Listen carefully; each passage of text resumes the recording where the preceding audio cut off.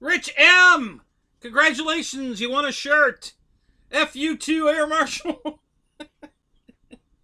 God, I love that.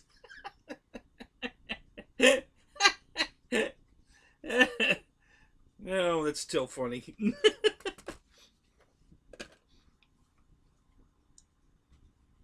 So what's going on tonight, guys?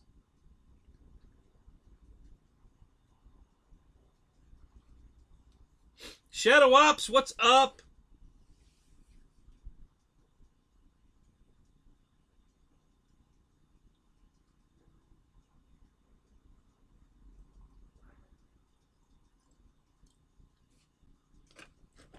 Did you get one of those recordings, Dave, that, not available, leave a message, or is it just ringing that empty warehouse out in Iowa?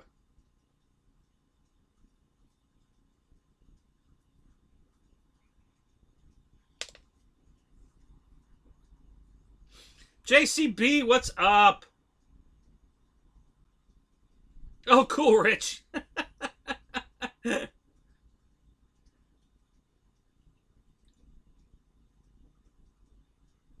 Squid Boy is alive. Yep, he is here. Right, sir. Another winner chicken dinner. Can you get 50 cents worth? Yeah, I'll cut one in half.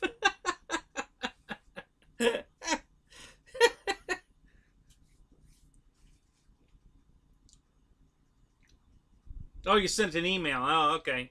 Gotcha.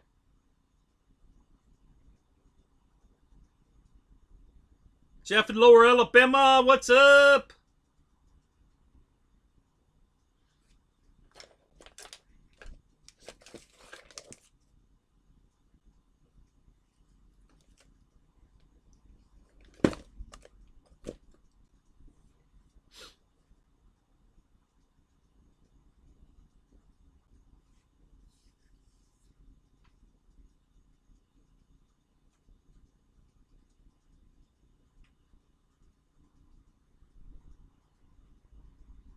Raymond, what's up? Good to see you, buddy.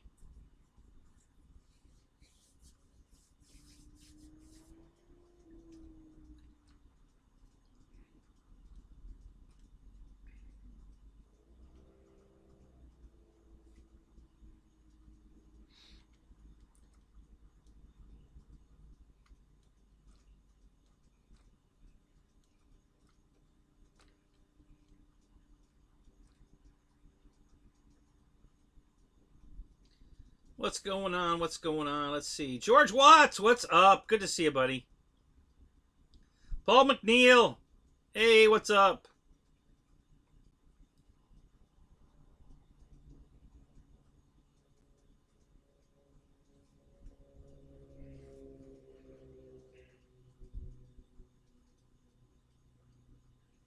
What torque is this? This is the Arma voltage, the granite voltage, or voltage granite, whichever way you want to say it. It's ready to run for, well, I paid 80. They were on sale at Christmas, but I think they're still 99 bucks. I think I paid 85 bucks. It comes with everything. You get the transmitter, which is here. So it comes with a transmitter, battery pack. It comes out of the box the way you see it. As a matter of fact, this one hasn't even been run yet. I bought this one.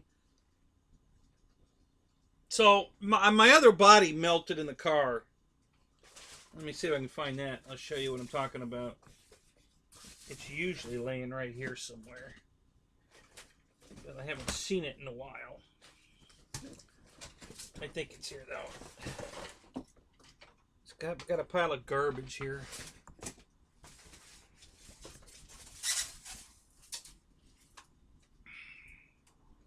No. I'm sure it'll turn up. Nope. Is that it? Yeah, there it is. There. Yeah. So I went to, oh, that's the Sterling stuff. Oh, that's cool. Not cool and not cool. What's that there? So I went to the Florida Jets event. And the car was sitting in the parking lot with planes in it and this truck in it. And I cracked the windows, a little air in and out and everything. And I walked up to see what was going on. And ran into a couple people I knew there and shot the shit a little bit and walked around a little bit. And then I went back out to the car. And the body on the truck had done this. So it just melted it. This is why I'm saying the Florida sun is murder, guys. This is what it did to this truck body. It just destroyed it. Completely melted it all to hell. And that's how hot it gets in the car. So when we're talking about building flight test hot glue gun planes, ain't going to work. I build them, but I don't use hot glue because the hot glue won't work. So yeah, it destroyed this body completely. So I went online to get a new body for it, and this body was like $32.99. I only paid $85 for the whole truck, right? So well, I said, well, screw that, and I waited till Christmas time again and bought another truck. Instead of paying $32 for a body, $33 for a body, which they're probably $38 now. I just bought the whole truck for $85. And then I did find a body they had that's different color scheme but the same body. They had on sale for like $26, so I went ahead and bought the body too. So the other truck has a body that doesn't belong on it. It's a granite voltage body, but it says 4x4 or something else. I don't know. What's up? How you doing, KB? So Tim, hey, I couldn't answer the phone, man. I was eating dinner and getting things ready for the show. I couldn't answer the phone. Sorry, man. I saw the message come up, but I had a mouthful of food at the moment. So I couldn't talk to you. Yeah, it'll always be here, Paul. If I was in a hospital bed, honest to God, unless I was unconscious, I'd do the show from my hospital bed. So,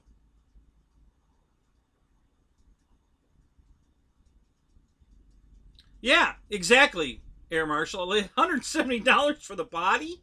I mean, shit. Just buy another car. Screw, then you got spare parts, too. So, yeah, sometimes it just doesn't make sense to replace a part when you could buy the whole thing for a few dollars more. So that's what I did. So anyway, they're great trucks. You can't beat it for $85. Yeah, it's not a felony or the other one. It's not a basher. You're not going to be able to jump it over a fence probably and have it survive. At least not a lot. Terry, how you doing, man? Good to see you. So, but it's fun to run around, and it came with a battery pack, a charger, the whole car assembled. It comes out of the box the way you see it. I haven't done anything. I just took it out of the box. I haven't even plugged it in yet. I assume it works. You get batteries for the radio. So it's a screaming good deal, and I think they're still right now. I think they're $99, or maybe like $109. So if you want to get into a surface vehicle just to have a little fun on a budget, this is the one. This is a really great buy for $100. So, that's why I've got two of them now. And then, of course, Willie's sitting right here. So, and I took it out and ran it. Battery pack that I put in here was a piece of crap. So it didn't run very well. And honestly, I haven't had a chance to get back to it.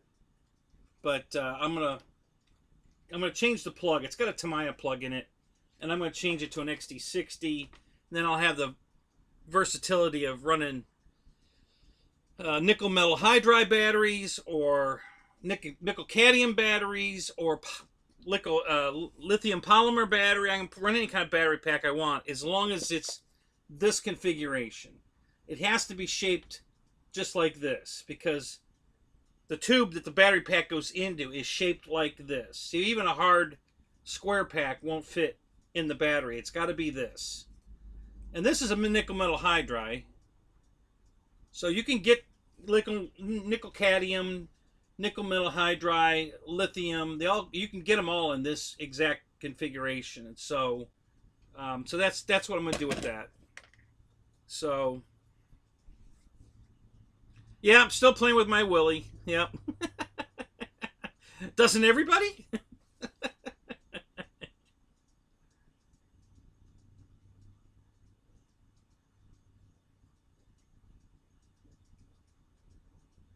Yeah, those are pretty cool. How much are those, Air Marshal?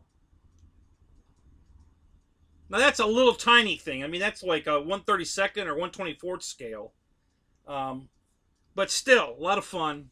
You know, I have one of those. I have that one that Pilot Ryan just put up again. I think it's a Jeep Cherokee 1/24th, and it's a crawler. I have that one. I won that on Chuck G's show. I don't know if you guys remember. I think it's Chucky G or Chuck G. He's actually in Florida. He's not far from here. Yeah, $150. Yeah. So again, this is a better buy, just because it's cheaper. But that also a very good buy. That you know those things are pretty fast. A lot of fun.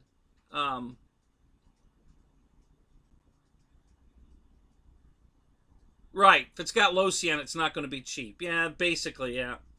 But still, I think that's still a pretty good deal. For $150, it's a ready to run, right? It comes with everything, right, Dave? Battery pack, charger, radio, everything.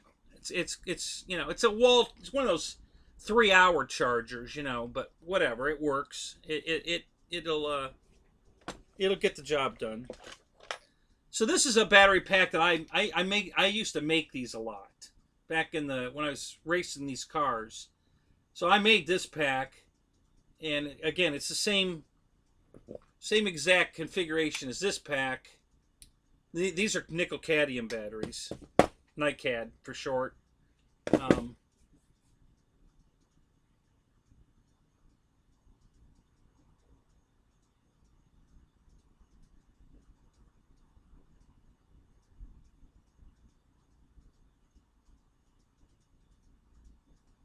Yeah, Paul, I'm the old school stuff's very cool. And like I said, at the time I bought Willy and that Quattro, the Audi Quattro, they were on sale to like 20 or 25% off.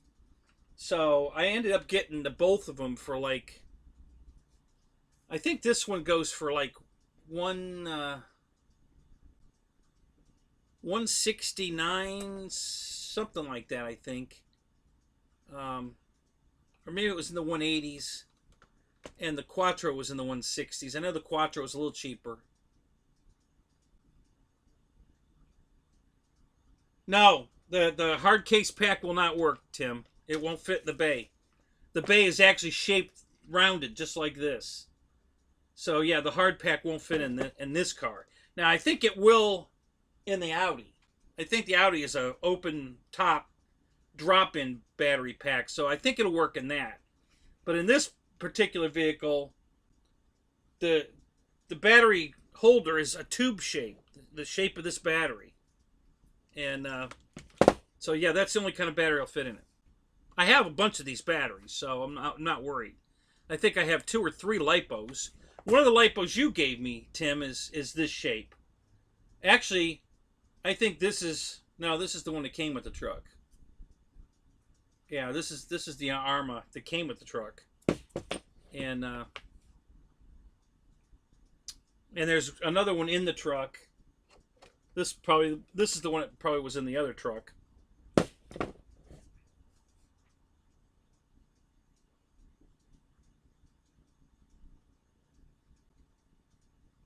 Yeah, so yeah, those low-C Mini T and Mini B are, you know, full everything. You know, for $150 you get everything you need in the box. Batteries for the radio, the battery pack for the truck, You know, the plug in the wall 3-hour charger. It's just that little USB charger thing. And yeah, so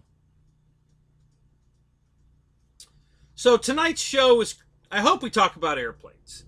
But if we don't, my backup plan tonight is I want to show you guys. Michael, what's up? Good to see you, man. I want to show you guys what you can get at the Dollar Tree, the dollar store. For those of you that have not shopped there or do limited shopping there, I have some really cool stuff I want to show you. And then we'll talk about surface stuff, because I've got a bunch of it within reach that I can grab. And then I was going to go get the excavator too, if we're going to talk about. And that's optional, guys. It's not what I want to talk about what you want to talk about. This is just a backup, so I'm not standing here going, I don't know, what do you want? Something else to talk about, that's all. So, and if you want me to go get an airplane, I can do that too. So, if you want to see an airplane, it's just right now I'm so compact. I've got my 3D printers on the table over here. The computer's right here. That's usually up there. That's why it's rafter cam, but I have it down here right now, and I could put it up there. So if I need to make room to put an airplane on the table, we can remove the fly swatter and and we can put an airplane on here. So that's not a big problem.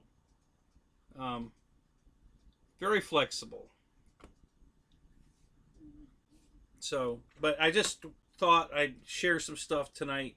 We were talking about the dollar store the other day, and I thought I'd actually show you some really cool stuff for $1.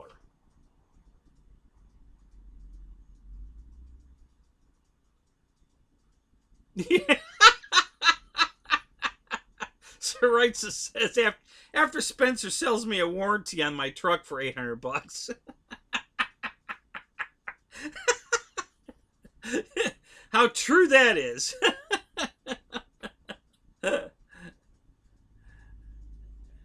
Yes, so Michael's main hobby shop is the dollar store. So I'm going to start with the very coolest thing that I've ever gotten at the dollar store, and why I'm such a fanatic about putting lights on an airplane, because it doesn't cost anything. All right? So I'm going to start with that. So the first thing is, if you guys go out, and I'm sure you all had to go buy a replacement charging cable for your cell phone.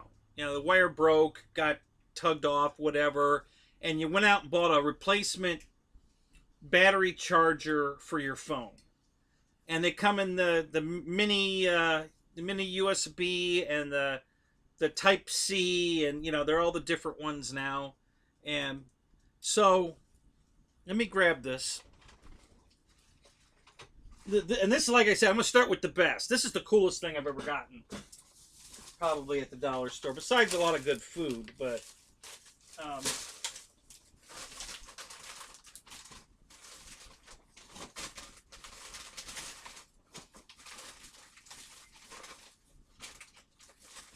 So... micro USB cable to micro USB. It's about almost 30 inches long, 29.25. So, okay, and it lights up. Now this one lights red, but this one is blue. And the reason I brought the blue one out is because it's the same color that the fly swatter is. So this will probably make my fly swatter work better, because it's going to be really bright and probably attract more bugs than just the swatter alone.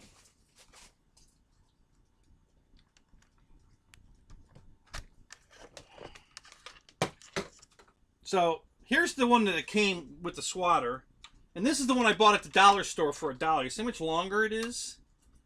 It's almost twice as long. All right. And this is the cool part. This is the very, very cool part.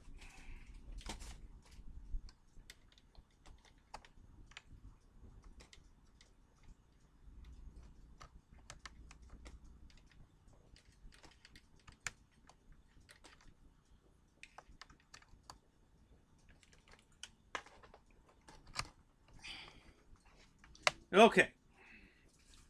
So I'll have to turn the lights off for a second to show you completely, but you see the end's lit, the other end's lit. It's also lit all the way through the cable. And I'm going to show you that real quick.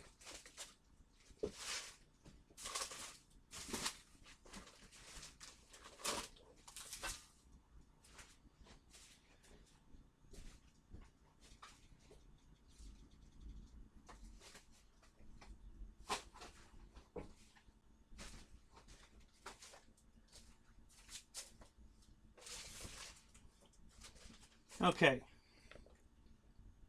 So, I hope you can see that. The screen's awful bright, but there's tiny little LEDs running through right through the cord. Okay? So it's lit too. The whole cord's lit. There's tiny little, they're about every half inch, there's a tiny little blue LED running through the cord. All right? So if they can put all of these tiny little LEDs in here and a bright LED in the end of the plug on each end, a recharge cable with the ends, and they sell it for $1. Not make it for $1, guys. They sell it for $1. So they're making money on it, selling it at $1. So how much did it cost them to put LEDs in this thing? You see what I'm saying? If there's no possible way it costs them more than a couple of cents. So, am I frozen? Okay, hold on. Let me, I gotta turn the power back on. Hang on.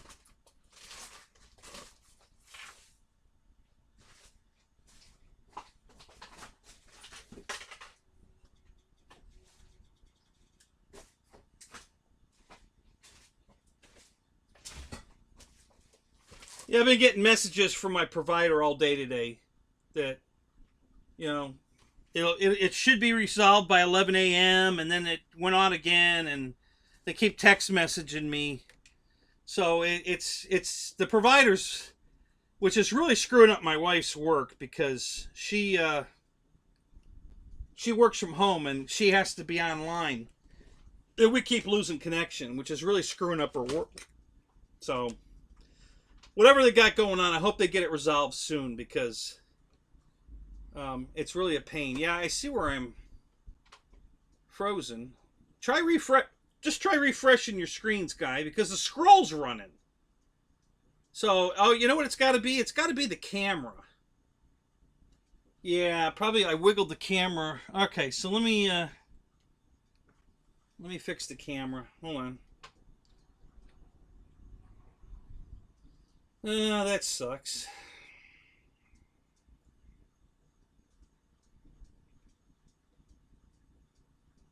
So yeah, the camera went to hell in a handbag for whatever reason.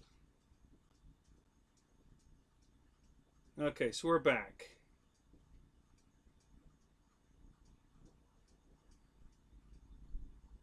Yeah, okay, so we're back. Yeah, that sucks. So now you didn't see any of that, so I'm gonna have to show you again. So I'll have to turn that back off again and show you again. So now hang on a second. Let me back up the chats, see what else I missed.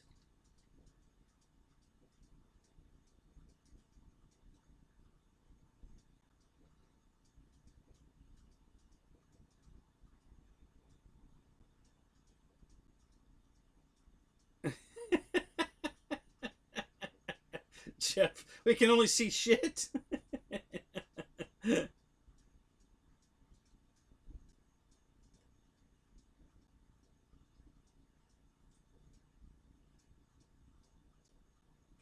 Oh, Terry, that sounds nice.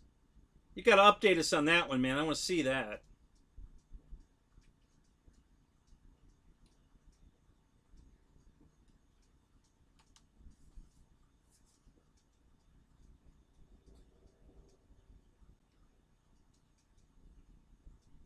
So, hang on. I'm trying to get caught up here. I'm seeing what I missed here.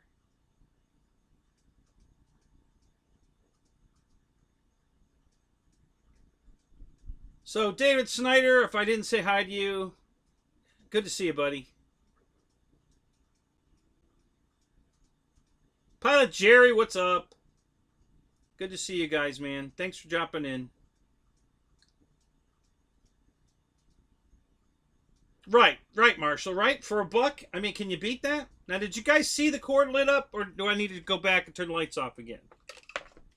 I will if I need to.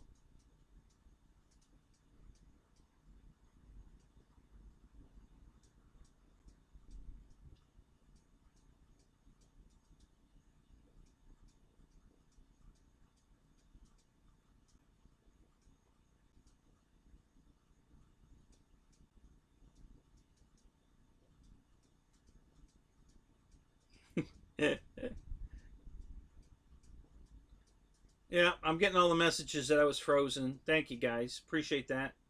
Um,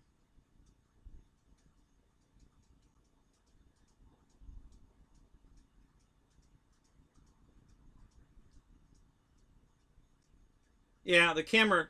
I guess I wiggled the plug and it jacked the camera up, so I reset the camera. We're good now, though. Um, your Dollar Tree now carries Spectrum.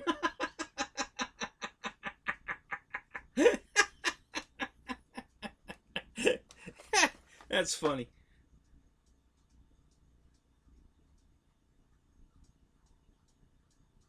Oh, okay. So, all right, let me turn it off again for a second and show you what it's got here.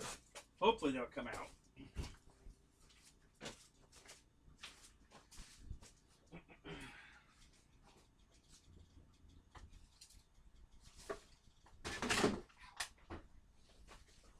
So they sell all the different types at the dollar store. So you can get a Type C or whatever, but you got to really look hard to see to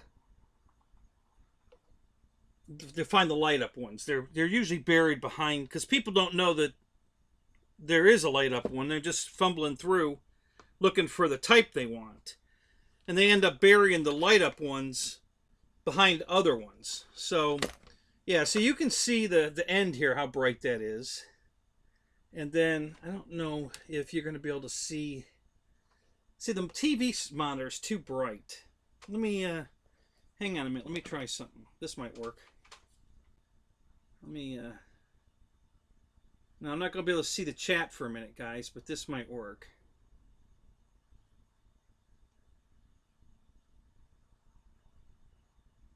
I might be able to kill the screen dark enough to get this to show up.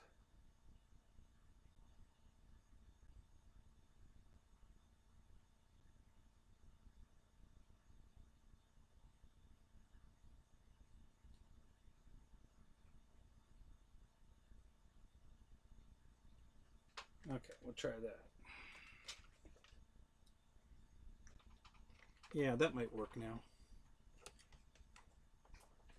So, all right. So, can you see the little blue dots now? I can't see them because I had to turn my screen off so that you guys could see this. But I think you can see them in there. So every half inch, there's a tiny little blue LED. Goes from one end of the cord to the other. So.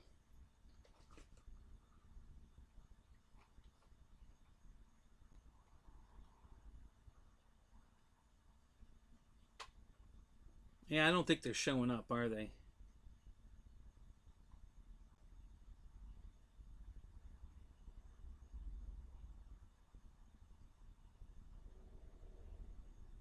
Nope, the cable is a piece of shit. All right, hang on one second. I have plan B. Let me throw it over there and I'll put it right in front of the camera. No, that didn't work. And I probably jacked the camera up again. No, it's still working. Let's see. How can I get to the cable here?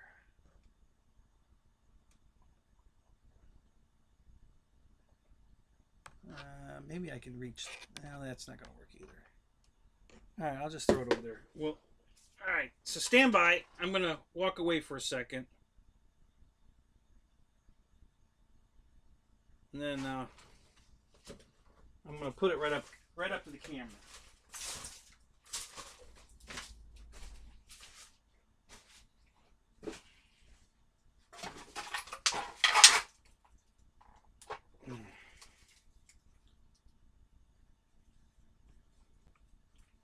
So you should be able to see that now. Can you see the little dots in there? I can't see the chat, guys, so... But you probably can see the dots in there now.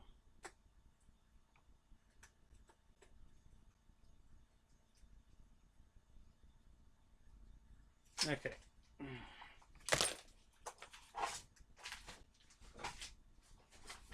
If that didn't work, that's the best I can do. Well, I guess I could put it on... yeah, but that screen's too bright, too. I was going to say I could put it on Rafter Cam, but... So let me look and see. See, my show's running a little bit behind, so I can look at what I was doing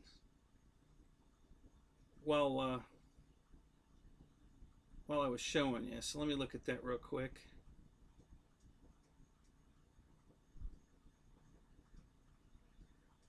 Oh yeah, you can see them. Yeah, you see the little dots? Yeah, you can see them. Yeah, so that worked. So anyway, that's one of my favorite dollar store purchases. I just think that's pretty freaking awesome for $1. Because at the Dollar Tree, unlike Dollar General and Family Dollar, at the Dollar Tree everything is $1. You know, you can't spend more than $1 per item in the Dollar Tree. That's why I shop there, because you know everything you're looking at is $1. So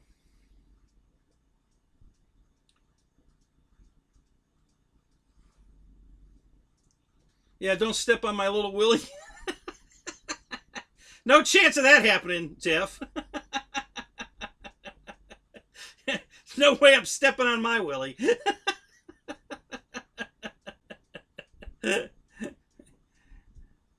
Uh-oh, we're talking about haters?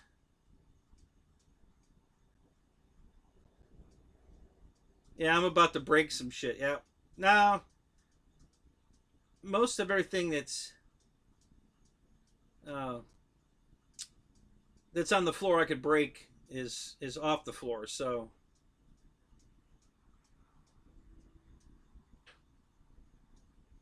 what do you guys know that I don't know? Who's hating on me?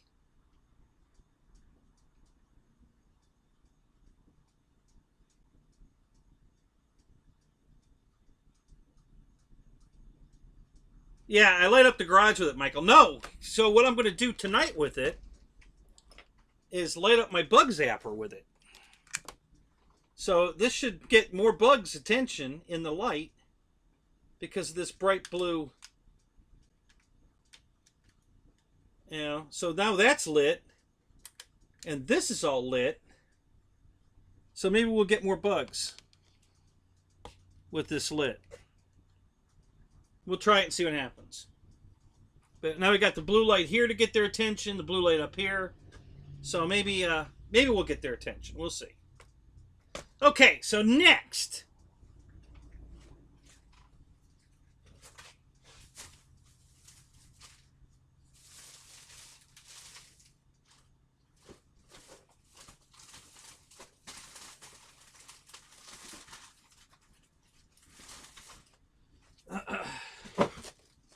Lay's potato chips.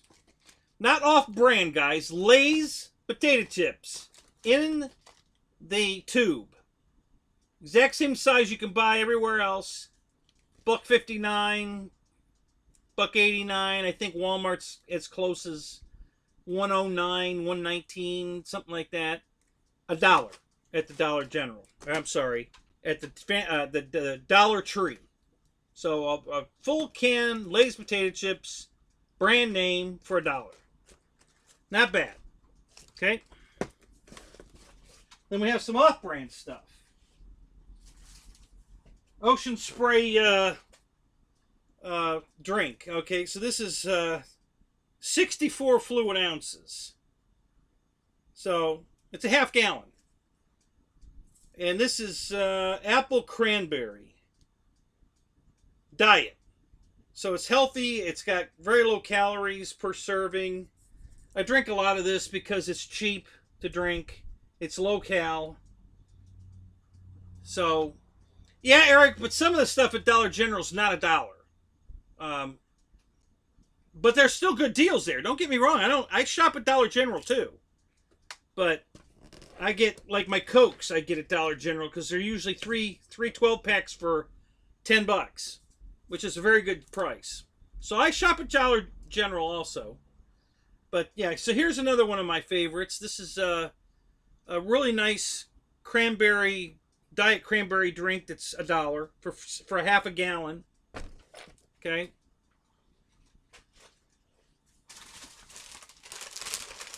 Another brand name, TGI Fridays. I'm sure you've heard of that restaurant. Bag of their potato skins, bacon cheddar. Right? Buck. Again, everything's $1 I'm going to show you. So, these are some of my favorites also. The TGI Friday potato skins. You know, that's a really good deal also.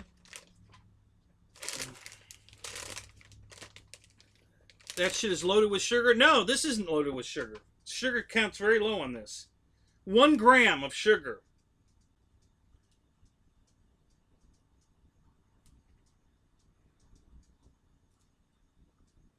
Compared to it's 27 grams of sugar if it's not the diet. You know, the real juice, 27 grams of sugar. This is only 1 gram of sugar. So, yeah. And again, it's healthy. I drink it because I'm trying to get healthy here.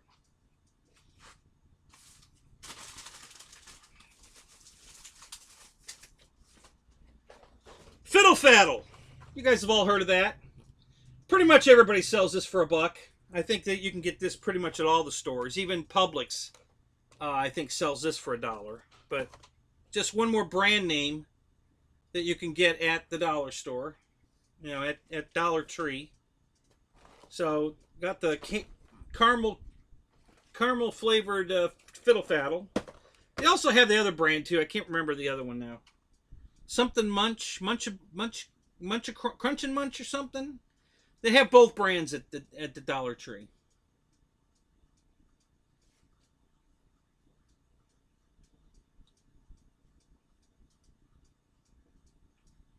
Aspartame?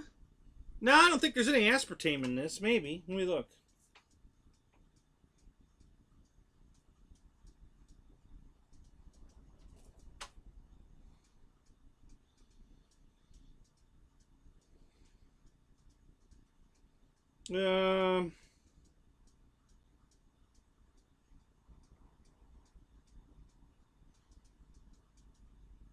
No aspartame, but there's some other acid stuff in here. But vitamin C,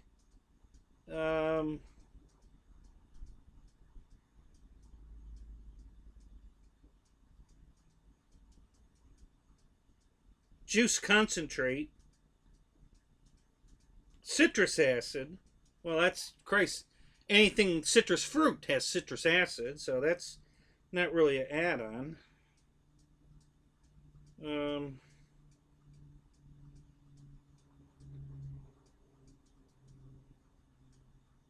Yeah, anyway. Yeah, I don't see aspartame on this, though. Okay, so what else we got? Okay, so this is their brand, this Mrs. Fleshly's, or Freshly's. Okay, so the Little Debbie's Swiss rolls. These are very good, guys. I'm telling you, they're so. I mean, they're right there with Little Debbie. They're super. These are really good. Not everything's great, guys. I'm not going to sit here and tell you they're all fantastic, but this particular one I love. This is a really good product. So I get these.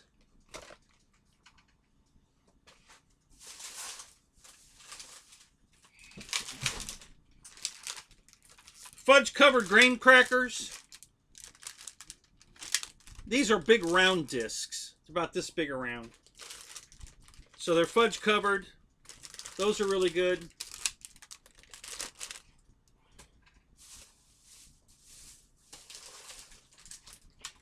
Here are the fudge stripes, like the Keebler fudge stripe cookies. Same thing here. So, and these are very good. Excellent, excellent cookie.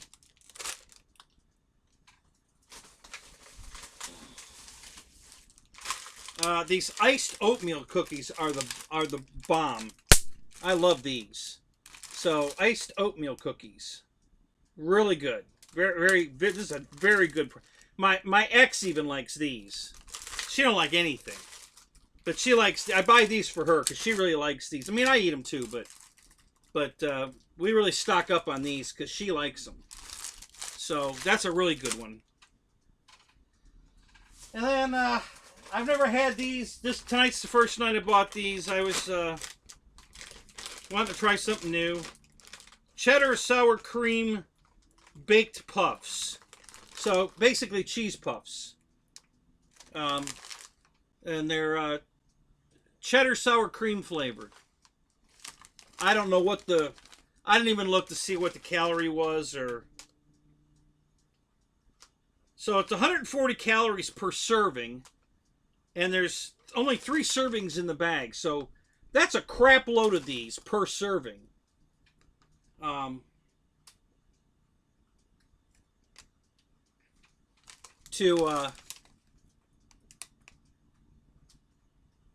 know, so that's a good deal. I haven't tasted them yet. I don't know if they're any good.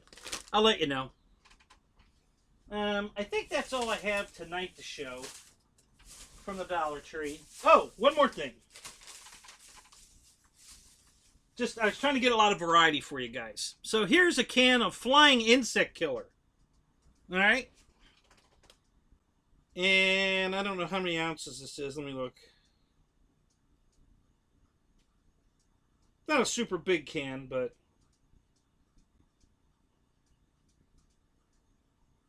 again, it's only $1. Doesn't say how big it is. Well, at least I can't find it. Got part numbers and crap like that, but it's called Kill Zone Flying Insect Killer. Water-based formula. Yeah, you would think, oh yeah, how good is that, right? Yeah, right, Mike Bird. What the fuck? Yeah. So I had 5 wasp nests out in my garage. This fog, it's a fog. It's not one of those 20-foot long shot type things. It comes out in a foggy mist. And one of them I couldn't even get close to. I was a good 8 feet away from the nest. And I sprayed this at it, and the fog went out, and all the wasps just fell off the nest and died instantly. None of them flew away. It hit them, and they immediately just fell off the nest, and were doing on their backs and died, all of them. And I killed 5 different nests with this one can. So, again, another good product. Very happy with this product for $1. Again, $1, guys. So I just wanted to show you some of my killer. They killed Kenny. Oh no. Yep. So I just wanted to share some for you guys that don't shop at the Dollar Tree. This is just barely tipping the iceberg of what's available in that place. You know, greeting cards for every occasion. They got a gigantic greeting card. You know, some of you guys pay $3, $4, $5 for a greeting card.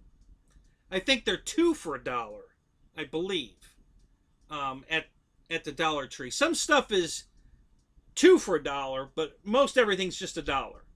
But there are a few things like the foam board that Michael builds his airplanes are $1, but construction paper is 2 for $1. So, like making the canopy area when you have to roll it, and you know, and a lot of the old flight test stuff, they use construction paper to make, you know, the canopy or the turtle deck down the back of the fuselage. They would make it out of paper instead of the foam board. Well, you can get the construction paper for 2 for $1 at the Dollar Tree. So yeah, just a great variety of stuff, guys, that you can get at the Dollar Tree for for $1. And but I love my lit up phone cord. I'll tell you when that works great too is at night in my trailer when I'm charging airplanes and stuff and I need to charge like the camera or whatever. It's real easy to find the cord. It's lit up, you know. So no trouble locating the damn cord so I can charge, you know, find the end to plug into the camera or my phone, or, well, actually that one doesn't work on the phone anymore. What else do I charge with that?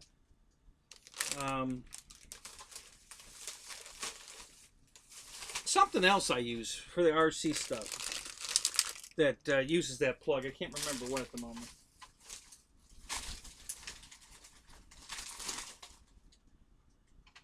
So just wanted to share that with you guys. I thought this is some pretty cool stuff for $1. Hard to beat it for $1. And when I can't get tea or the ocean spray on sale, and then I can drink this stuff, and just instead of mixing it with the tea or whatever, I just drink it straight on ice because the whole bottle's $1. All right, so it's cheap to drink it because I drink a lot of fluids. I'm always drinking. I try not to drink that much soda. I don't want to drink all that soda all the time. So this stuff's healthier by far. So I try to drink a lot of that. So, but yeah. So there's the $1, and it says right here in the circle, lights up. So right here in the middle of the package, there's a sticker inside that says lights up. So that's how you know you got the lit one, is the one you got to look for the one that says lights up on it. So highly recommend that.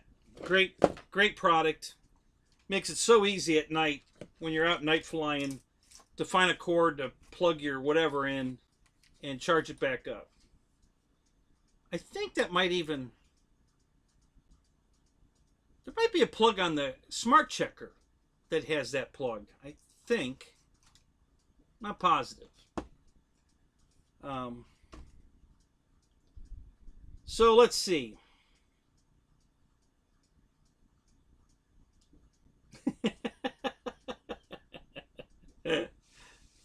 So Marshall, you missed it last. I think it wasn't last night. What night was I talking about it? I thought it was during your show. So Tim sends me a picture. Tim Flying Time here, of a gas station nozzle that you fill your car up with. And there's a caution sticker right on the nozzle, right where your hand goes when you grab it, pull the trigger. Caution: do not insert in mouth or rectum.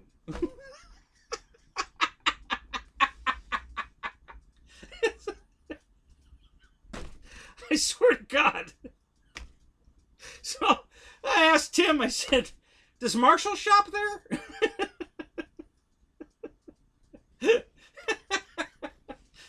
They actually have to put that warning sticker on the nozzle?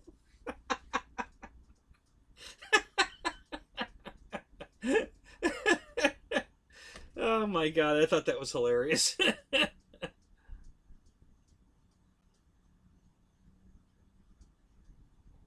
You bought a laptop computer at DT. I don't know what DT is. DT.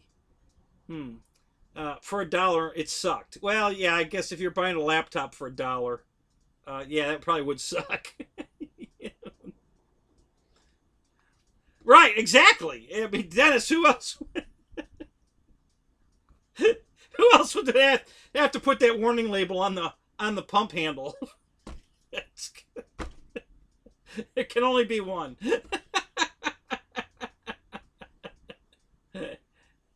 Mike Bird, you ordered a Timber X? Good for you, buddy. Yeah, that's a great airplane. I really am very, very happy with my Timber X. I'm so glad I converted my Timber, my old non-turbo Timber, into a Timber X, because, oh my God, it is so much more fun to fly. So, John Graham, what's up? Good to see you, buddy. Miko!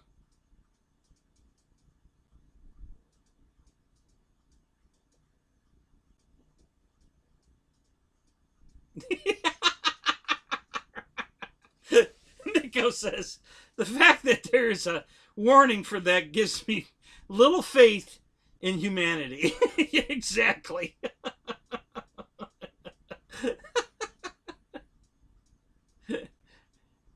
Oh my God, that's hilarious.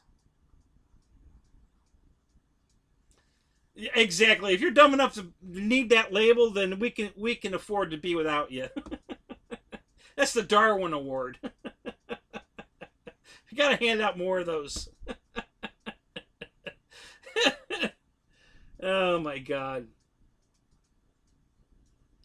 Happy Thursday. Right at you, Miko. What's up? Micah. Micah. What is it? Is it Micah? Micah? What do you prefer? How do you like that saying?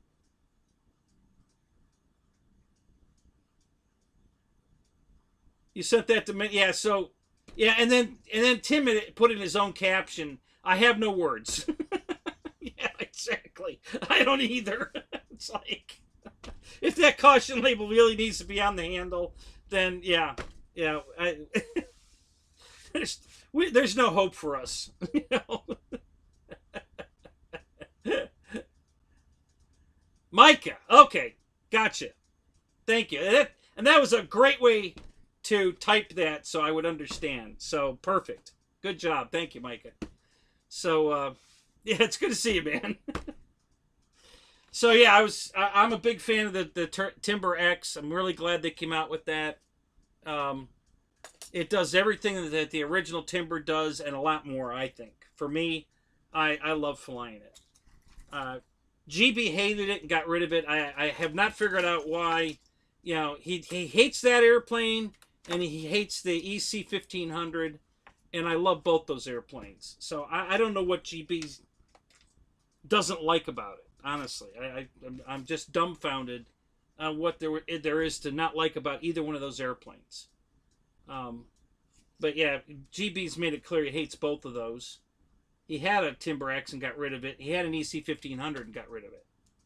So I don't know. Yeah, different tastes. You're right, David. Absolutely. I don't notice anything like the Timber, for instance. The Timber X flew every bit as good as the regular Timber. It flew exactly the same as far as I'm concerned. If you're just doing STOL, takeoff and landing stuff, slow fly stuff, flap down, slow fly stuff, they felt exactly the same.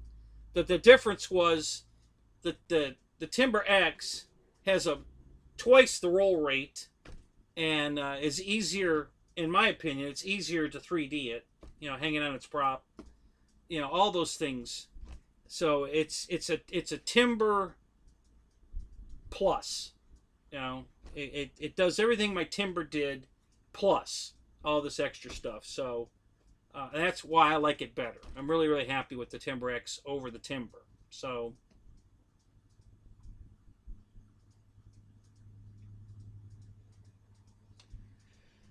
oh, it's coming today, Mike? Oh, good.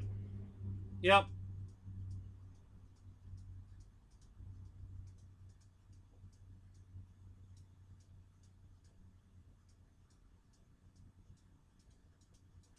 Yeah, same thing with my last name. It's pronounced so many different ways. C-A-N, can, like a tin can, canif. A lot of people pronounce it canif, and kanaf, or conif, because they think I'm related to there was a famous, I think a cartoonist in the newspaper many moons ago named Conniff with an O, C-O-N-N-I-F-F, and they just equate his famous name to mine, and so I've been called Conniff, Kniff, dumbass. But Caniff is the correct pronunciation. But again, I don't care. Just don't call me late for dinner. You can call me anything you want. Just don't call me late for dinner. I could care less about the.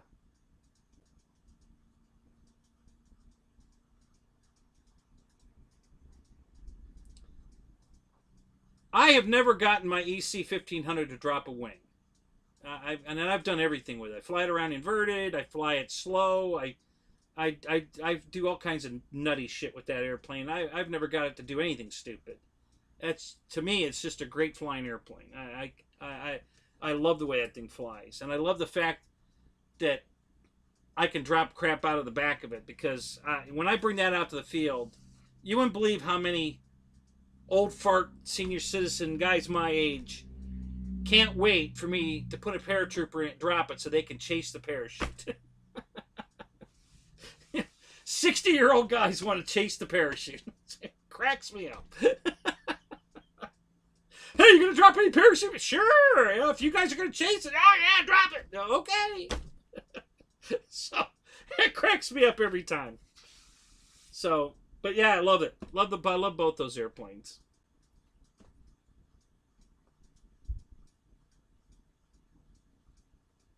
The C word a few times.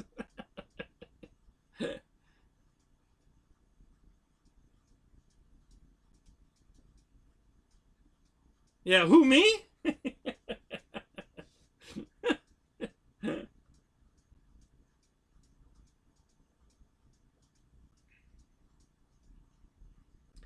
Inverted turns slow. It will drop a wing. Guess I haven't gotten it that slow, because I haven't had that issue.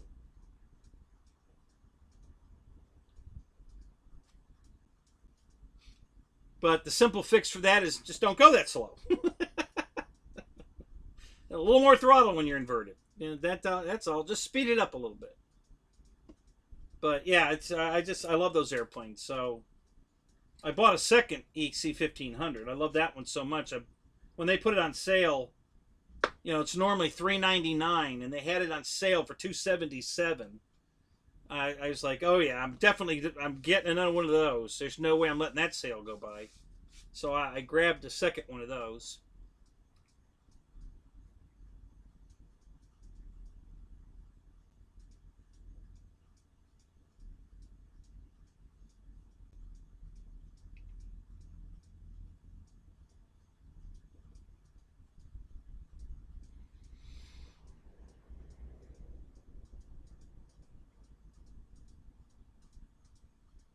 Yeah, David. Yeah, if you're an ex-police officer, you've been called everything. Probably everything but a white man.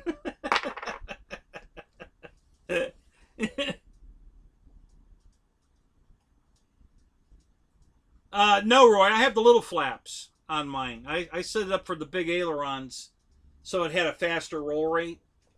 So I had the little flaps, big ailerons. That's how I set mine up. I know that's not correct for scale, but when the ailerons and flaps are neutral, you can't tell which ones go with which just looking at it.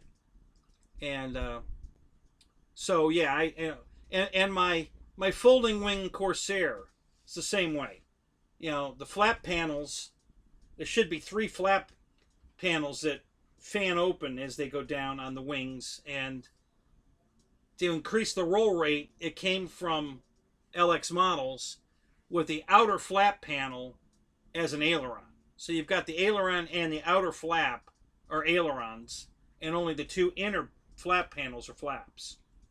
And originally I was going to switch it back, but after flying it, I decided, you know what, it flies better this way, I'm going to leave it alone. So I was originally going to switch it, but I decided to leave it alone.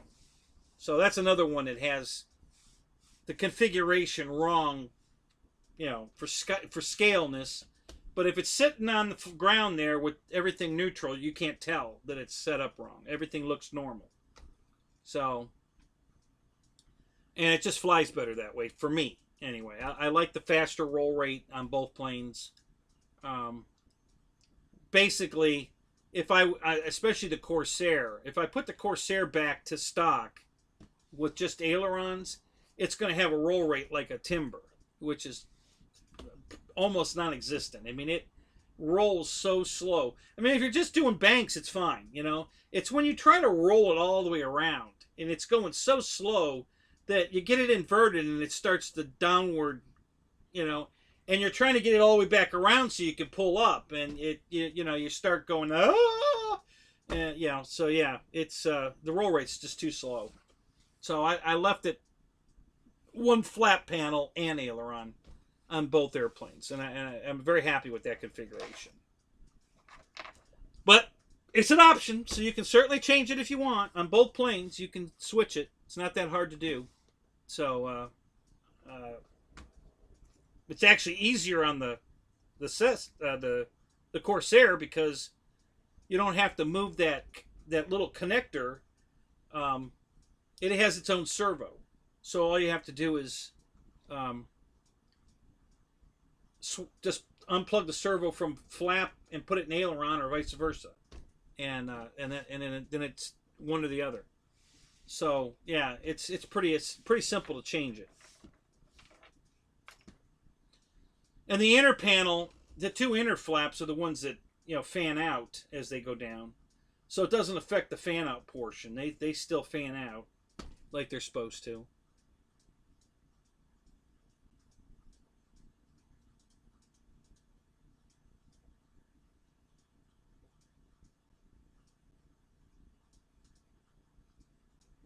No, I don't have full ailerons on my Timber X. I just have ailerons and flaps separate. Um, yeah, that would probably really increase the roll rate if I had them set up together. That would probably make it even. I wonder what it would do with the flaps though, because already if you're not in safe, you put the flaps down and it really balloons the airplane up. So if the aileron and flap were going down, boy, I mean, it would be really tough to slow it down that slow and maintain, pitch or, you know, bank control. It'd be trying. I don't know what it would do, honestly. But yeah, you can do it. It's not that hard. Same thing. But I didn't set it up that way. My ailerons and flaps are separate on that. So you could also put crow on it if you wanted to do that. I haven't set that one up for crow yet either. I might put crow in it. I don't know. We'll see.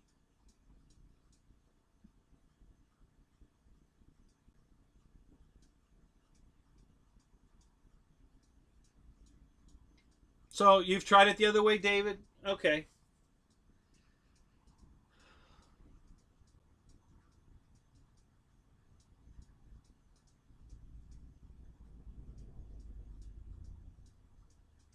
I got you, Micah. Yep.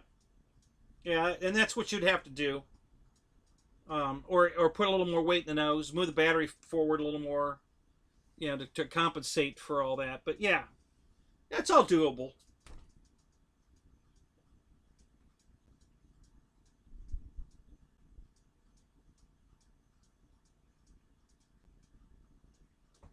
Yeah, I'll bet on the Timber X, I'm sure full ailerons are crazy.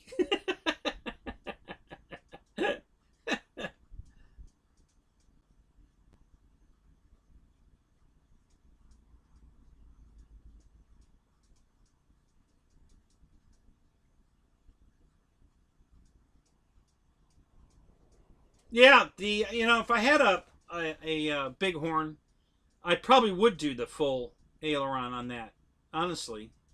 Um, but I'd probably have it programmed to split back to flaps and ailerons when I put the flaps down. Um, and I could do that with the X as well. That's not a bad idea actually. I may do that. I may set my Timber X with full ailerons that I can turn on and off, and then in the off position, um, I'd have normal ailerons and flaps for landing, and then I could switch the full aileron mode in the air. So yeah, I might do that. It's not a bad idea. I had really I'm still I've flown it a bunch, but I'm trying to get it cleaned up so I can put the decals on it. I bought the green decal sheet to put on my Night Timber X, and I just haven't gotten around to doing that yet. I got to clean it up, and I want to steam out a couple of the wrinkles, some hanger rash, and then I want to apply the decals, and I just haven't gotten around to it yet.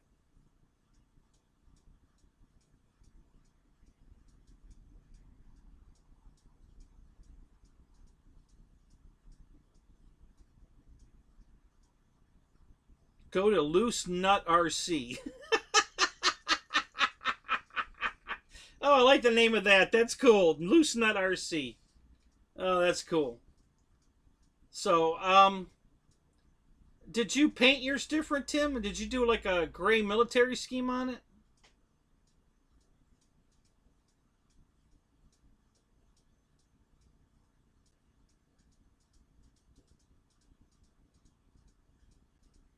Yeah, right, Roy. Yep, absolutely.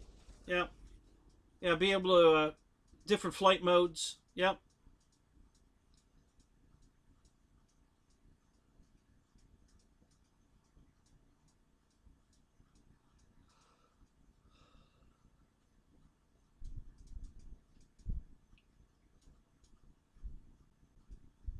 Yeah, I fly. I was flying it last night, as a matter of fact, in real flight.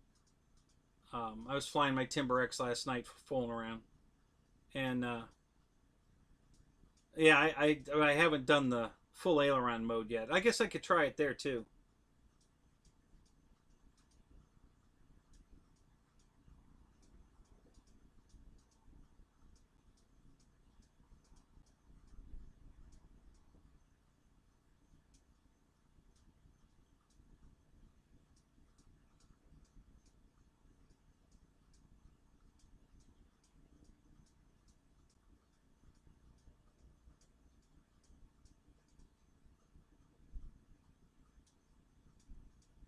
No people for me. I prefer dogs.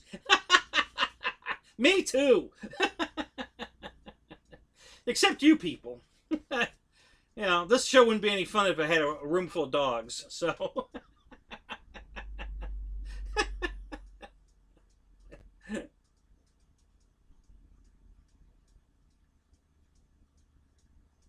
yeah, I'll bet David Martin Graff's right. Yeah, reverse thrust is probably getting a lot of people in trouble. Yeah.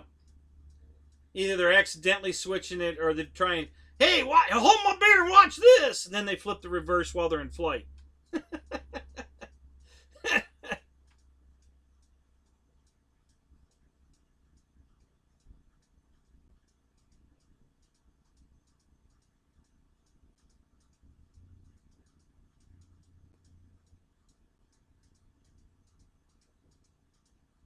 Yeah, right, right, right, Miko. If I had dogs in here, it'd be a lot of fun.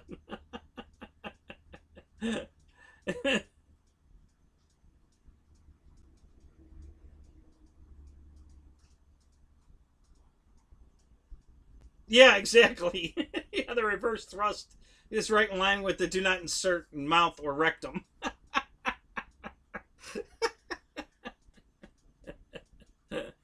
Oh my god.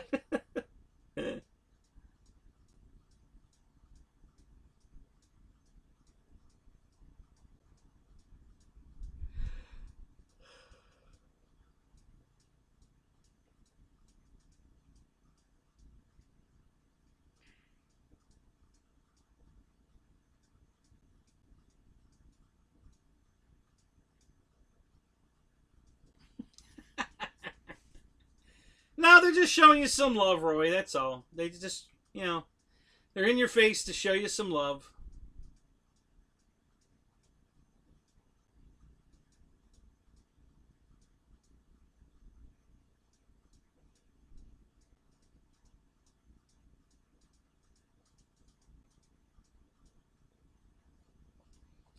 Did you put guns on it, EQ? You got that big cannon hanging out the one side of the plane?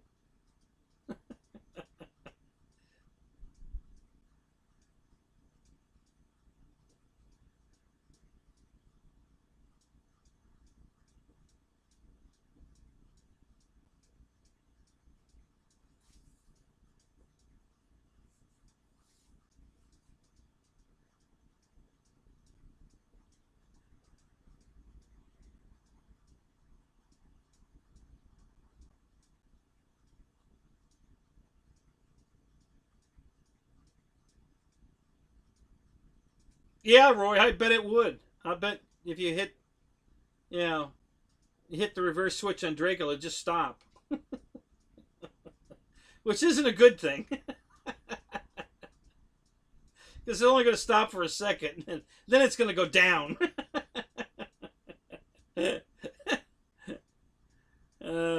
You got 3 guns on it? Okay, that's cool. My phone's not out here, Tim. My phone's in the house. I didn't bring it out here. I meant to. I gotta go back in a minute anyway. I gotta go get a drink, so I'll go get my phone in a little bit because I didn't have time to grab a drink. I was too busy getting the plane off the table, which I had an avalanche over there where I put the plane. I had to pick all that back up and that kind of crap. And then I had all this stuff I picked up at the dollar store, and so yeah, that's why I was 8 minutes late, guys. Sorry. I got out here, and for some nights, and I don't know why, OBS takes forever to boot. The computer bring comes up pretty quick, but when I click the OBS, sometimes it takes 10 minutes. I'm not kidding. For that thing to boot. I don't know what it's doing, why it takes so long, but some nights it just takes 10 minutes for that thing to finally come active. And I have to activate that first before I open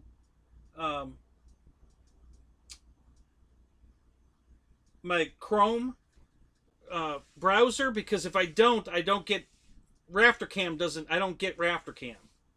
It attaches RafterCam to Chrome, and then OBS can't get to RafterCam. So I have to wait for OBS to light off first, so I have RafterCam, and then I can boot Chrome, and then set up the show in Chrome. And go live and change the title and activate whatever and all that nonsense. So that's why some nights I'm later than others. I'm just sitting here waiting for OBS to open.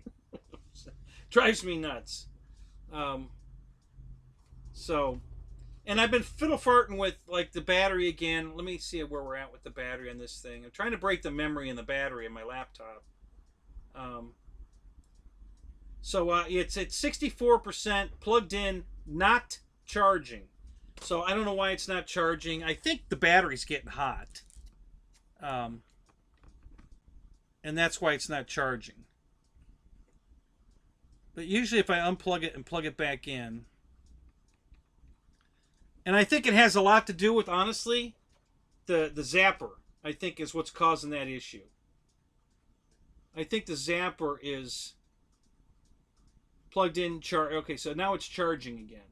I think the load on the zapper, the zapper's putting too much load on the charger to charge the battery and keep the zapper running. So, yeah, I think that's the problem.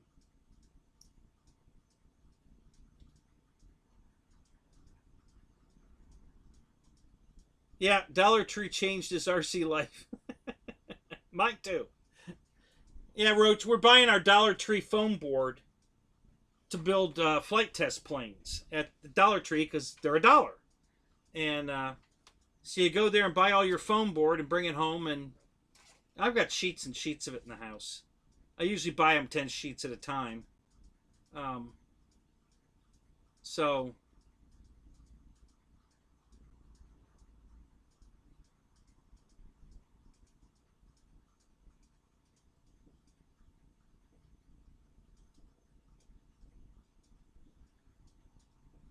yeah, I will.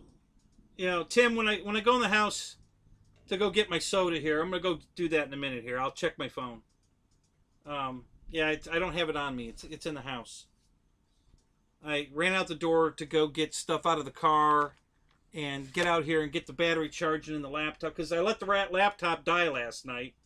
I just left it in here with the screen black and the sound down and running that little sound effect for sleeping, and just let it do a nice gentle kill of the battery. So the battery went all the way down to 14%, and now it's at 64%, so it's charged back up.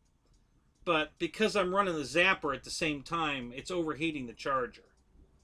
So I have to do it in stages. Or turn the zapper off. So, yeah, we're back to not charging. So, yeah, it's got to be overheating it. It's the only thing I can come up with.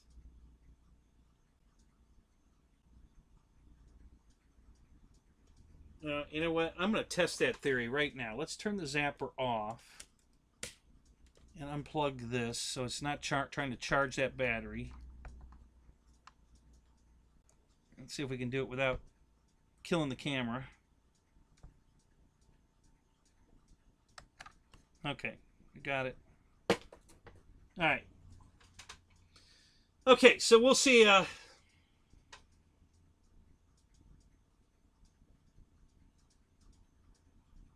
Yeah, exactly. I'm Dollar Tree phone board rich. Yep, Fred, that's me.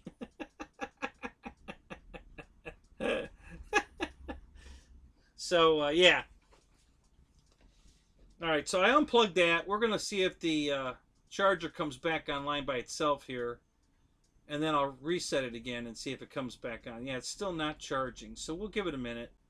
See if it starts charging on its own. And if it don't, I'll unplug it, plug it back in, and see if it'll finish charging it all the way back up.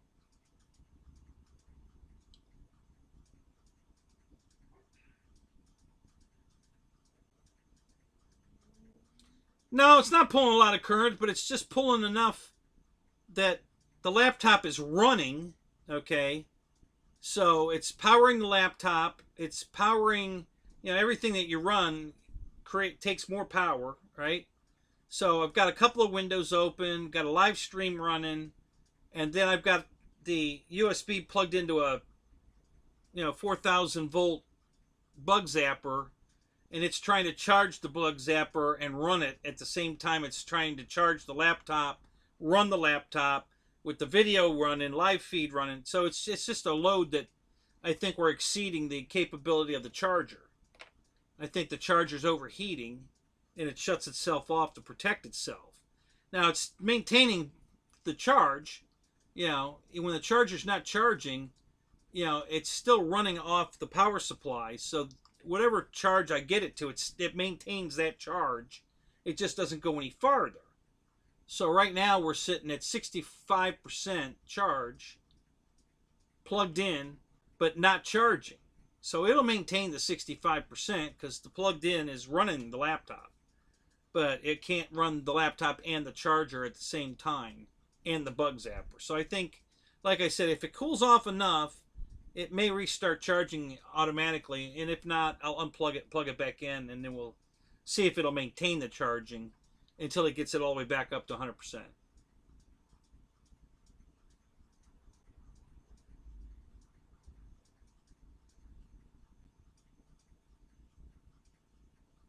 Yeah, my same thing here. My toaster oven and my microwave. I can't run them at the same time.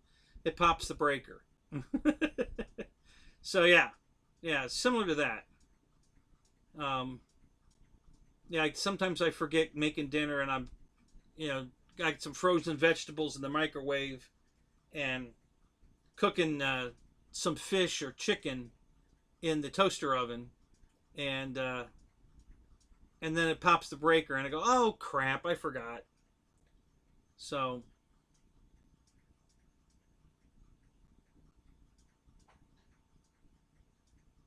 oh yeah, I shop at Aldi's all the time.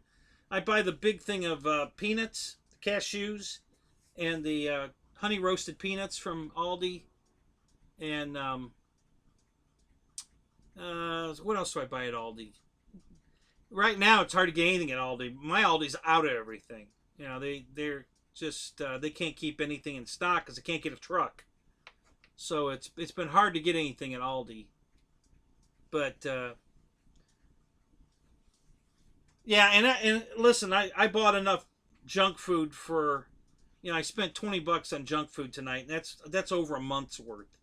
I don't eat very much of it, but it's here, and if I want it, I get it.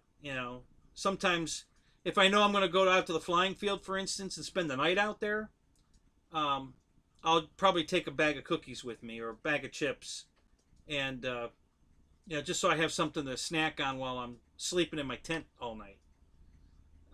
Because I don't like to go out. I can't. I mean, there's a convenience store right up the street, but once I get there, I don't want to leave. I just want to sit in my tent with the air conditioning on. Usually have my phone watching a YouTube show or video or something, and I'll just sit there and snack on something. until I fall asleep. So, well, Bill, what's up? Dennis, good to see you. I know I've already talked to you, but just saying hi again. It's good to see you guys here. Um,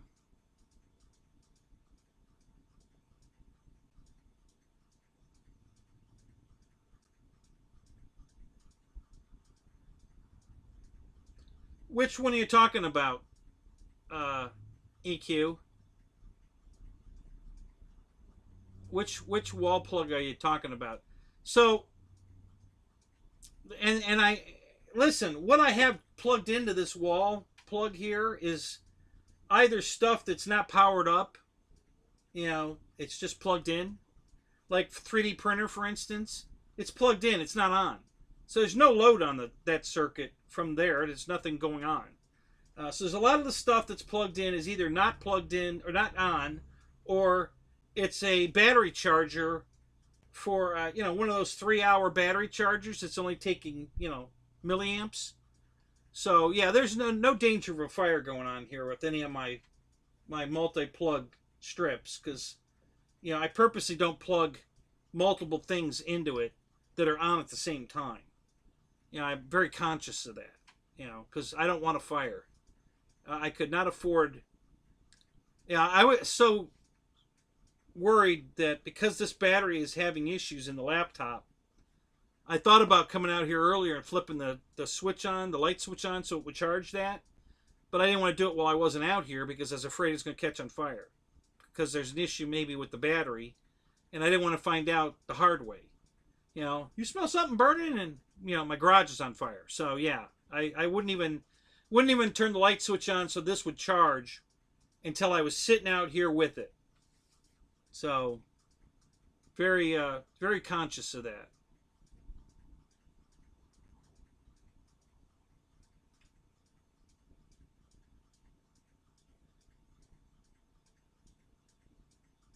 So most everything out here is in power strips, and they're all pretty full up. But like this power strip's got the laptop plugged into it, my bench grinder, which is not on,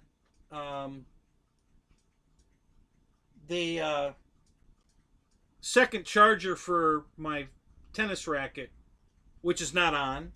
It's not even out here, so it's not. It's the plug's in the wall, but the racket's not out here, so that's not being used. My drill press is not being used at the moment, and a stereo up there, a Sony stereo, again not being used at the moment. So the only thing that's on right now is the laptop and that strip. This strip here, there's 2, 4, 5, 6 things plugged in. None of them are on.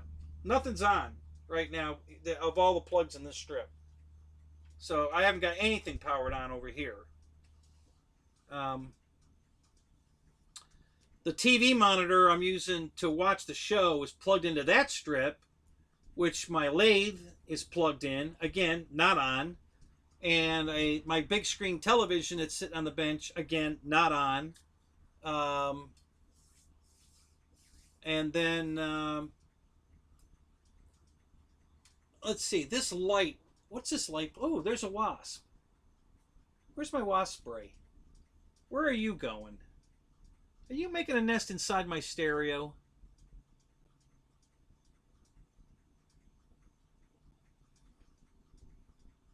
I think he's making a nest on the stereo. Let me get my bug killer. Yeah, he is. He's building a nest right there.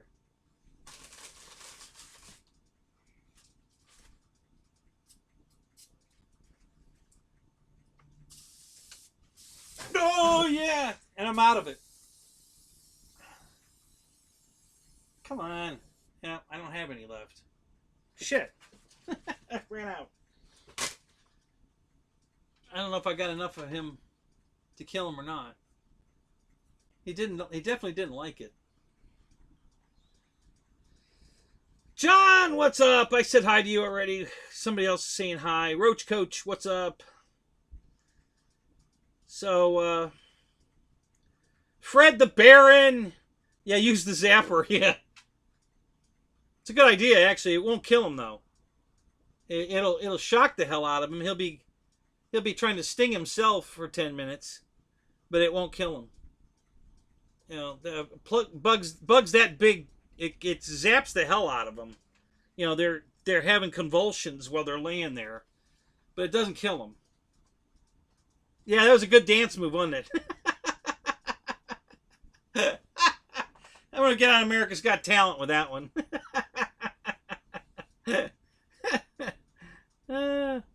Pilot Ryan, what's up? Good to see you, man.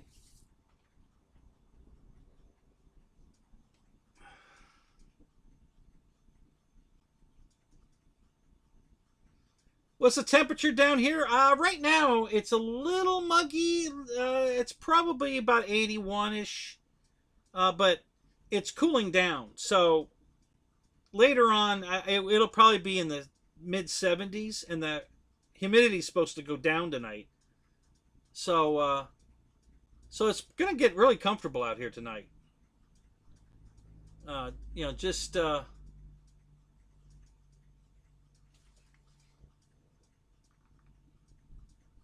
yeah, as the night goes on, it's gonna get very comfortable out here. It's just slightly sticky right now, just slightly.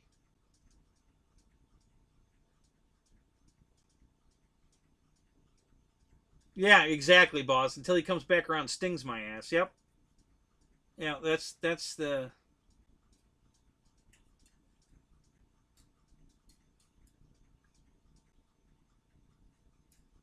Wow, Roach, you're going to be in the 40s tonight. Wow. Yeah, we're nowhere near that. It's going to stay hot here for quite a while yet. Yeah, it's supposed to be really nice this weekend. The humidity is going to be very low this weekend. So, even though it's going to be in the low 80s during the day, it's going to feel very nice because the humidity is going to be way down. So, yeah, it's looking forward to that.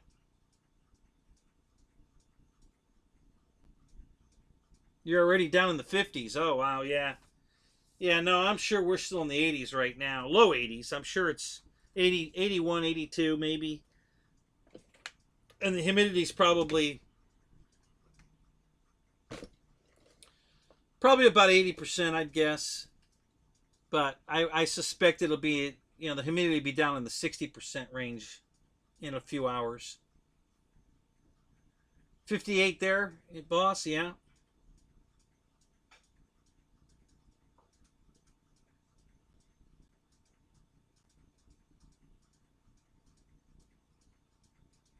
Upper 50s tonight in Washington. Really? Wow. Yeah, you're way up north though, right? You're like, how long does it take you to get to Vancouver? An hour? Less than an hour?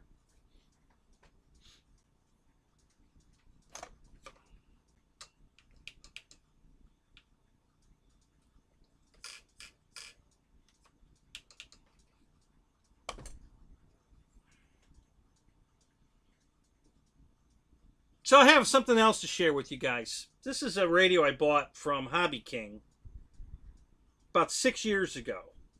It's a surface radio. It was like 26 bucks.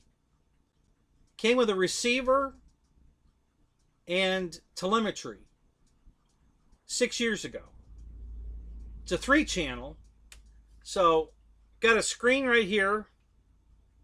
It's a backlit screen. And it has all kinds of telemetry on it. Voltage and temperature and all kinds of stuff. And it's got all the buttons here to program it. You can reverse channels. You got limits, different modes,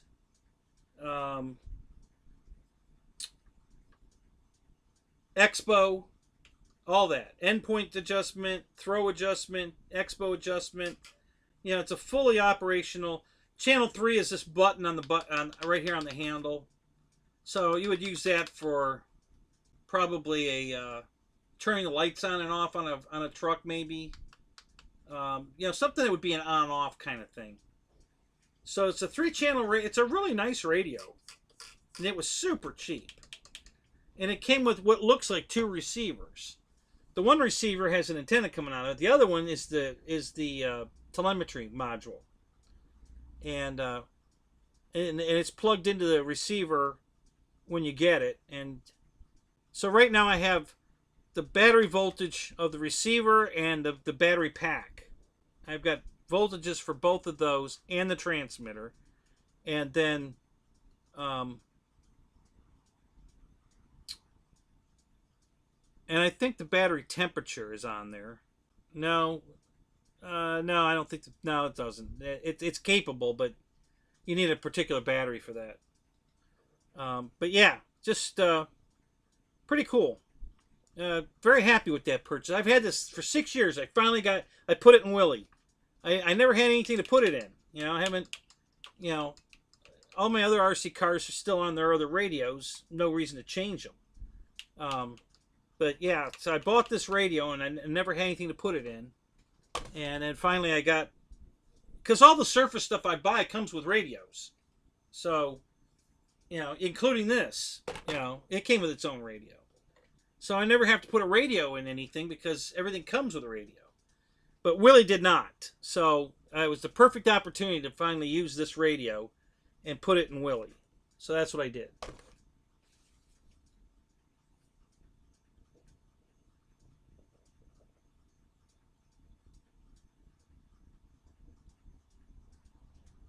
Well, one thing, Roy, you know, you would use it for your battery voltage on the ground, because if you're driving away from yourself and you're near dead and you get it all the way across the parking lot and it dies, it ain't going to come back. Now you got to walk all the way across the parking lot to go get it. No, not a big deal. I mean, it's, you know, it's not going to crash, fall out of the sky like an airplane does. But still, you know, it's just the ability to have that technology, you know, for no extra charge. I mean, the whole thing was $26. You know, I mean, that's a reasonable price to get an extra like battery telemetry. You know, and it's automatic, so you know you don't have to hook anything special up. When you plug the battery and turn it on, all the voltages just come up on the screen. So it's pretty cool. Um, the battery voltage is very handy on an airplane. That keeps you from crashing. Uh, this is just keeps you from being able to be lazy. You have to walk for it. When you're running out of juice at the other end of the parking lot or wherever you are, you have to go get it. Whereas if you knew ahead of time that your voltage was low, well then you keep it close because you know you're just about out of battery. So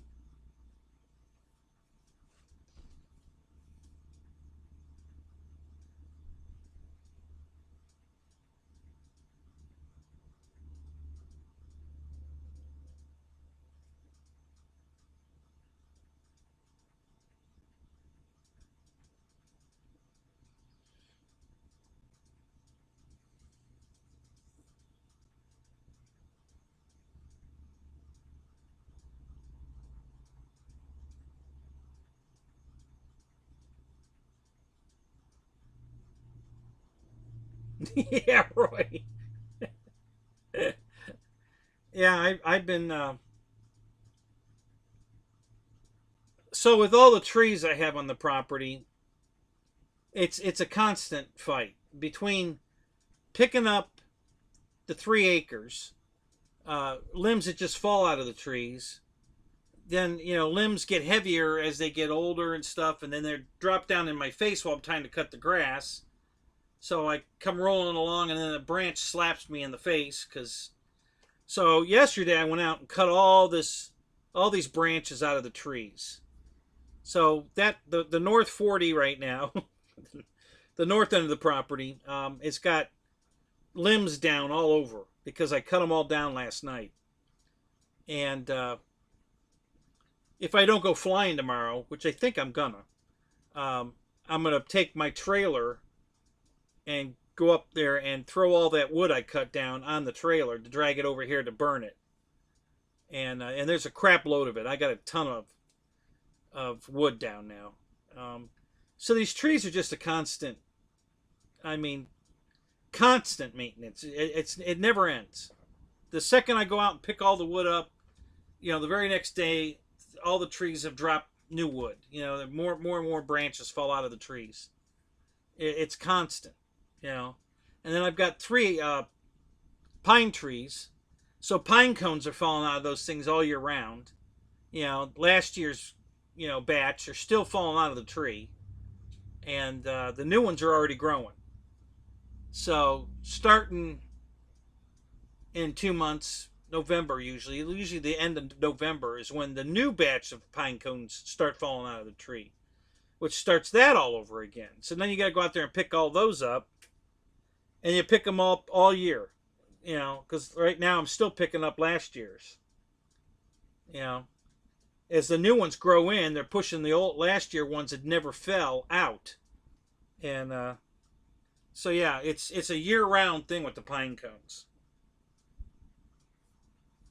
My tree does produce some beautiful pine cones. So if you're a pine cone collector, or you like to do pretty artwork on them, decorate them up, put snow on them, whatever, it produces some beautiful pine cones. But it just keeps producing them. I mean, hundreds and hundreds and hundreds.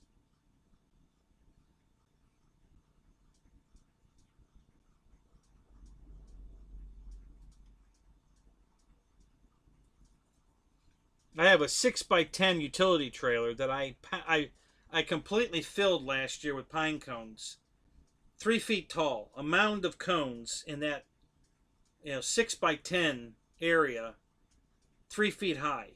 So I'm sure there was over 1,000 pine cones on the trailer. Not heavy, but they take up a lot of room, and they hurt. I don't know if you guys have picked up pine cones, but they got these little prickers on the bottom of the end of the leaf, I'm going to call it. It hurt like a mother. God damn, those things are sharp. Yeah, it's the Keebler tree revenge. Yeah, exactly.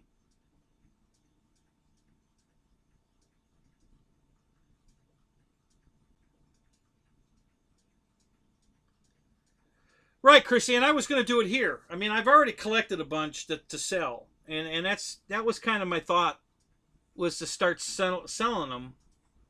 Um, I was dating a girl for a while who liked to do artsy stuff like that. So she wanted to paint up, put sprinkles on them, put snow on them, maybe put some little lights on them, kind of thing. So I thought we would set up a little stand out front near Christmas and sell them. And and we ended up breaking up. So she's still talk to her. We're still good friends, but she hasn't talked about the pine cones anymore. So she's probably got other projects now.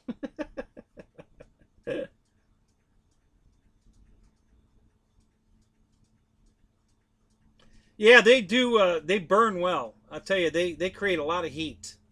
Pine cones are very, you know, because when I get a burn going, if I need to rekindle it, I'll just throw a bunch of pine cones in the fire, and man, it just sets it ablaze for sure. So yeah, they burn well.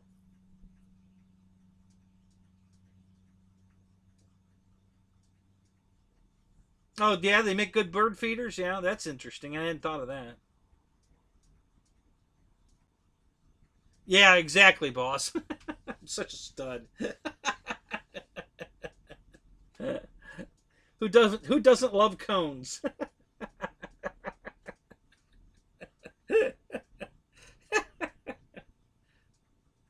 Ryan says that as he's looking at a Madonna video.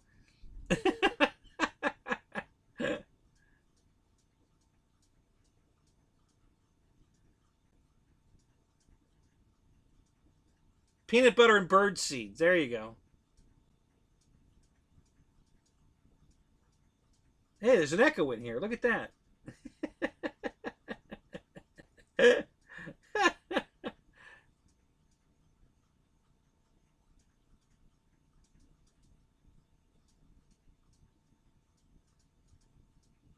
Oh yeah, loves it, Michael. You're right. Yeah, they just love that, don't they?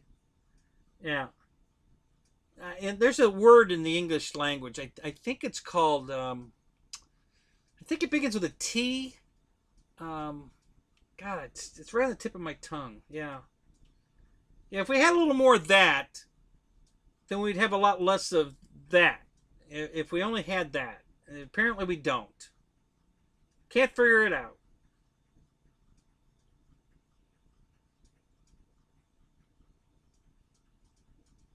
I like big cones. I cannot lie.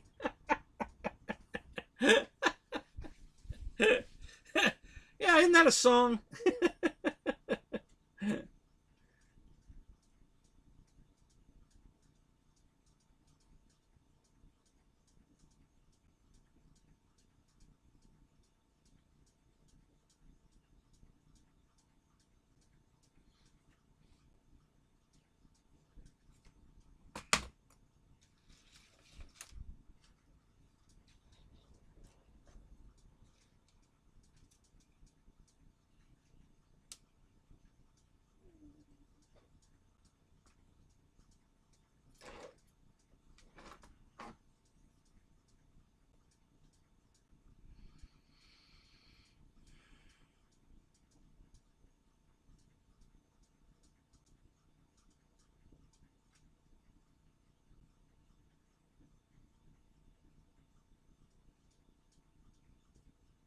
I hear the diesel enema is the shit.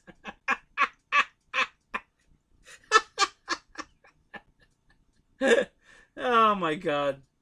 Yeah, we're back to that caution sticker again. Oh my god, that's funny.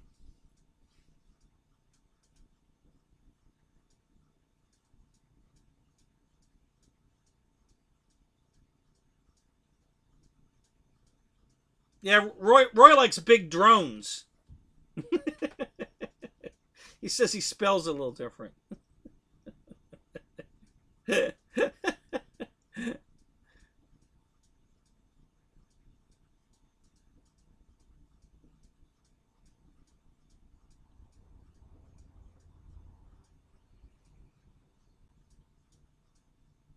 The Shire welcomes you, Fred.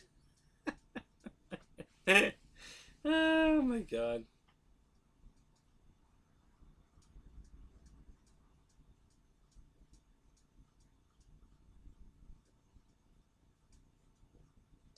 All right, Roach. Hey, have a good night, man.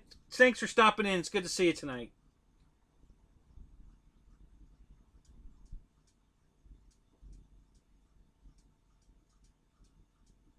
Yeah, how the hell did we get on pine cones?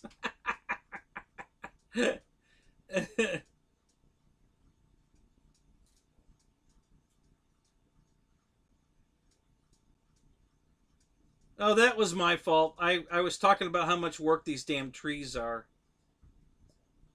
And that's how the pine cones came up. when I when I submitted my permit to the county, they wanted to know how many trees I had on the property. I'm like, oh my god! So I got halfway across the property, a little past halfway, and hit 100, and I just put on the damn app. I'm not counting all these damn trees. I just put 100 plus. Yeah, I got plenty of trees on the property. No danger of that. So.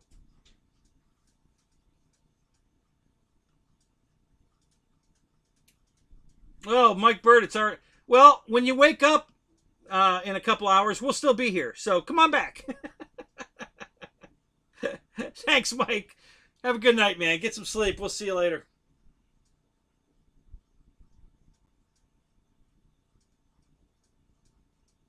Yeah, I got my shower in already, too. I was trying to get ahead tonight. Didn't work. Still ended up a few minutes late.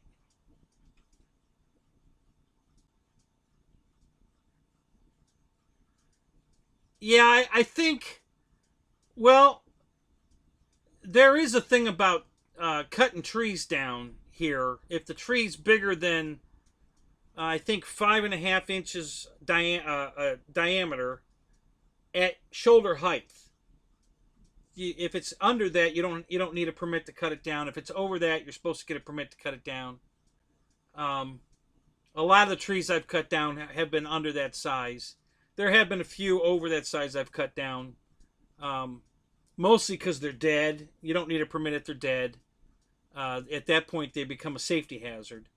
But I on the garage I cut down, I think 3 that were bigger than that, than the 5-inch, 5.5-inch diameter. But the rest of them were all smaller than that. They were just, they're gonna get bigger one day, and I didn't want them getting bigger and then falling on the garage, so I cut them down. You know, so I pretty much cut everything down that was in reach of the garage that could hit it. There's still a couple, and I do mean only like a couple. I think there's maybe 2, maybe three trees that are within reach of the garage if they get real big and then fall. But other than that, I took care of the rest of them. I got rid of all the trees that were within reach. So yeah, these and the last 3, I'll over the next few years they'll be down. I'll cut them down too.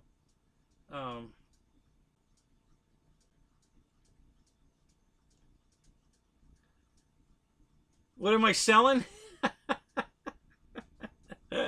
Selling Dollar Tree, the Dollar Tree dollar deals of the night. I was doing a little show and tell on some of my favorite products from the Dollar Tree. And the reason I love the Dollar Tree is everything in there's $1. Not like Dollar General or Family Dollar or some of the other dollar stores that aren't dollar stores. The Dollar Tree is a dollar store. Everything in there's $1. So, oh, let's see if my charger kicked back on. Hang on a minute. If not, I'm going to restart it here. Yes, it did. So it did start itself back up. I didn't have to reboot it. So it must have cooled down and it's charging again. So that's good.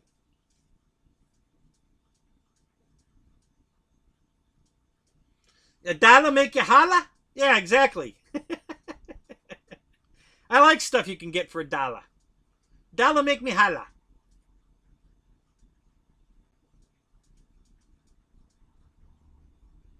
Sometimes the shower is the highlight of your day. God. Yeah, exactly, Ryan. I'm a Dollar Tree influencer because I make huge commissions on $1.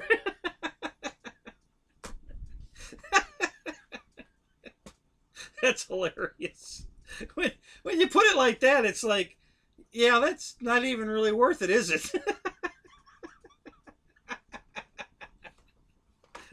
Yeah, you're not gonna retire on a Dollar Tree commission check, are you?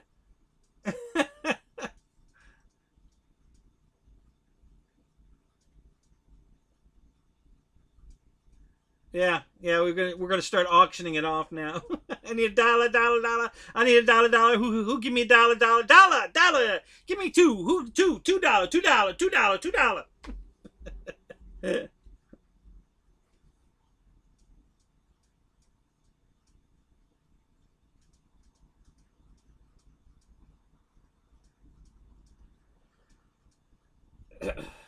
Oh, hey, here's something else, you guys.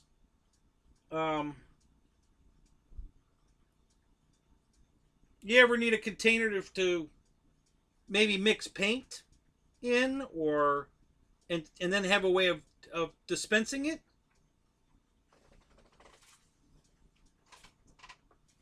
Let me see if I can find it. Hang on a minute. How about this? They have a couple different sizes, but you know, most of you guys are going to recognize this as like a ketchup bottle, right? So you get 2 of these for $1, this size. And then I've got a smaller version of this, but I don't know where. I mixed some stuff in those. I think it was paint. But yeah, like the latex paint I buy, and then I mix it with water to thin it enough to go through the airbrush. Yeah, here we go.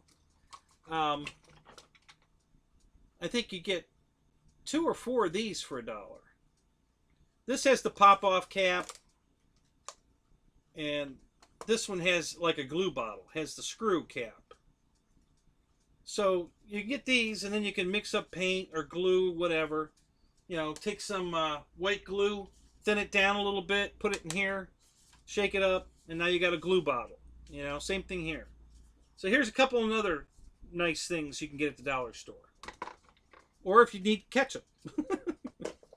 Got a ketchup bottle.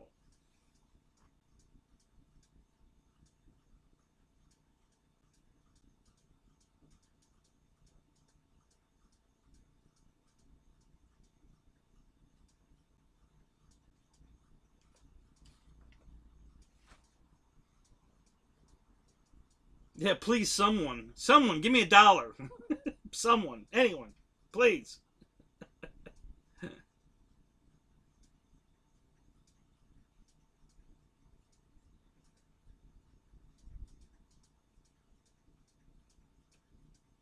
So have you put that? Will Thinner eat this? It's a good one, John. That's a great thought, but I don't know if Thinner would eat the bottle. Have you done that? Do you know for sure? Will Thinner eat this, or does it work in that?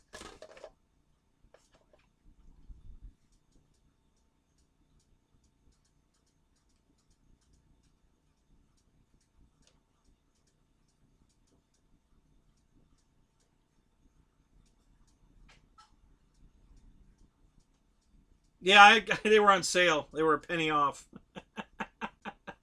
All right, Ryan, get back to it. Get that editing done.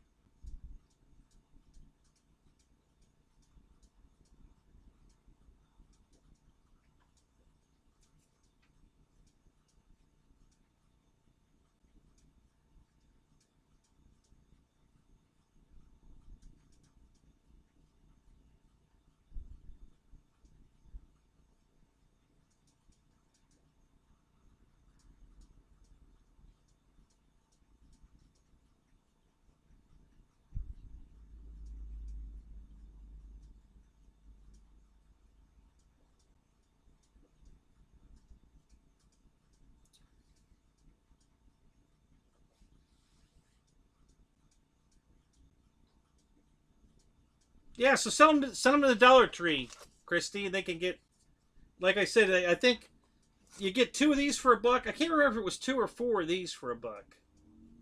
I can't remember. But, you get Tupperware there for $1.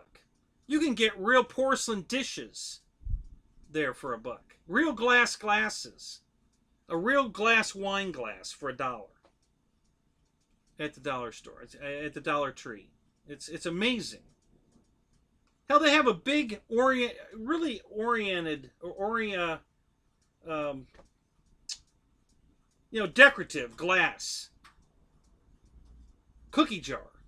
It's the jar with the lid, got the rubber insulator on the lid, the whole bit, and it's got all that glass work done to it.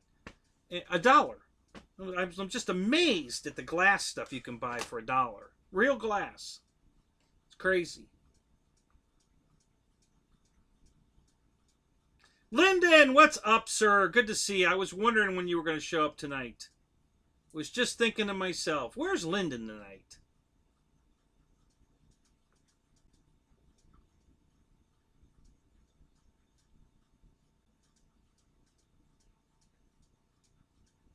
So Thinner won't eat it. That's good to know. Thank you. It's a great idea.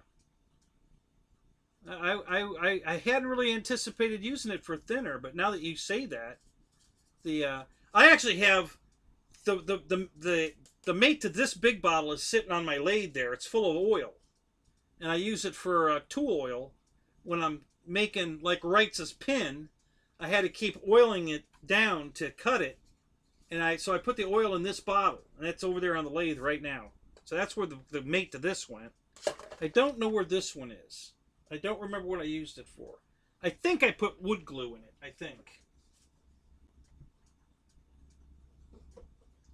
I think I thinned down some wood glue and put it in this, but I don't remember.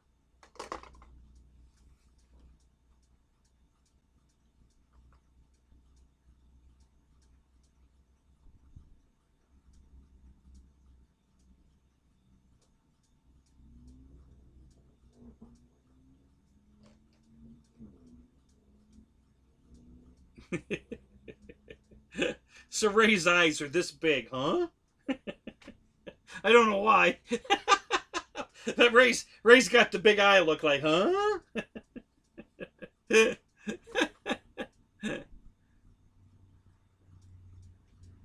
All right, boss, you out of here? All right, buddy, you have a good night.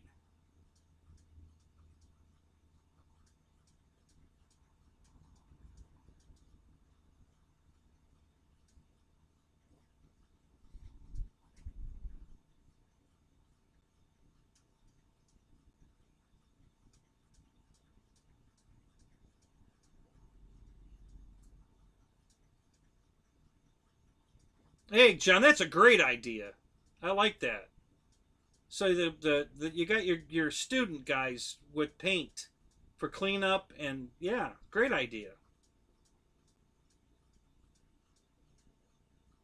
Yeah, shampoo, conditioner. Yep, that's another good hack for these. Yep, they work good for that too.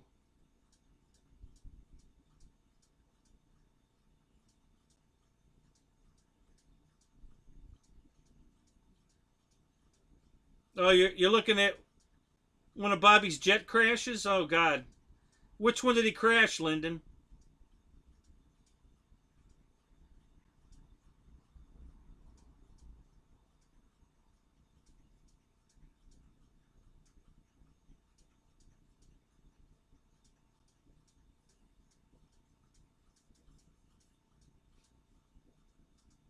Yeah, Fred, I oil my tool with it. Yes, I do.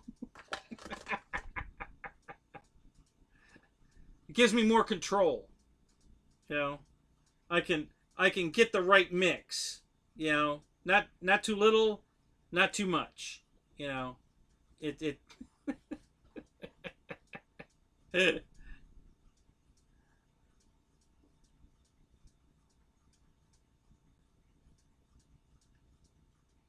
yeah, yeah. What John just said, little waste and not a big mess. Yep.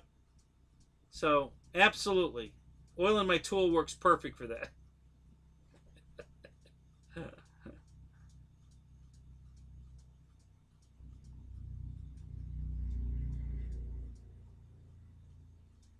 Yep, a little dab will do you.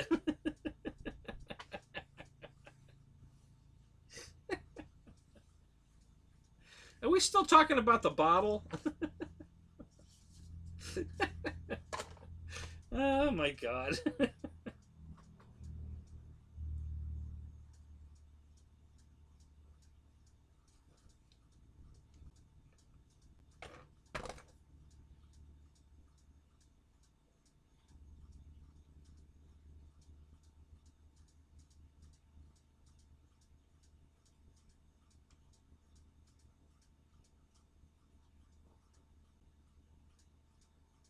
Absolutely.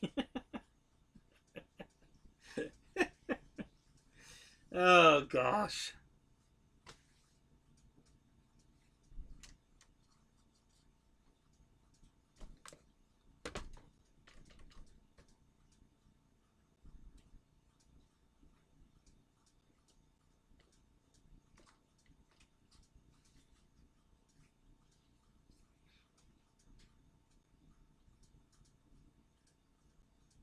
Yeah, I got to build my my driver guy that goes in Willie. You know, the rat fink bloodshot eye demon driver. Yeah, I gotta put him together and paint him, get him in here. That's all that's left. There's a couple things I need to just touch up, and then a couple more stickers to put on. But the fire extinguisher is one that I'm really kind of struggling with. It's not going to paint well if I brush paint it. I'm going to have to spray paint it, and that means I got to take it back off the thing, which is not a big deal. But um, yeah, I'm going to have to take. Well, actually, I just need to take this one leg off. So it's two screws. So I just take those two screws out, take this leg off, tape it up, and paint the fire extinguisher. Because then there's a fire extinguisher label to go on it. So I got to do that. I'm thinking about making it a yellow fire extinguisher instead of a red one. I think a yellow fire extinguisher is for chemical fire, I think. I know there's a yellow fire extinguisher. I don't remember what it was for. So, but I think a little bit of yellow on there because I've got the red army can, the gas can on the back, jerry can, which I could have painted green, but I decided to give it more color. So I painted the nitrous bottle blue and I painted the gas can red. Um, the tire cover's kind of a gray. Um, and it came out beautiful, guys. It's a textured gray. It has a fabric look to it. It really does look like it's fabric. So that came out really good. And then I did the same thing on the winch in the front. It looks like rubber coating on it. The paint mix I made up sprayed on there, and it looks exactly like the whole thing is covered in a rubber coating, like a real winch would have on it. So that came out really good too. So really happy with the way those came out. But just some little tiny odds and ends to fool with. There's a axis panel back here. I probably could paint the screw heads, the bolt heads, just to draw a little attention to that. Some real minor little stuff. The door handles, I guess I could, paint them to look like door handles. I don't know. Not that crazy. Just, on a rainy day when I'm bored, I'll do something like that. Tim Justin. Man, I'm going to screw this up. Jostins. Jostins? I don't know. I'm sure. Tim, welcome. It's good to see you here. The last name's got me defunct, but anyway, welcome.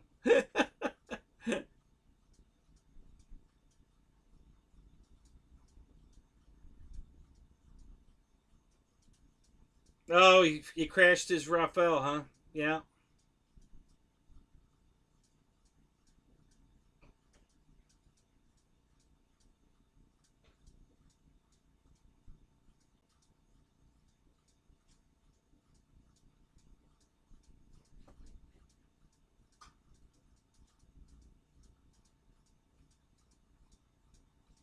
There's that Jeep has a driver in it. Because RC Informer always puts a GI Joe with a Kung Fu grip in his, so I didn't know it came with a driver. They actually have a 1/6 scale driver for that Willys. Wow, that's cool. I didn't know that.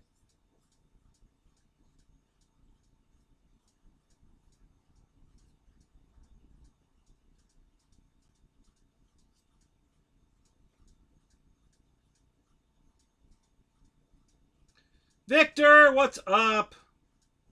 Welcome back.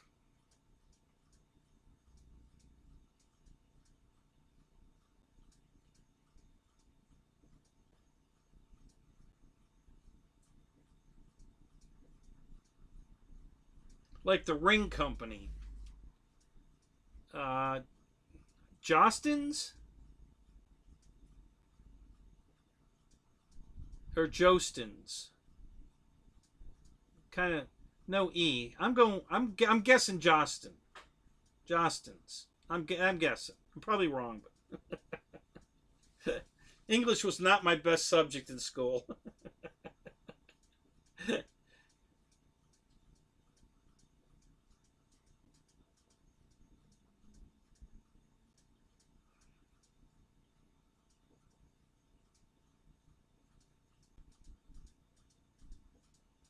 Oh, I got you. So it's a figure not from FMS. Gotcha. One of those scale. Those pilot guys things are cool. They're expensive, but they're really cool.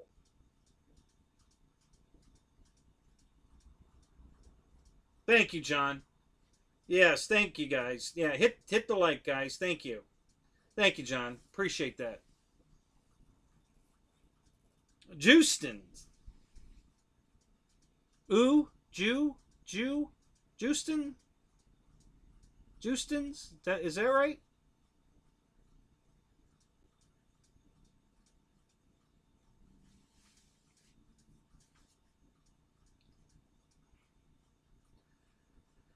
Oh God, I'm getting the warning again. Open widget. Current relation, which is not streaming enough info for a steady stream. Yeah, whatever.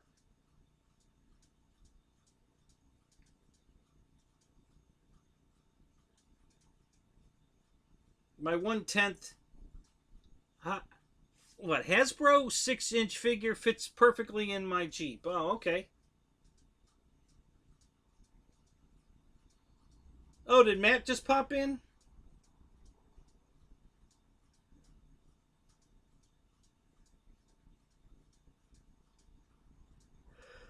Uh, no, Roy, I didn't call him a Jew. Not that there's anything wrong with that. But, okay, so it's Jostin. Okay. All right. Now I got it. Jostins.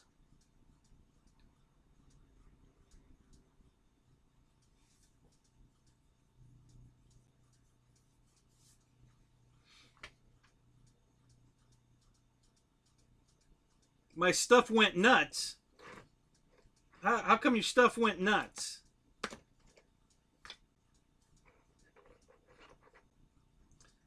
So, Tim, what gas airplane was that you were showing me in the video? Because I could never get a good look at it. I couldn't figure out what it was. What airplane is that?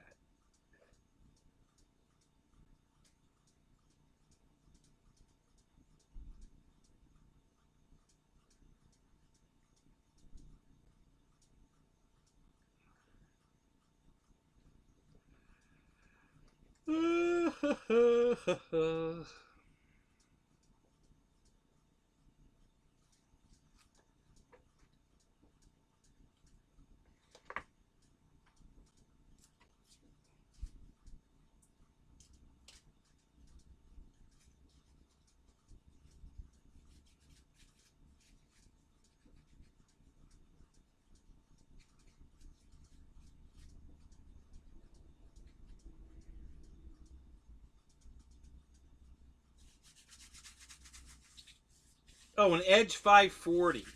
Who makes it?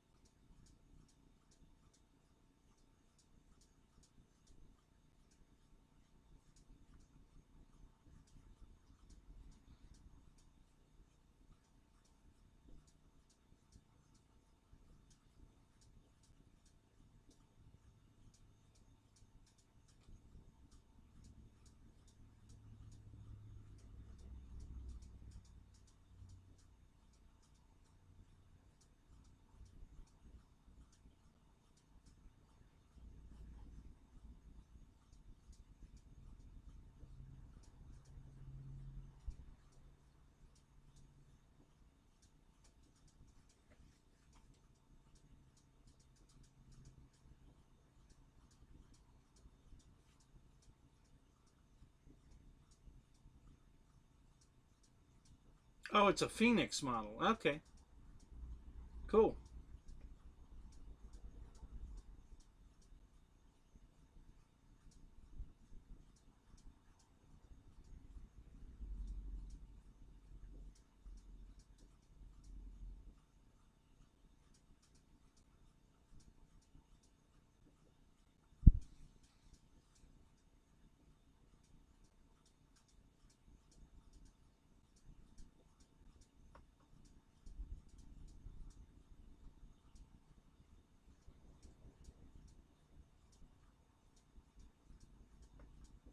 What broke on the tail, Tim?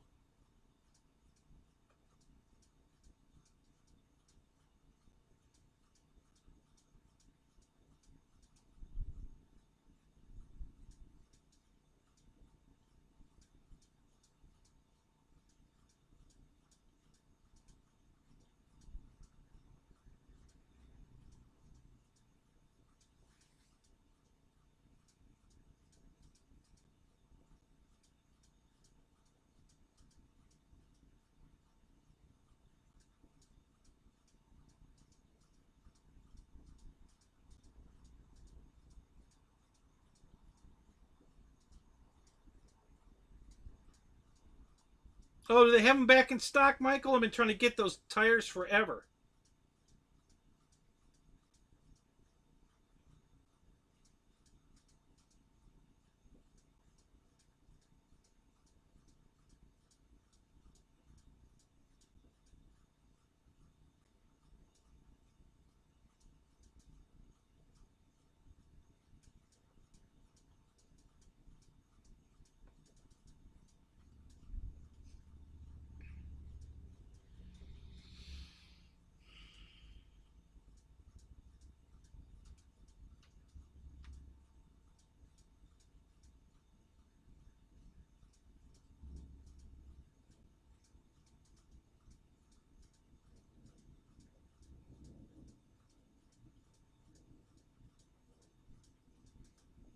Roy, which pits are you talking about? That the FMS one, the 1400 millimeter, or is GB got a different one than that? Because yeah, that I love that plane. I've got two of them. I love that plane. That's a great airplane.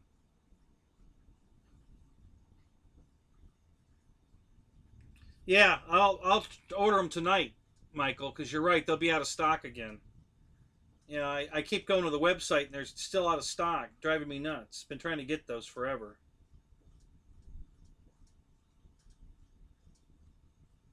The tail's smashed. Yeah, but it's balsa. We can build a new tail for it. It's just balsa. How did it get smashed? What happened? Did you step on it? Did you fall on it? Did one of your cats jump on it?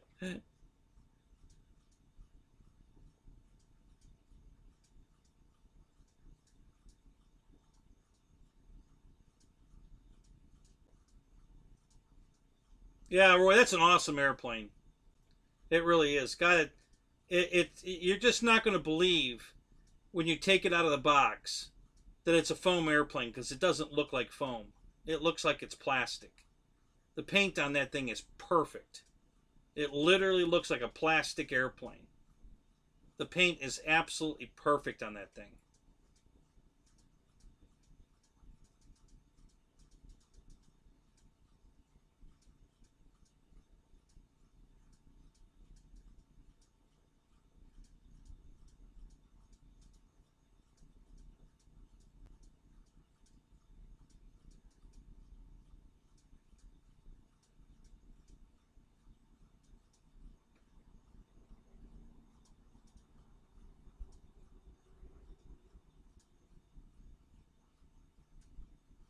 Well, Matt, probably because it's so pointy, aerodynamic. It doesn't slow down. It doesn't have anything to cause drag. So you got to put the flaps down to slow it down.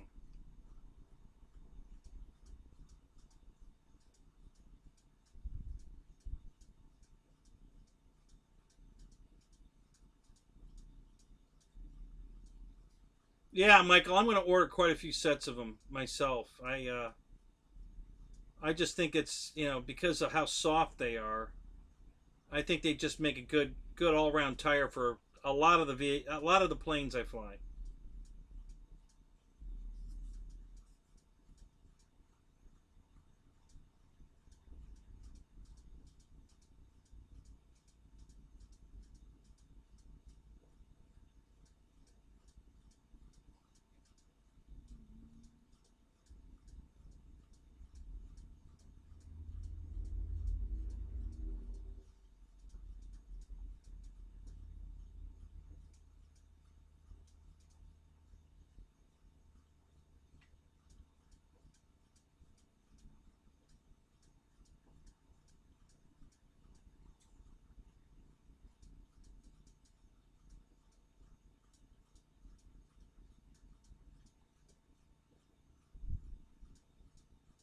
Yeah, Roy, I agree 100%. That small 850 pits is no comparison to the 1400. No comparison.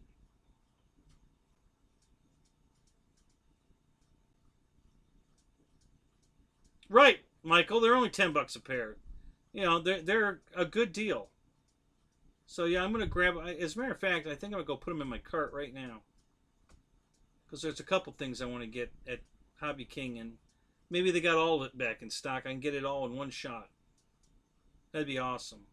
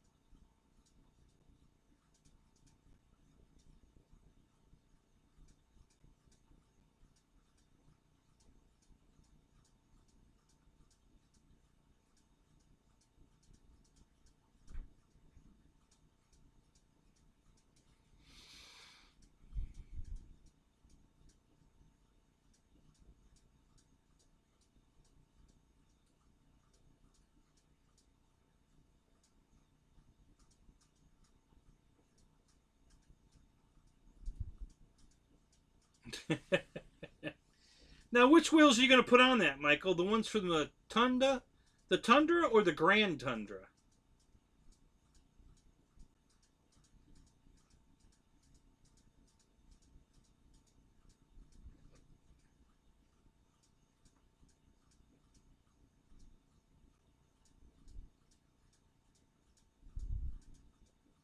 Lee Davison Hangar, what's up, buddy? Good to see you. Hey, on the Hobby King pits, that's an ARF though, isn't it? That's not a plug and play. How much is that kit?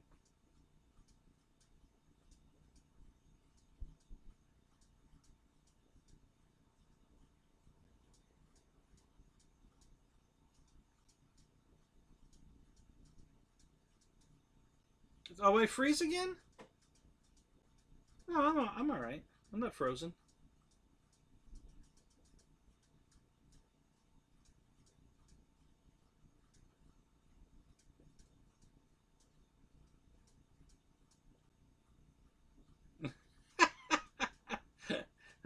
need to guess and do a little dance. Make a little love. Get down tonight. Get down. So you guys don't think I'm frozen. I gotta do a little dance. Make a little love.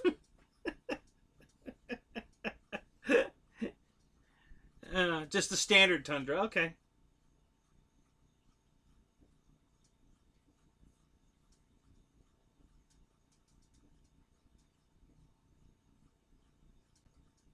No, I can't read, farmer. I only know sign language.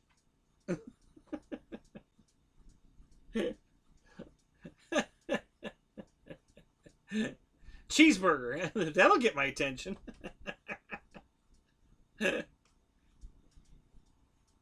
Well, you know, every now and then I pop out for a second to go read something, go look at something, pop back in. So yeah, for a minute there, I get, you know, uh, distracted, for lack of a better word.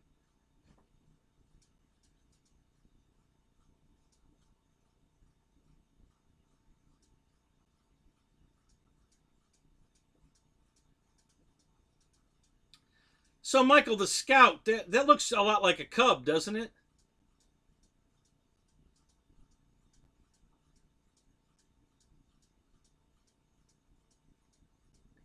Yeah, exactly, Tim. I need to move every 5 minutes, whether I want to or not. Score!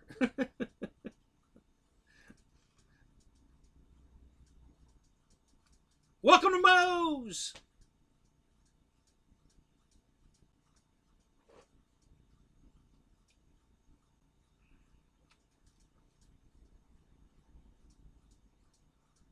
No, not at all. Okay, I don't know what the Scout looks like. What's the flight test Scout look like? High wing, low wing?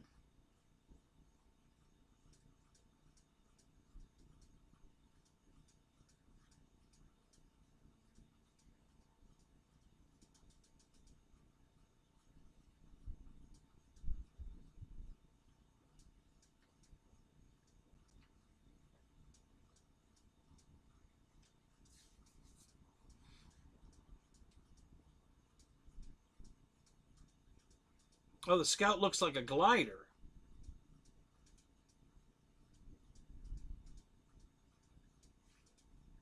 Mid-wing open cockpit. Okay.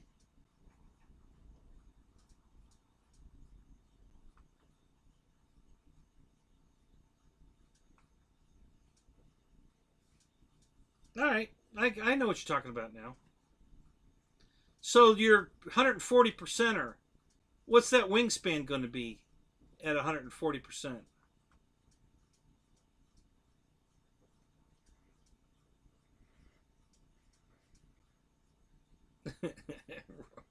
Oh, here it comes. Tim's got one coming here. Alan, what's up? Good to see you, man.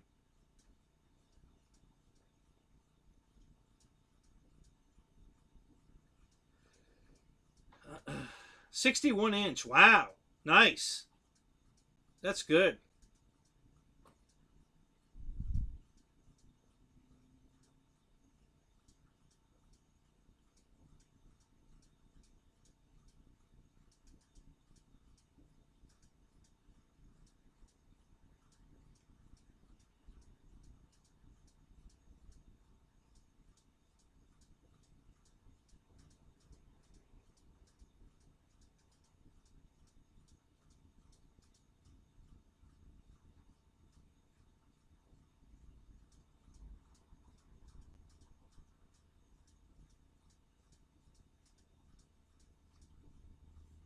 Yeah, 4-cell powered. Sure. Yeah, I can see that.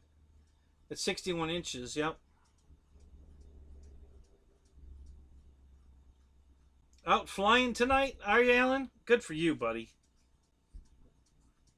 Love it when you guys are night flying. I just love night flying.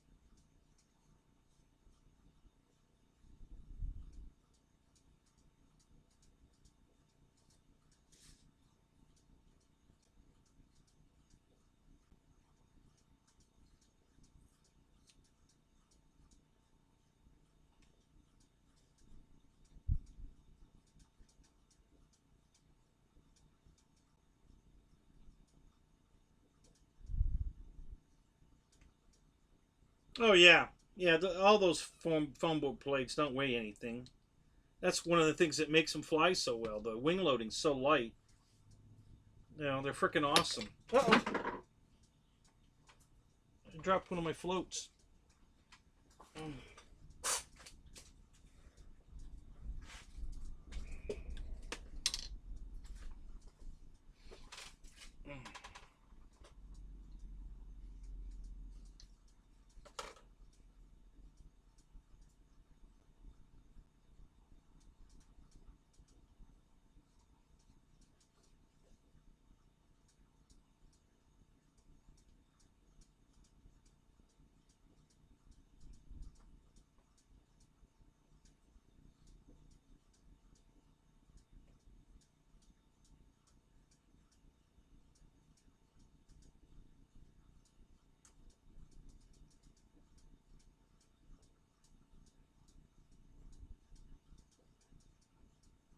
Put you in timeout. Why?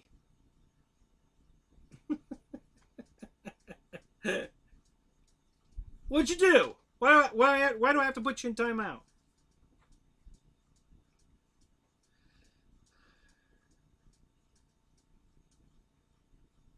Oh yeah, Michael, easy. That thing will climb straight up easy with a 4 cell in it, and with that much wing area on a foam board plane. Oh yeah, that thing will float like a butterfly. Yeah, it won't weigh crap.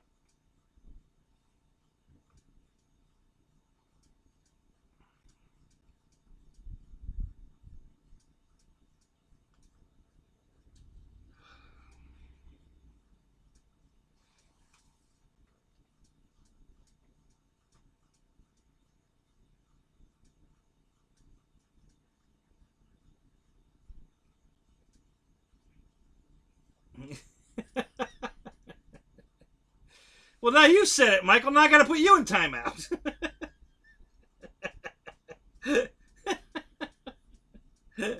Hey, stop it, both of you. You're gonna get me demonetized.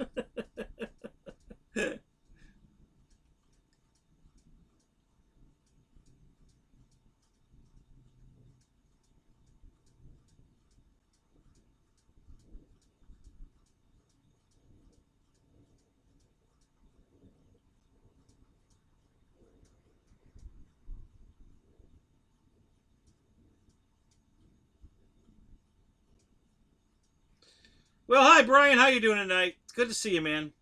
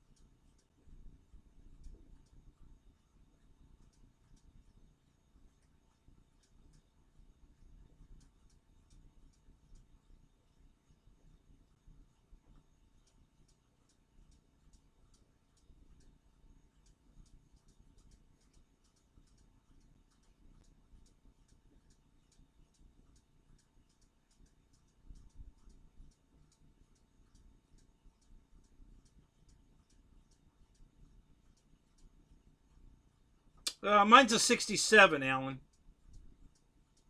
It's a RSSS. It's got the headlights that open and close.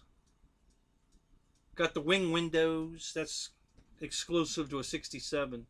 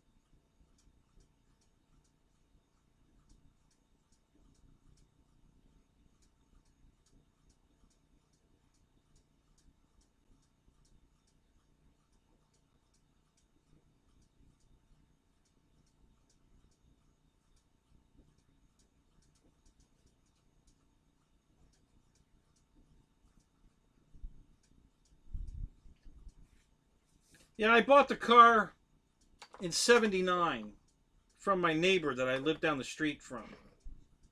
You know, he grew up and moved away, but his parents still live down the street from me, the same street.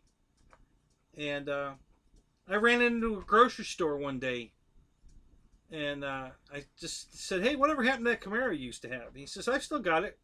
Why, you want to buy it?" And I said, "I don't know. What do you want for it?" And he told me, and I said, "Yeah, I'll be over tomorrow." So I went over to his house the next day, and he wanted to see my driver's license. He wanted to make sure I was over 18. I was 19, and bought it and drove it home. I didn't even make it home. I stopped at his old house, and his dad opened the door. He saw the car in the driveway, and he looked at me, smiled, and started laughing. He goes, "Did you buy that car?" And he just shook his head.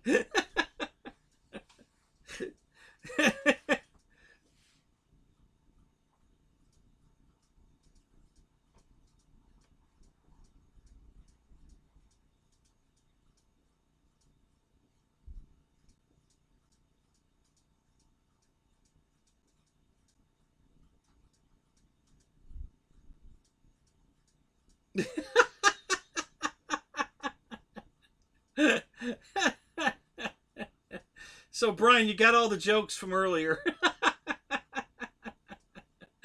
That's funny. I thought I was the only one that did that. That's hilarious.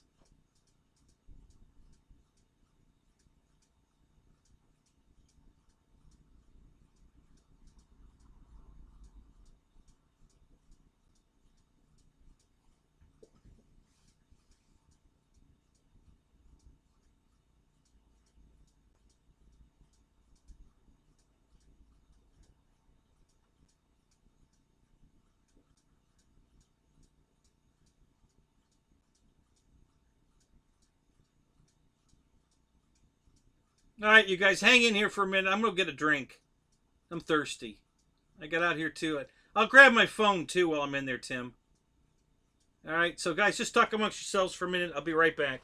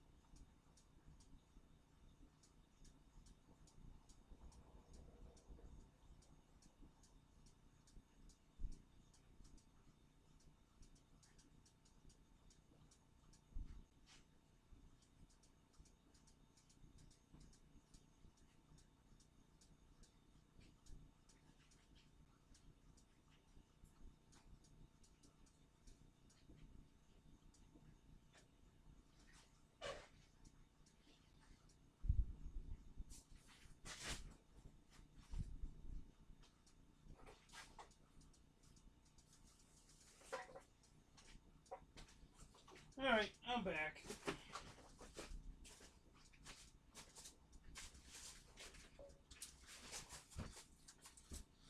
I brought another toy with me.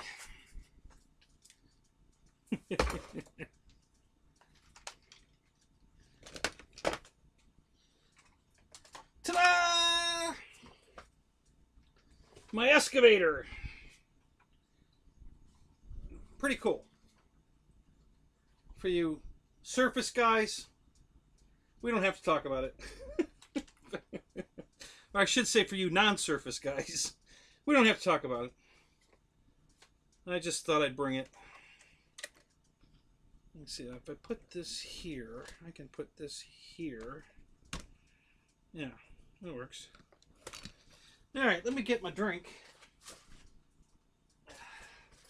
So I see a couple of guys left.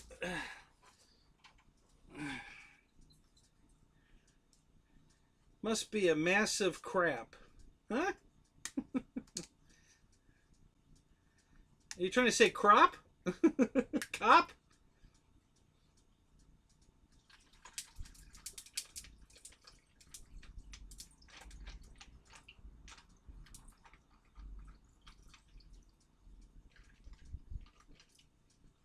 All right.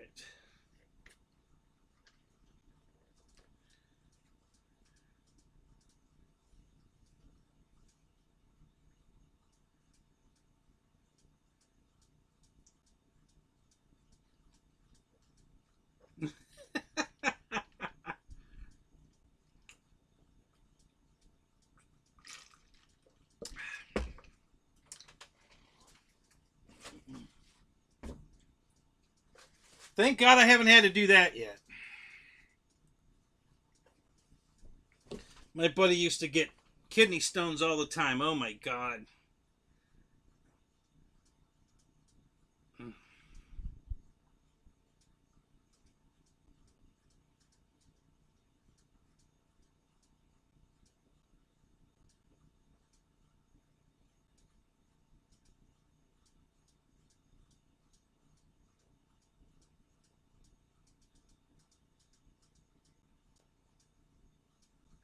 Actually, I was watching your video, Tim.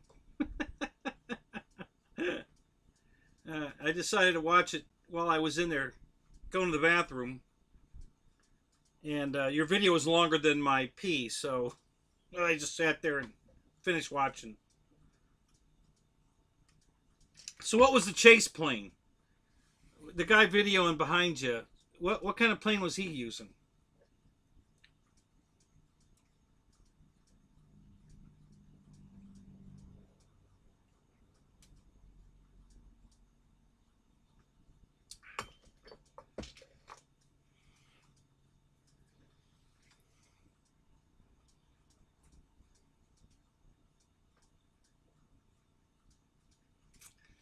You know what, Michael? I'd rather them to throw them over the fence and give us the opportunity to decide whether or not we want them than just throw them away. You know? I was driving down the road one day and I found this giant plastic garbage can full of RC airplane wings, just stacked full of them. So I stopped and I brought them all home. They're all balsa wood wings, and they're all in pretty good shape, actually. None of them are broken or crashed. You know, the monocoat's off with several of them, and one or two of them had silken dope, that was all rotted off of them, but very usable wings. You know, recover them and you're ready to go. A Bixler, is that what it was? So yeah, I grabbed them all. I'd much rather grab them and use them than throw them away.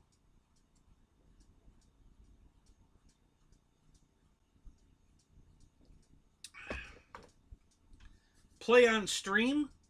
Your video? I don't think... Yeah, I can. Yeah, I can. Hang on a second.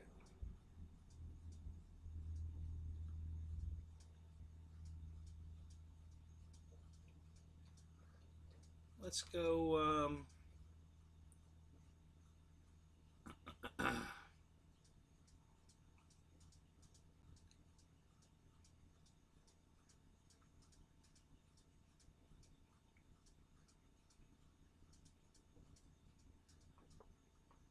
Oh, I'm a total dumpster diver. Yep, absolutely. I especially for RC stuff. I hate seeing this stuff go in the trash. I just hate it.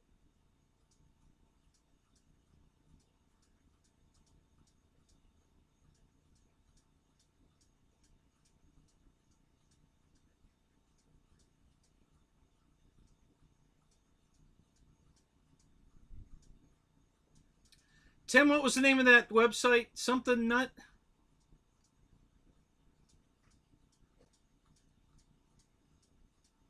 Hmm. I see you already answered it. Loose nut. Thanks. Got it. Hmm.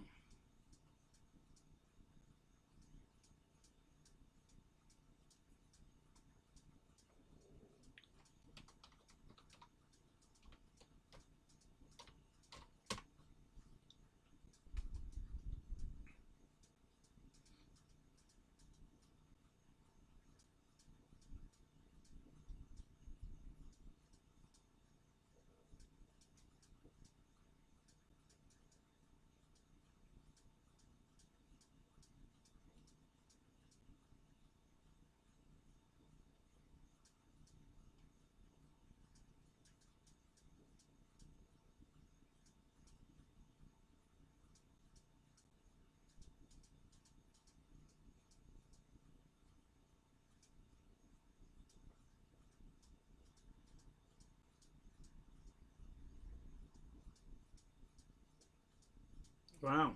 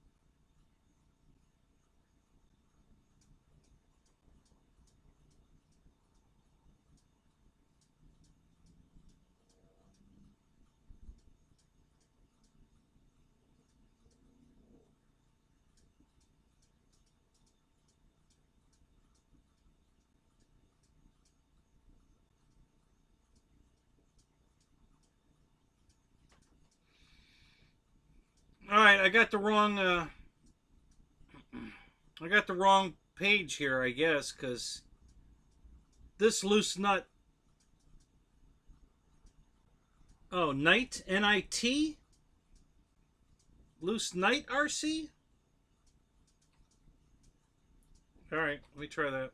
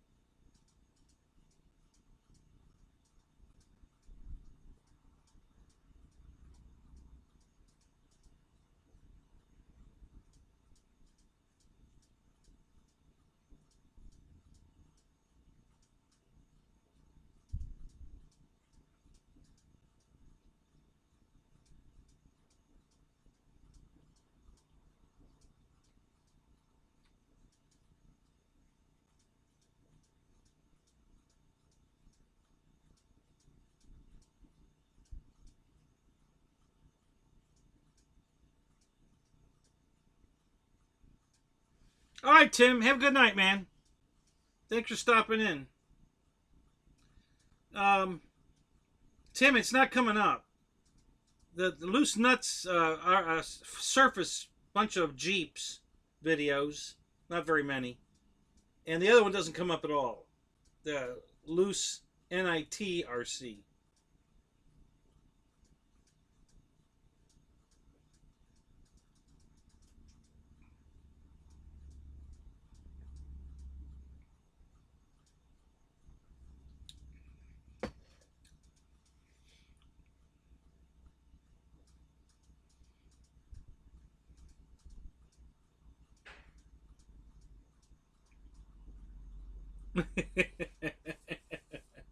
Yeah, still got some 27 megahertz radios. Yeah. That's funny. Yeah, well,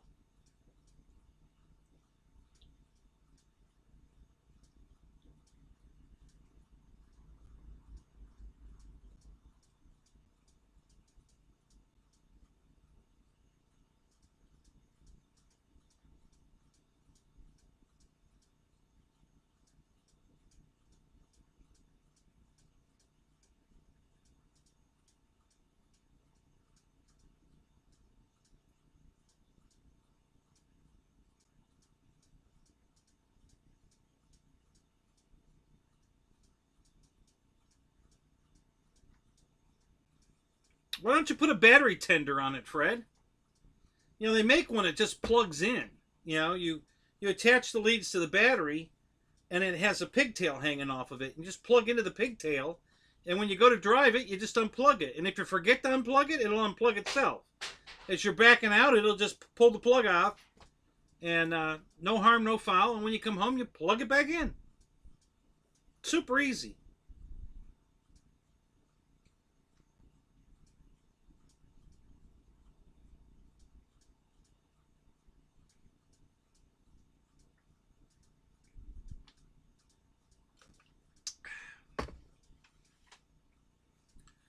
This apple cranberry is pretty good.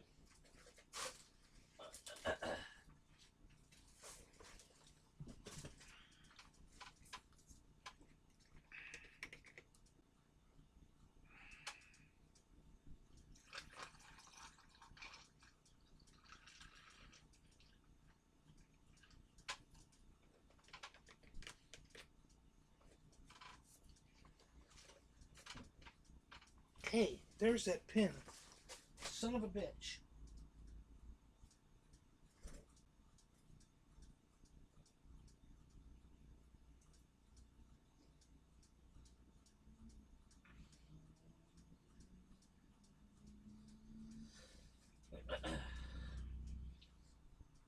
Still haven't found the bearing I dropped.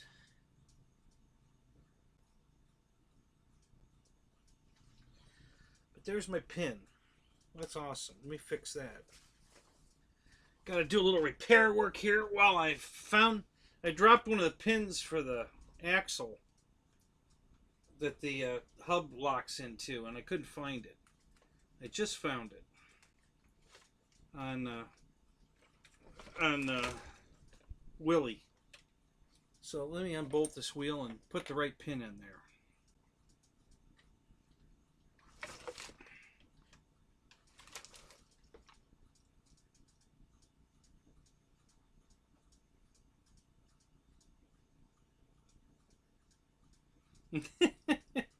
Well, that's the beauty of the battery tender. You don't have to unhook the battery. You don't have to make it inconvenient to drive your car. You know, you just let that little pigtail hang out, you know, from behind the grill or, you know, by the headlight, someplace where it doesn't really show up, but it's easy access. And then you just plug this pigtail in, and it'll sit there and trickle charge the battery, keep it, you know, all the way up all the time. And then, like I said, when you go to drive away, remember to unplug it. And if you don't, it's going to unplug itself. It won't rip anything out. It'll just pull the plug apart. And you'll go, oh, damn, I forgot. And then when you get home, hopefully you'll remember to plug it back in. And, yeah, you'll never have a battery problem again. You know, I've got batteries that are 10 years old that are still going because I kept them on a battery tender like that. It really extends the life of a battery, big time.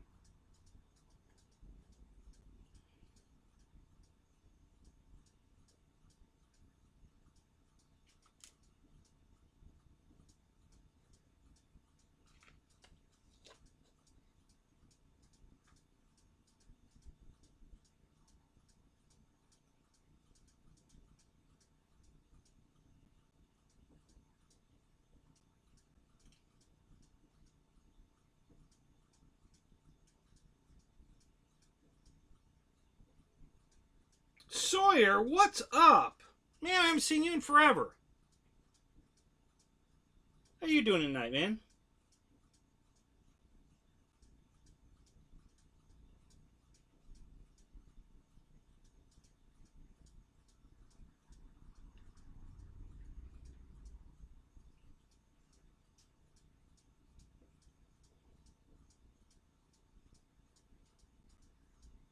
Boy, I'm so glad I found that pin. That's awesome.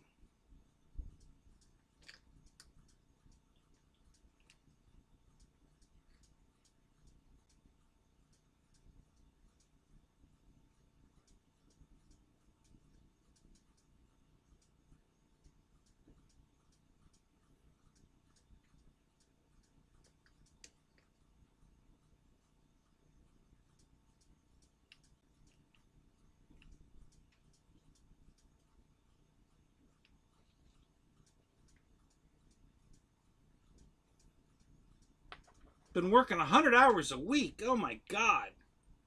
What do you do, dude?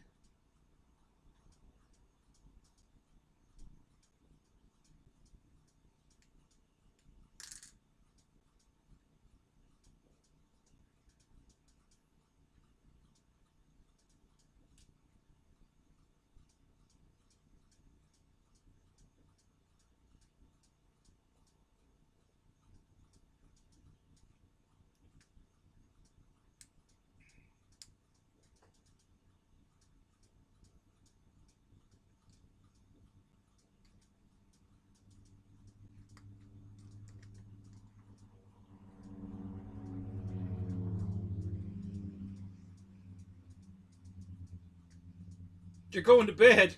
All right, dude. Well, thanks for stopping in. It's good to see you again. When you wake up, come back in. We'll probably still be here. This is not unlikely.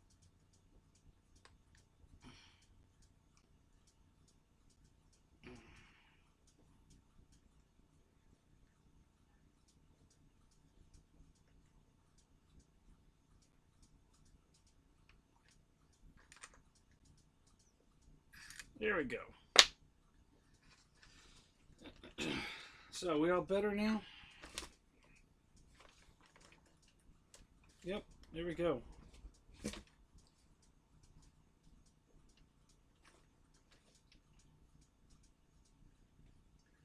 No, that can't be right. I'm missing something here. What's going on? How is that so damn loose? Did I forget to put bearings in this?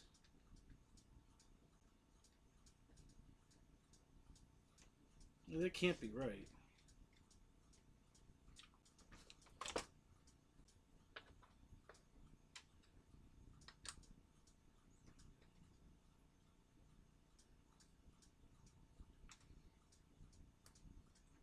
David Martin Graff, you still here or did you come back? I don't know who all left when I went to go get a drink.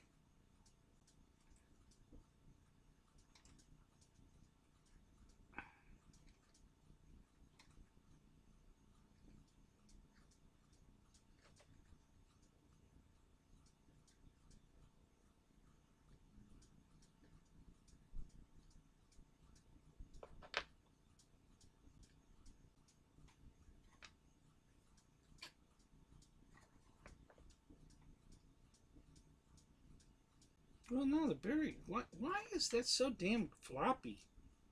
Jesus, that's not right.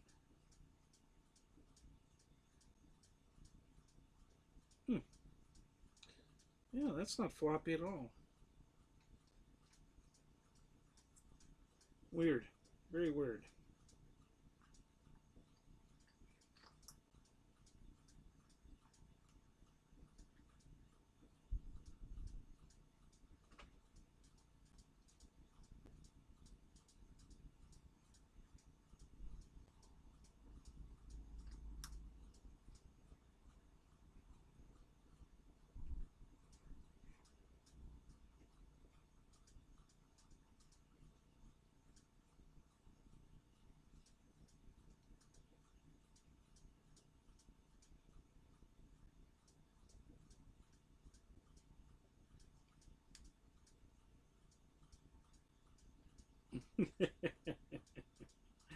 All right, David.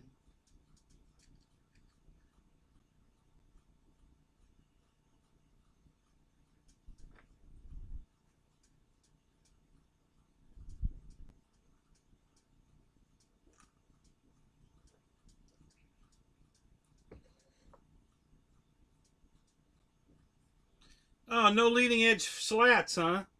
Oh, that sucks. I mean, even if you don't use them, which I probably won't, they're just cool to have on there. You know, just to cycle them in and out, just for effect. You know, I think they're cool. It's like my Corsair with the folding wing. You know, there's really no use for the folding wing unless you need it for space and put it in the car or in the hangar or whatever. But it's just a cool, you know, very cool effect to have the wings fold up, you know, from the radio. It just looks cool as shit. So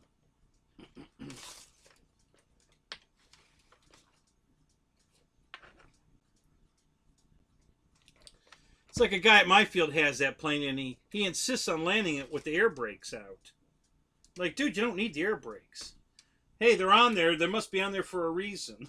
Like, okay.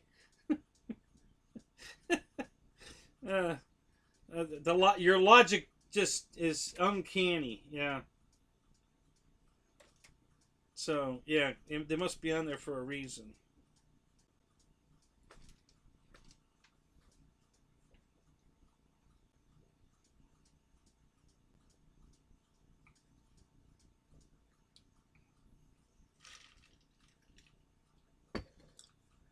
Oh, I wouldn't take them off. Just, you know, suck them in and leave them in. You know, leave them, you know, retracted. You know, you don't have to extend them. I think they're cool on there. Just like I said, for effect. When you're showing off the airplane on the ground, hey, watch this. You know, the slats come out, and hey, watch this. And the air brakes open up, and yeah, I think all that shit's cool.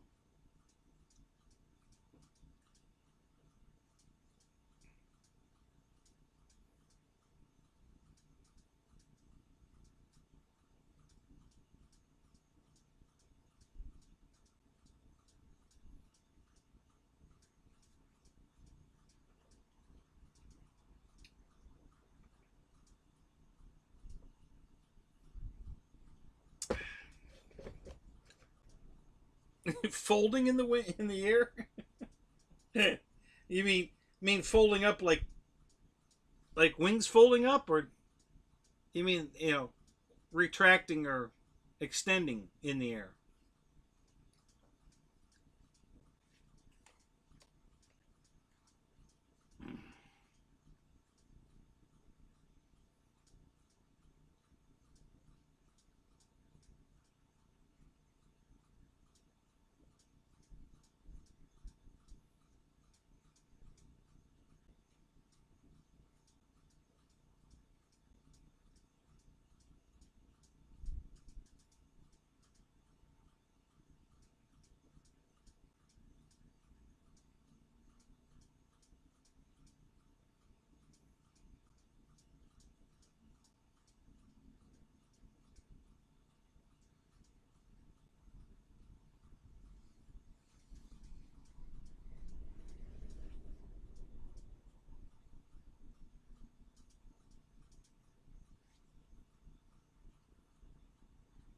Which free wing 70mm are you talking about, Matt?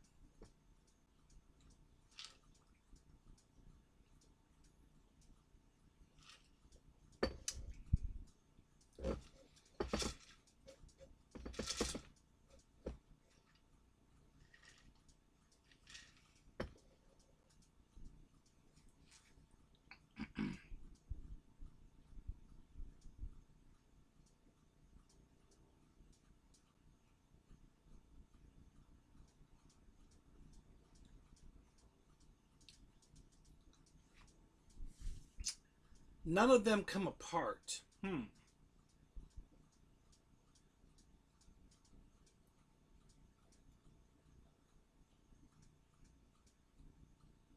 Well, technically, they all come apart, don't they? You don't glue. Do you glue the wings on any of them, or they screw on? They all screw on, don't they?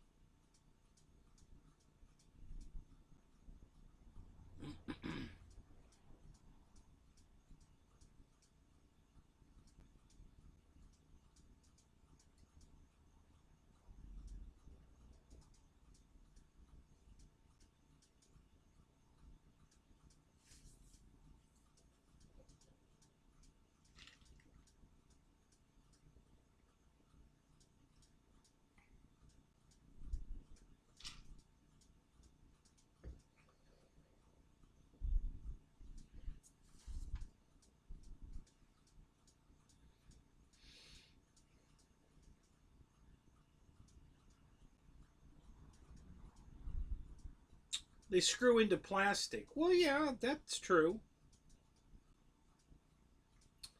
But if you don't over tighten them, you can screw back in on a plastic indefinitely. Just don't over tighten them, which is a big problem for me. I do that a lot. Um,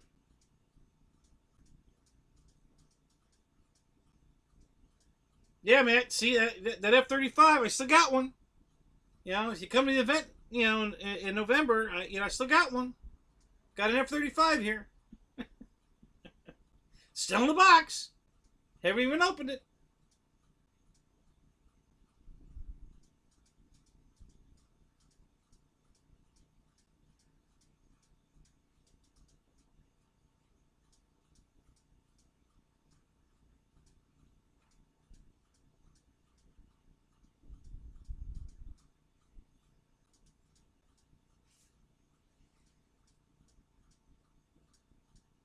Yeah, I went to Loose Nut RC.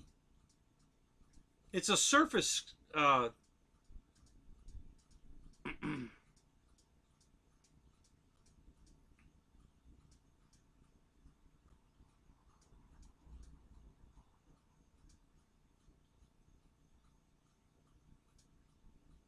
Looks like a guy with a Jeep.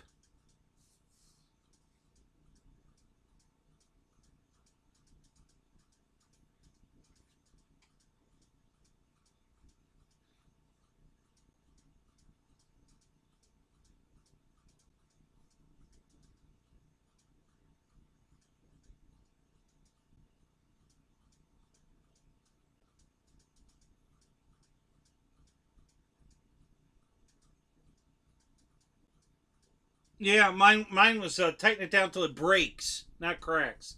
Tighten it down until it breaks, and then back it off a half a turn. Yep, that was my saying forever. Because I used to do it all the time. I was so bad about that. God, I was over tightening everything. You know, after snapping a couple of screws off in plastic on these models, and then having to dig it back out, and do it in a way that it was still usable. I learned to stop over tightening shit. Yeah, I was terrible about that. Yeah, tighten it down until it breaks and back it off a half a turn. Yeah, that, and don't force anything. Just get a bigger hammer. That was another one.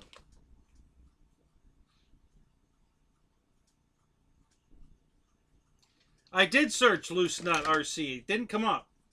Is it a website or a YouTube channel? What am I looking for?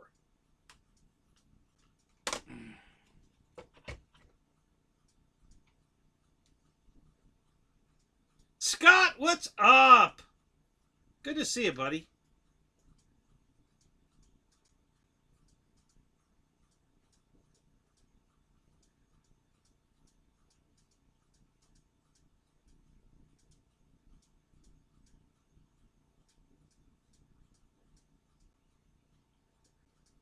So I found the way to stop over tightening stuff, guys. So what you do is when you're putting it in for the first time, you screw it a couple of turns, back it back out. Screw it a couple turns, and then go another half to a full turn, back it back out.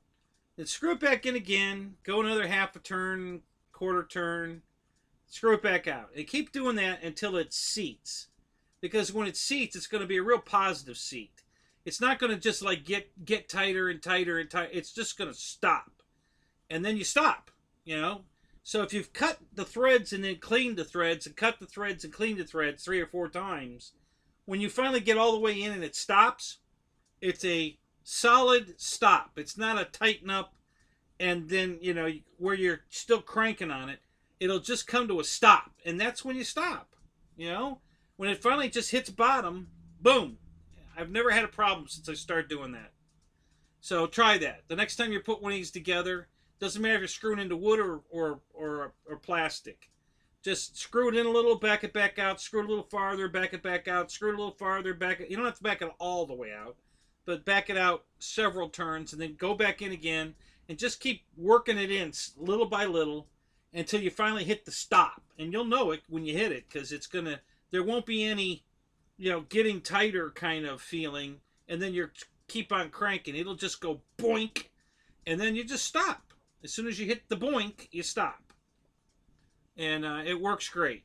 So try that the next time. Yes, exactly right.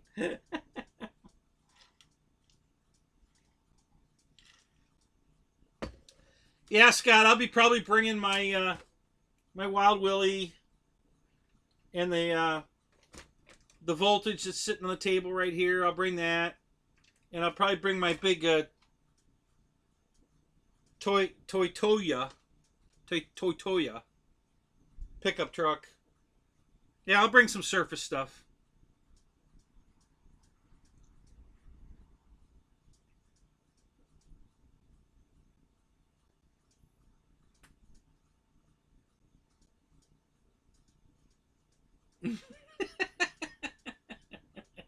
You like my boink, huh?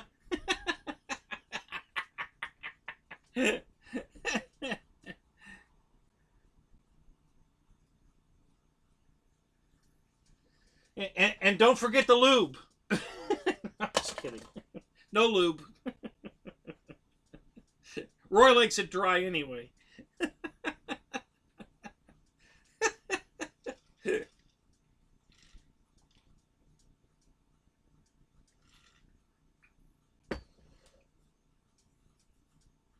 Hamilton's Hangar. Che, what's up? Good to see you, buddy. Just getting off work. Oh my God, dude. You are a...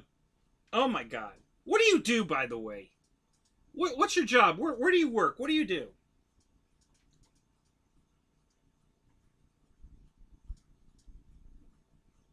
Yeah, don't use the red Loctite as lube.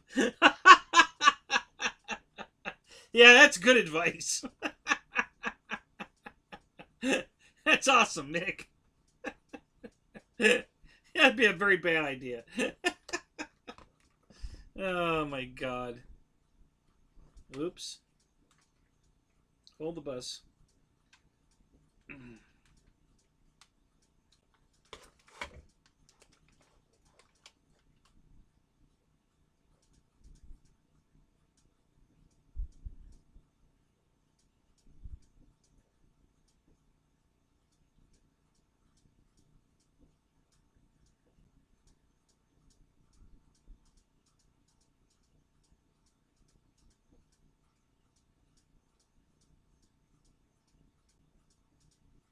Oh, no shit. You were one of the guys that climb up in the cell towers? Is that what you used to do? Yeah, you said car company twice. That's okay. We're not counting.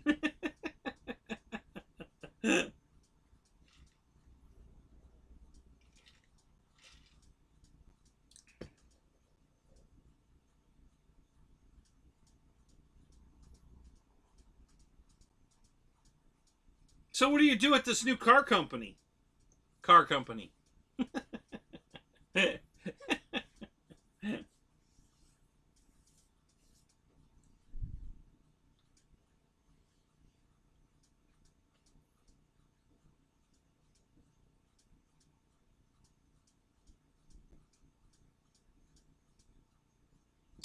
God, me.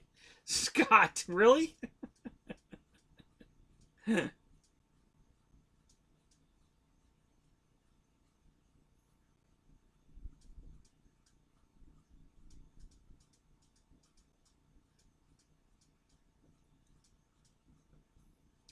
when Mickey thought it was just me.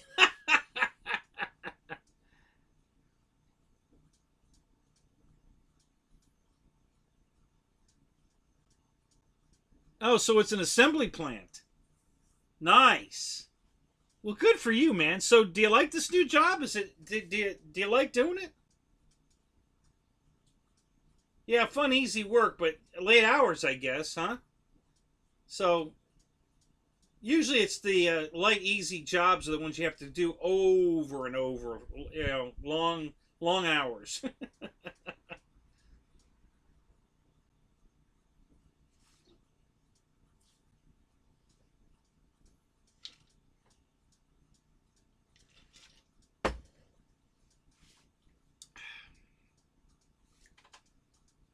Got all these snacks on the floor. I gotta pick one. I'm hungry. I think I'll have a Swiss roll.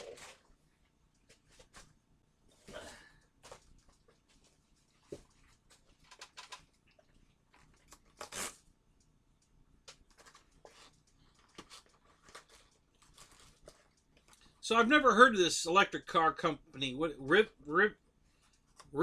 Or is it what? How did you pronounce that? Let me look at that then.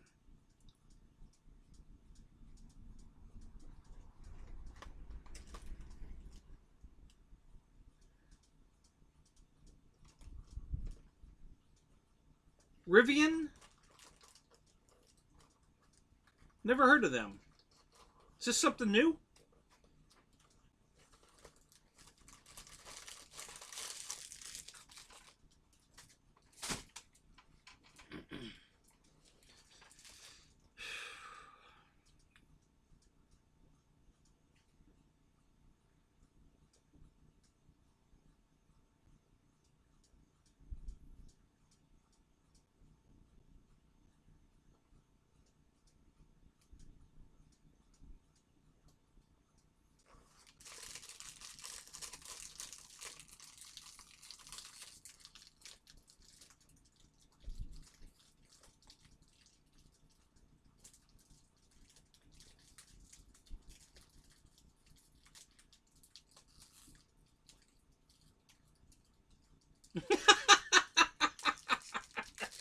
Mickey.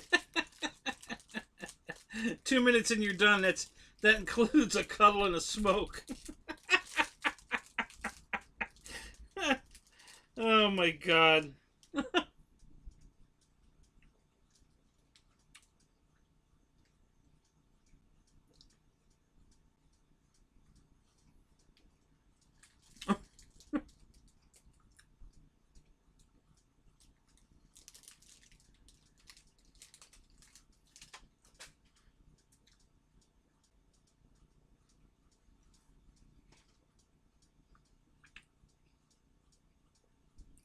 Yeah, man, exactly. At least Mickey's got the looks.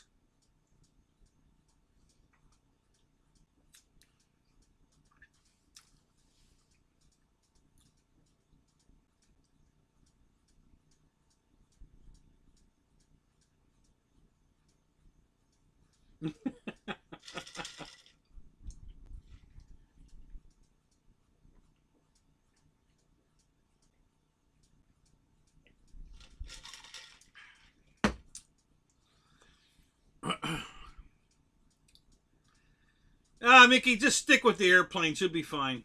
I crack me up. It's okay. You crack us up too.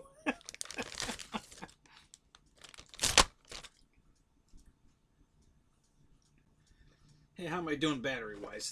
Did that thing charge back up? Let's do a little check. Let's see how we're doing here. Not charging. Okay. It's up to 73%. Not charging. Okay.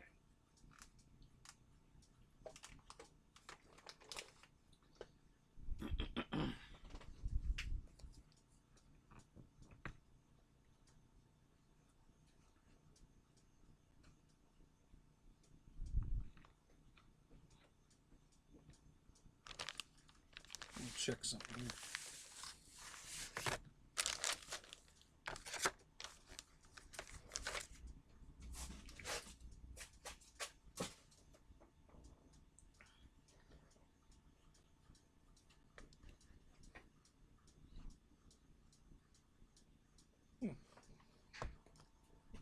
Why not covering up the intake vent? I wonder why it's like that.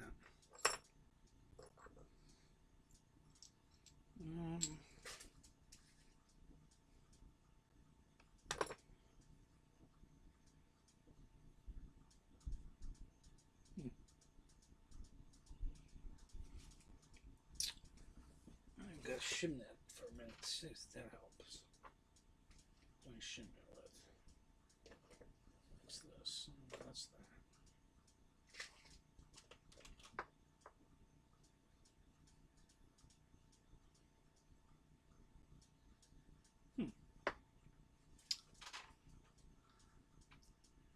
Maybe,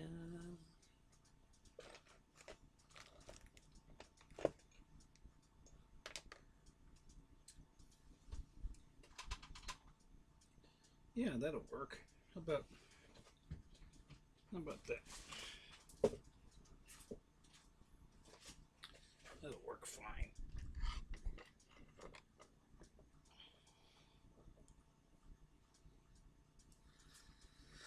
Yeah, we'll see how that does.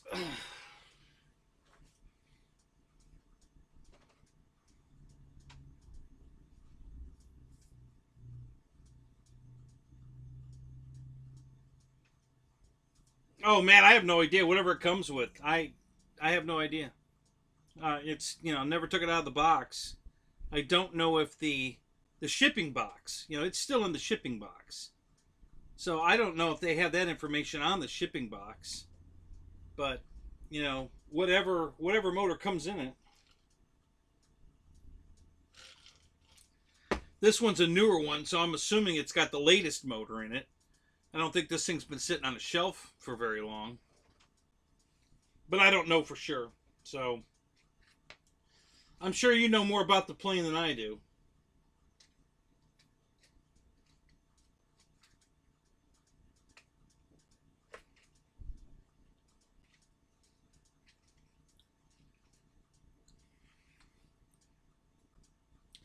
Just not a fan of the real F-35. You know, Fat Amy or Obese Amelia, if you want to be politically correct.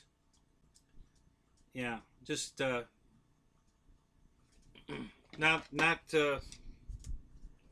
a big fan of it.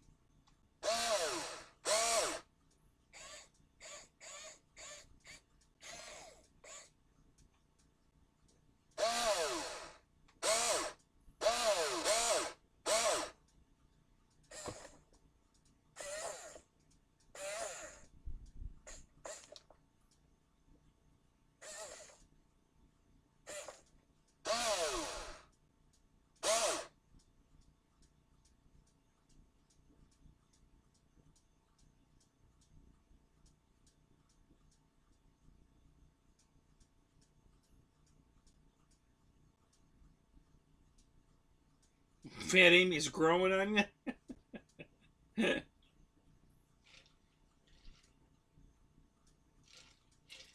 So I was talking to the club president, Jerry, at the field we fly at, Matt. He has the F-35, and he told me, because he saw it in my trailer, and he told me, he says, make sure you put a gyro in it. He said, when I first flew it, he says, yeah, it was a handful. He really didn't like it. That's what he said. And then he said, but then I put a gyro in it, and he said, oh my God. He says, now I love this thing. And he does. He flies it a lot. So he put a gyro in it, and he really likes it.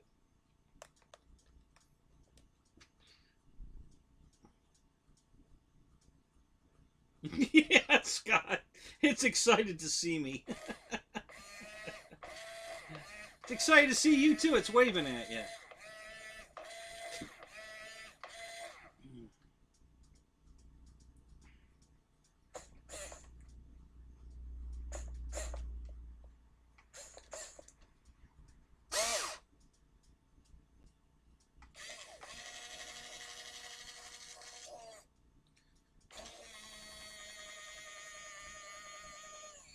So this has got to be one of the biggest toys for variety I've ever seen in my life. If you go look online for a scale excavator like this, there are hundreds of them out there. Different sizes, different styles, different colors. Price range from $27 to $30,000, you know, and for a toy excavator. It's unbelievable how broad the window is for a toy excavator. I would have had no idea. I just couldn't have believed that there would be a huge market for this. But I don't know anything that has a market as big as this. I really don't. It's crazy.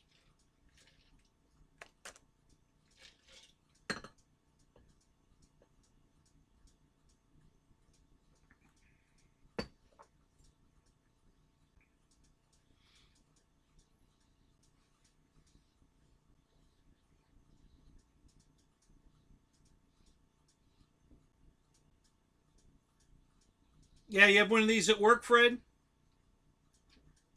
Do you run it?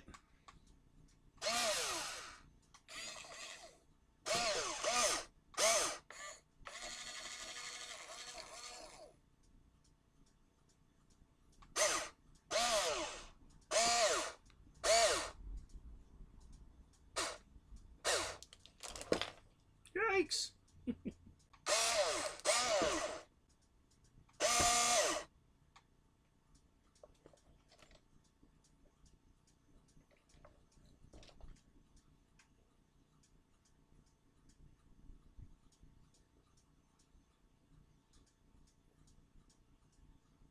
Oh yeah, Mickey. I've watched those videos for hours. It's crazy.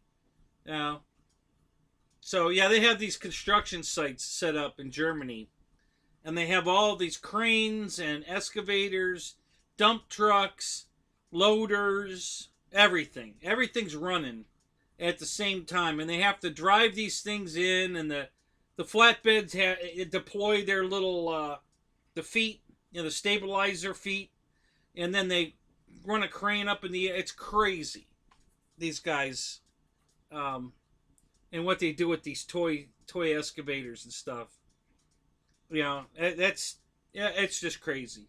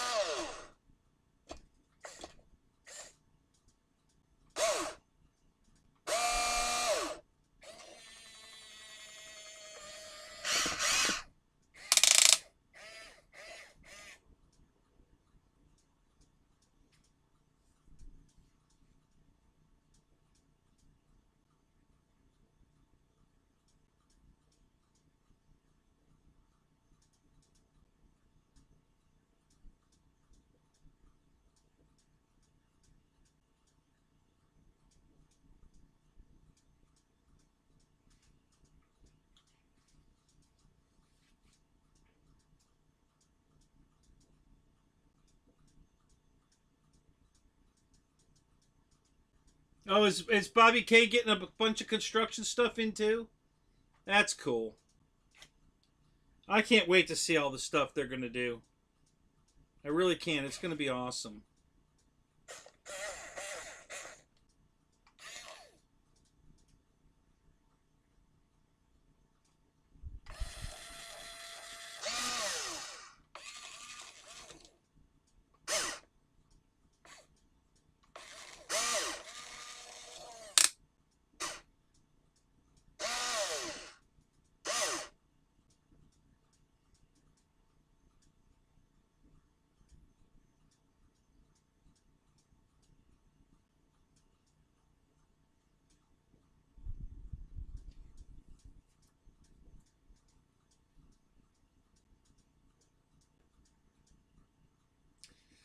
No, I've been wanting to get a tank. I have a tank. It's motorized, but it's not RC.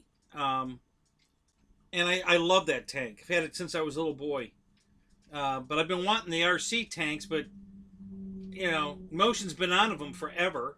And then I started looking online, and I can get them cheaper online, just like this excavator. Um,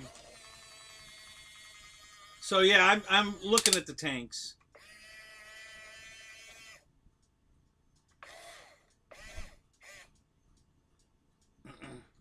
I can get the same brand that Motion sells for less.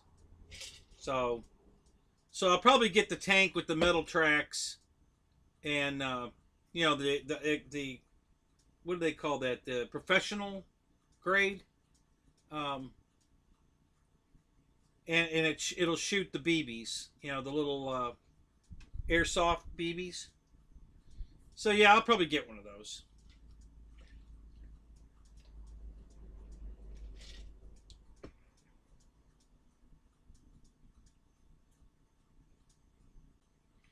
Well, that's cool. Well, then I'm gonna wait till, and that's what I've been waiting for, Scott. Honestly, been waiting for Bobby to get all his stuff in all his ducks in a row before I buy anything else.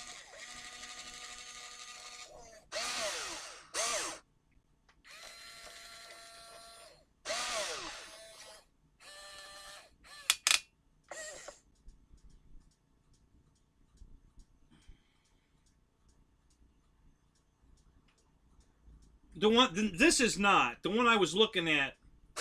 Was a hung long, yes. This is not a hung long excavator.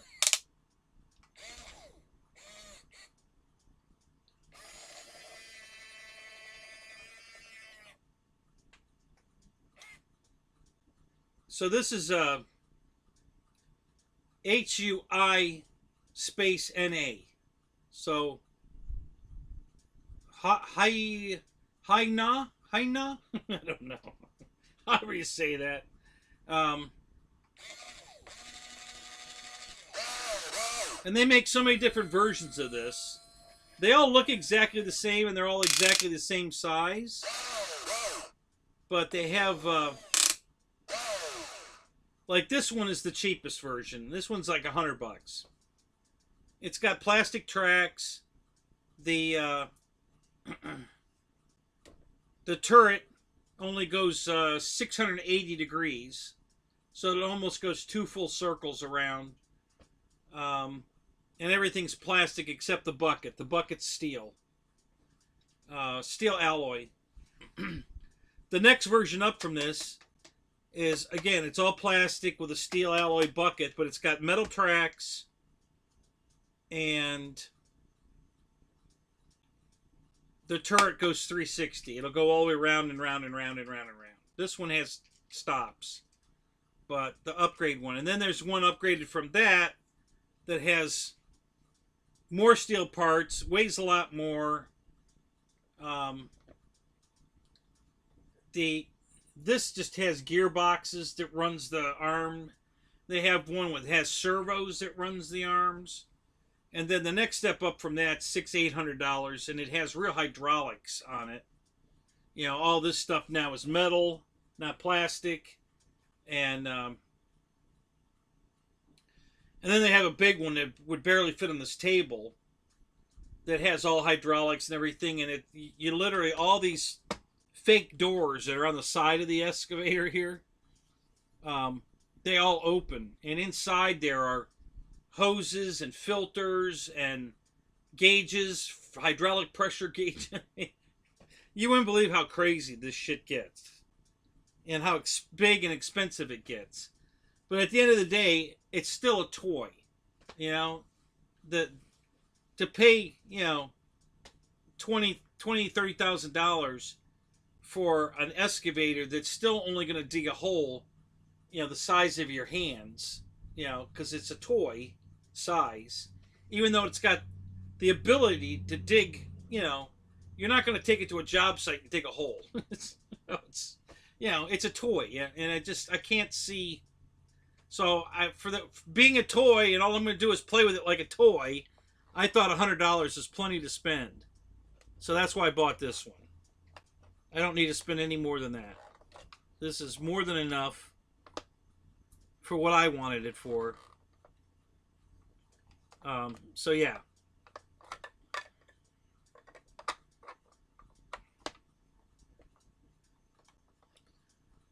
I have considered buying the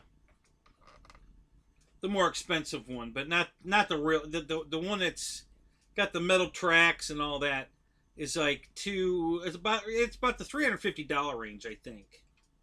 And I'm still thinking it's too much. You know, I don't want to spend that kind of money. No, Keith, I shut down hours ago. This is a rerun. Here's your sign.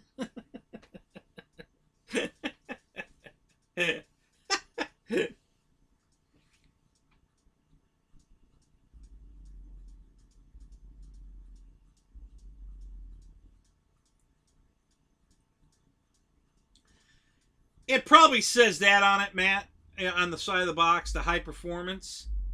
I think that information is on the side of the shipping box. So I can go take a look at that. But yeah, I'm pretty sure that's what it is. Thought it was Air Marshal for a minute. Why? Have I got a butt plug sticking out of me? Let me look.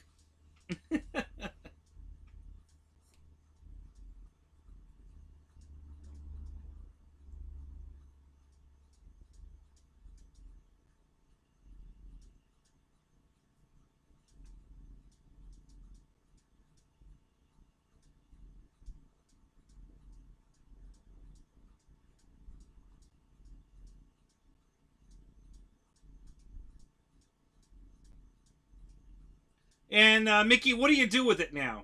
After you upgraded your tank to all that cool stuff.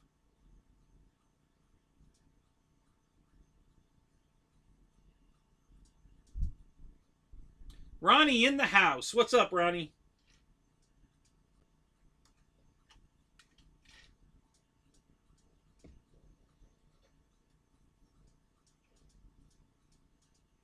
You saw something glowing earlier and it freaked you out.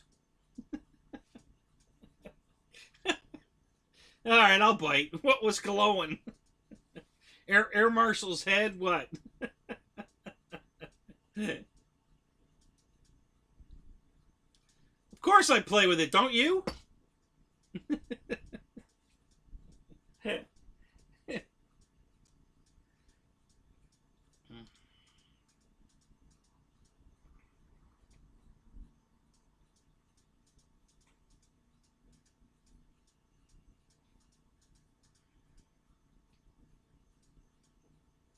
Yeah, I don't think the F-35 ever did have an outrunner. I think you're right. I think that one showed up late enough in the game to just go straight to the inrunner.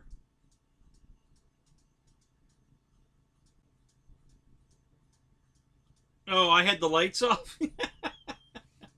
Yeah, I was showing... so I was showing off some stuff I got from the dollar store. You know, the Dollar Tree dollar store. And so this is a phone recharge cord right here, and it has LED lights in it. So it's about 30 inches long. It's got blue LEDs in it at this end and at this end, and then there's a whole row of dots every half inch through the cable with a tiny little LED light in it. So you're talking about a USB end to a mini USB end. Okay, with the wires and everything to charge your phone, charge whatever.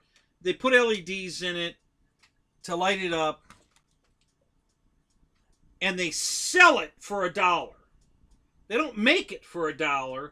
They sell it for $1. So exactly how much money do they have in LEDs? You know?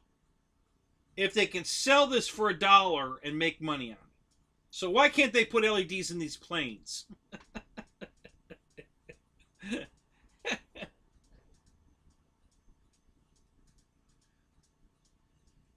thank you, Ronnie. Appreciate that.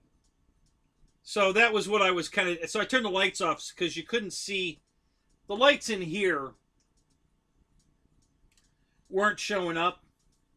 I mean, if I plug this in right now, the ends will show up brightly, but you can't see the dots in here every half inch.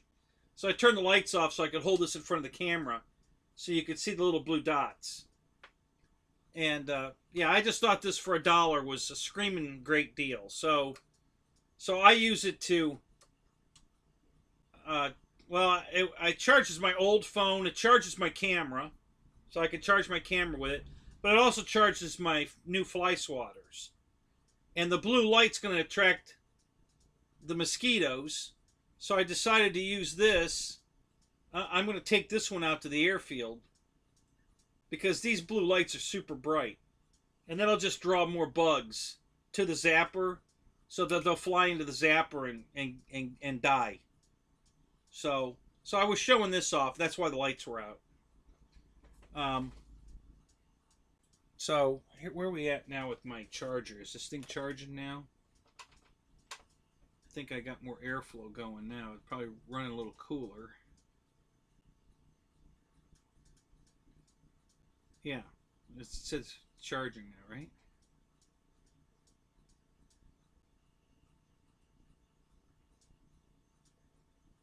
No, still not charging. But it's up to 74%.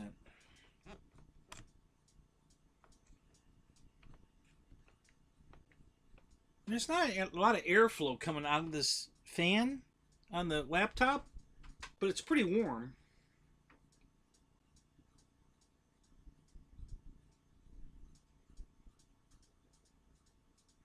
Okay, so now it says it's charging. So 74% and charging. So we'll see how that does now.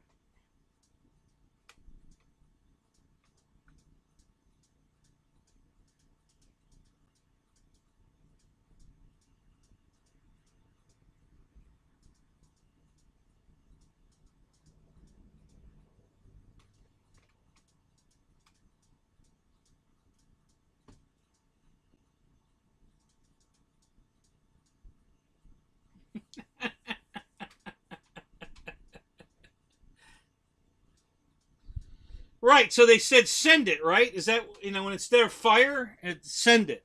Is that how it went?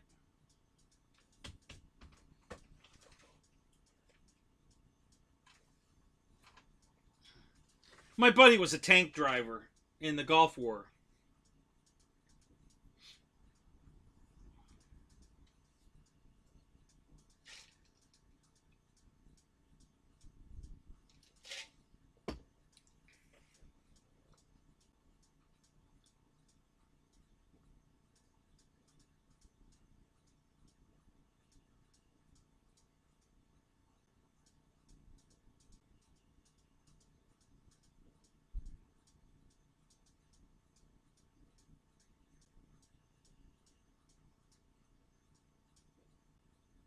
Oh no, you killed your RV-8.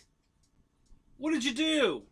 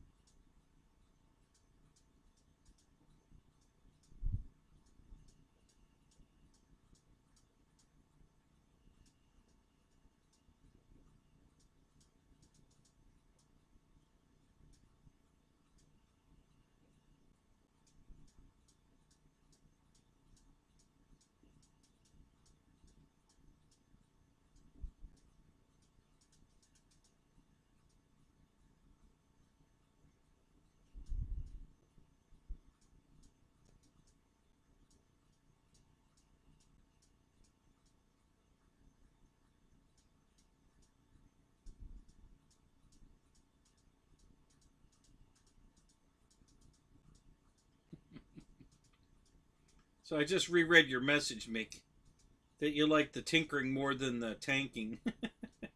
Yeah.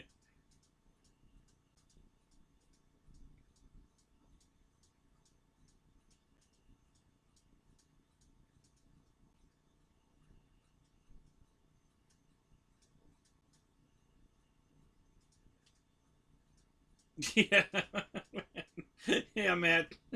Uh, Probably.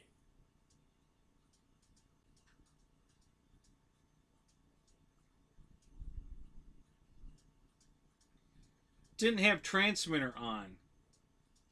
Oh, no kidding.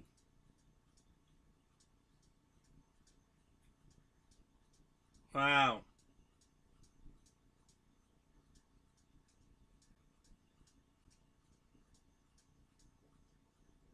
Uh-oh. Another Waffle House meeting. All right, Michael. It's good to see you in here, man. We'll catch you later. Really looking forward to meeting you, man.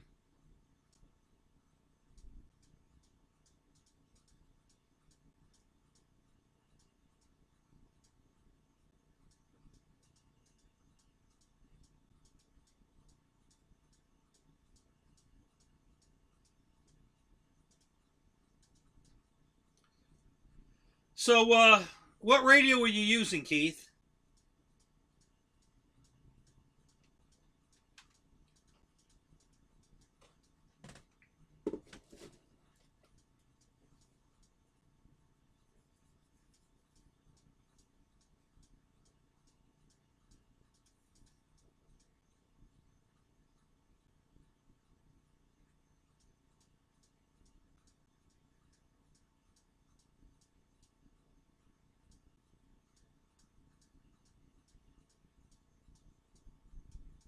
The Aura was not the cause of that, Keith. You know, the Aura doesn't have any control over it as far as radio signal. It's just a flight controller. Did you have one or two satellite receivers on it? You obviously had Spectrum receiver in it. What did you have? Two satellites, one satellite?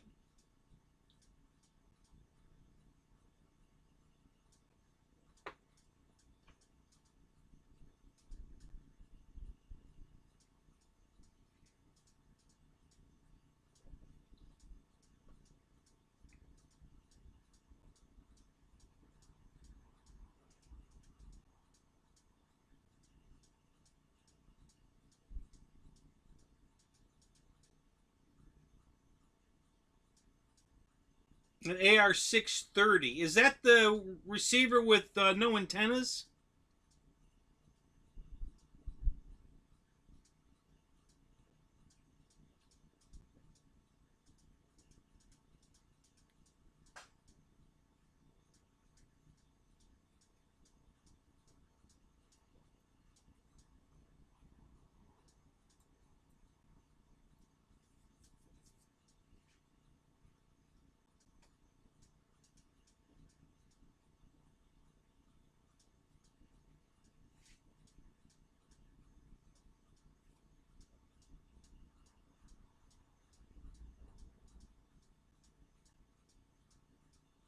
Oh, that's the 610? Okay.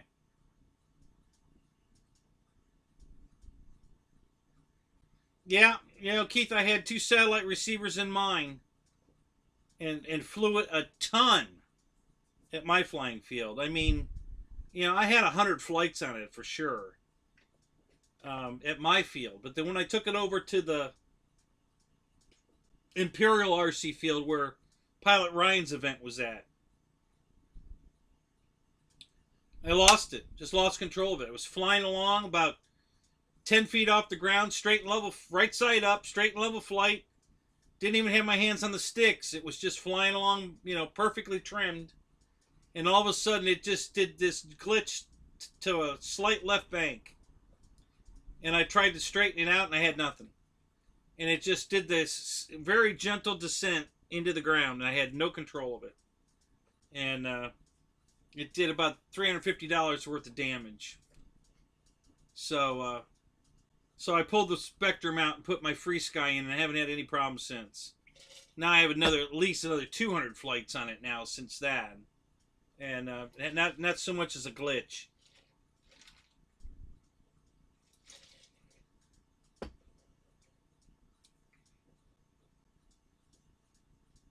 Right, right. It's the which is if you'd have left the Aura, and it's basically the same thing. Which the Aura doesn't have any uh, signal processing ability. It just whatever the receiver receives, it just translates it to the Aura.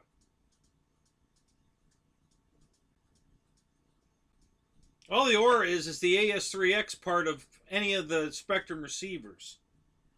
Of course, you already have the AS3X in a Spectrum receiver. That's why you generally use a satellite receiver, because there's no gyro in the satellite. You just need the receiver, because the Aura is the gyro. So, but yeah, I took that out and put my FrSky receiver in there to the Aura, and I haven't had any problems since. It's been perfect. So, and that's the way I wanted it set up originally, but the guy setting it up for me said he didn't know how to hook it up that way. Okay. All right, well then just put it on Spectrum. We'll fly it that way. And had 2 satellite receivers in it. One all the way in the back of the tail, one all the way up front, away from everything. No interference, no wires near it, and still didn't matter. I lost it anyway.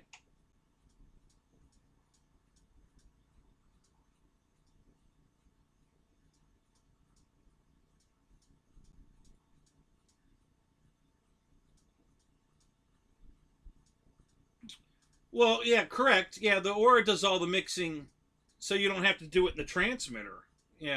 As far as that goes, um, because it's got flight control. What do you call it? Flight modes. Built into it that are programmable. You just have to plug it into your laptop or whatever, and you can download all different kinds of flight modes to put in it. Like if you want Crow or any of that stuff, you don't have to do that in your transmitter. It's all done in the Aura.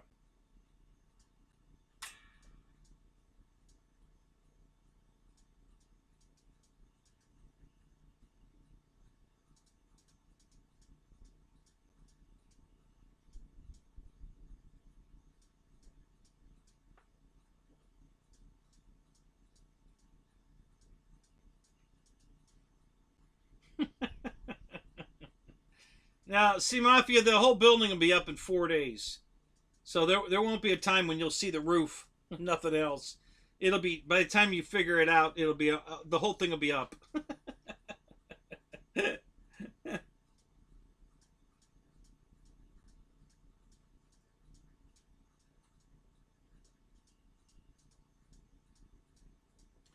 Well, Keith, when you plugged in the airplane, it powered up the receiver. Your 610 or 630. Your 630. Yeah, it powered the receiver on, and then it got some kind of signal from something. Microwave oven, a garage door opener, who knows? I don't know where. It got something, because as soon as you plugged the battery in, it powered up the receiver.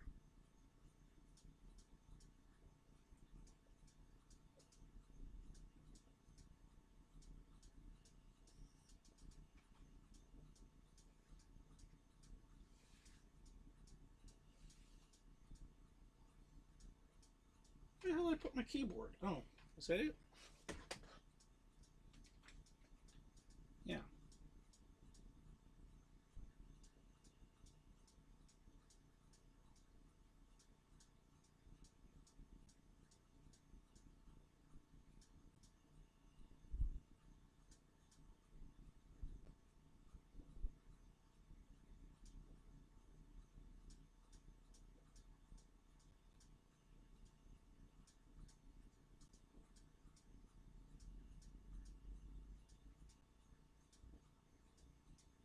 What show are we talking about, Mafia? What did you go see?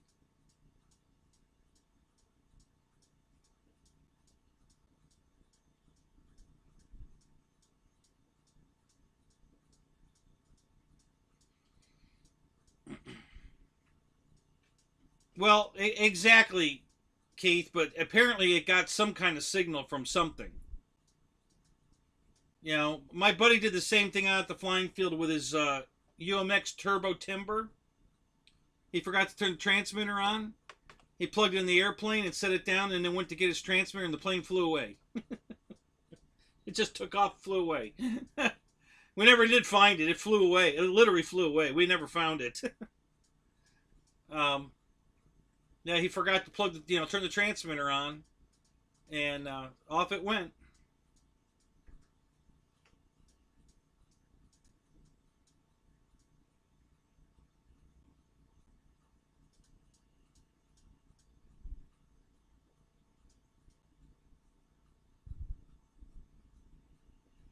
What's it about? What's the movie about?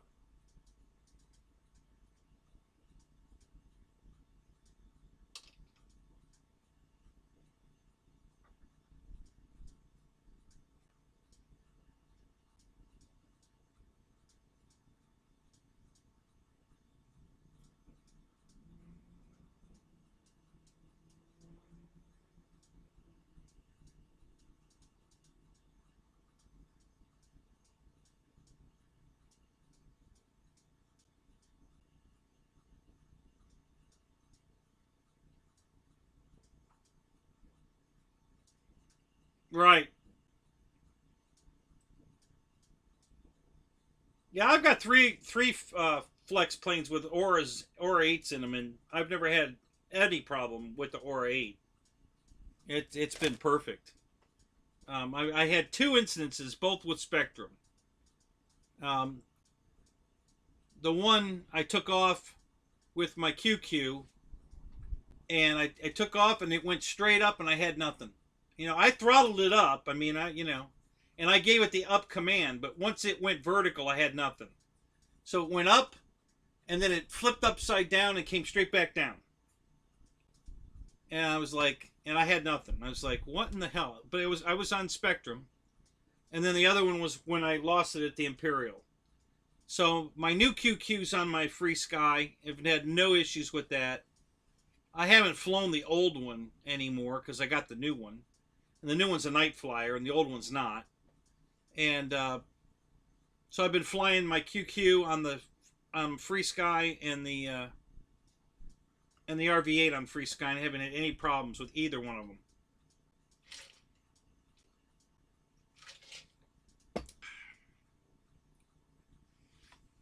Do I want to buy an Aura? How much you want for it?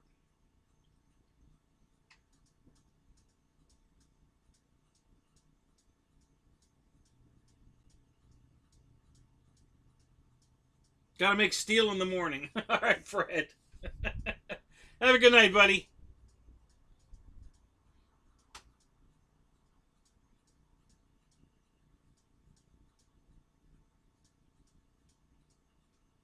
Michael, I thought you were headed for the Waffle House. What happened? Did she stand you up?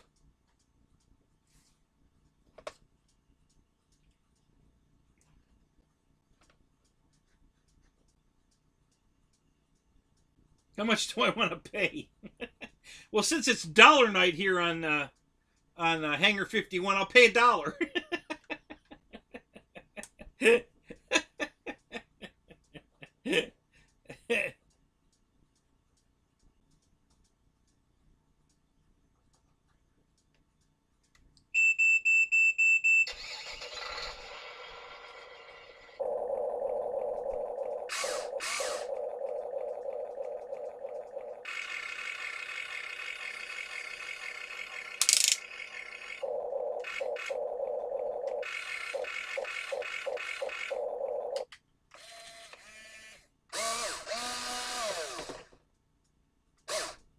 Not dollar night at your house.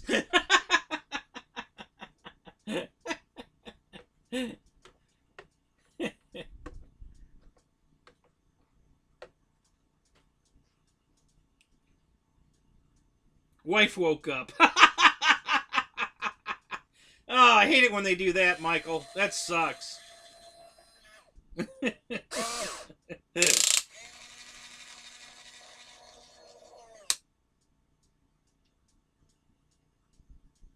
$75. $75.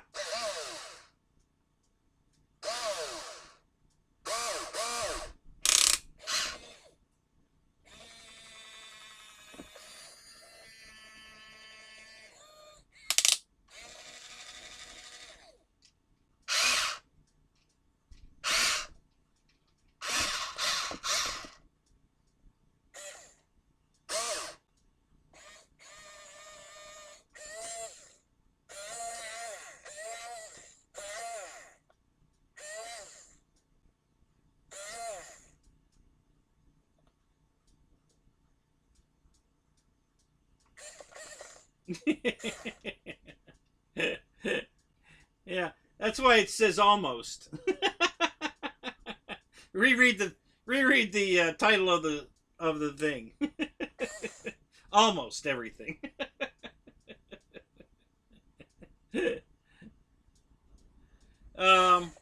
This one's made by a company called HUINA. HUI space NA. So however you pronounce that. Hunna. I don't know. But yeah. They make this in a whole shitload of different versions. This is the cheapest one. You can get this one right at $100. And it the turret goes 680. So it doesn't go round and round and round and round. The next upgrade one does. This one only goes 680. So it'll go all the way around to 10 o'clock, and then, you know, for the first pass, and then you go back around. It goes all the way around past straight, all the way around to 2 o'clock. So it goes from 10 to 2, going all the way around once.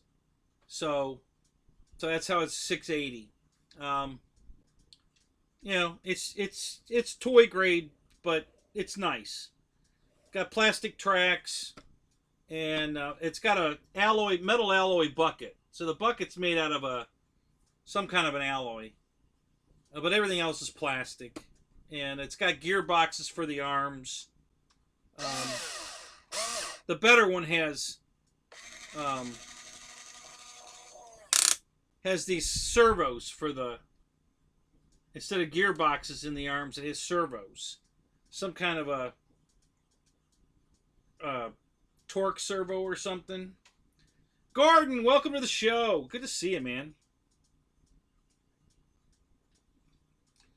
And I figured, listen, it's a toy. You can get hydraulic ones, and how much money do you want to spend? You can get crazy, but the bottom line, at the end of the day, it still has a bucket the size of this. Okay, so whatever you could scoop up with this, whether you're digging coal or iron or mercury, whatever, it's only going to, so you're not going to take it to a construction site and try to dig your footer for your house. It's still going to be a toy. You can get a full hydraulic one that would pick up a house, but it's still only this big. So what are you going to do with it? So I decided to just get the cheap one.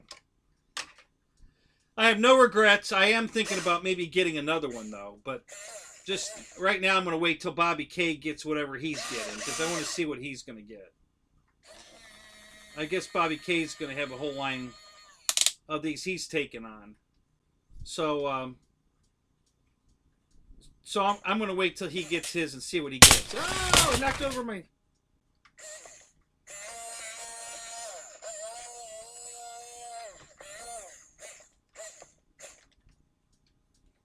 So yeah, I want to see what Bobby gets in stock, and then we'll go from there.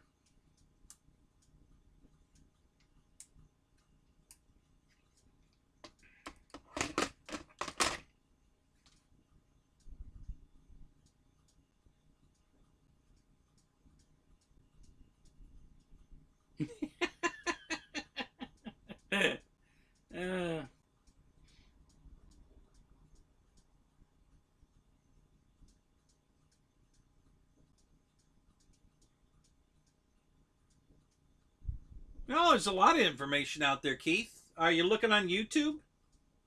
Yeah, you can go right to Flex's website. They have a lot of printout about it. They have their own videos about how to program. The programmer you can download from them is super easy to use. You only need a regular phone cord. Oh, that's the other thing. This light up phone cord I got from the dollar store would fit the Aura. So you can plug this into the Aura to program an Aura with this cable. So it's that kind of plug. I forgot about that. So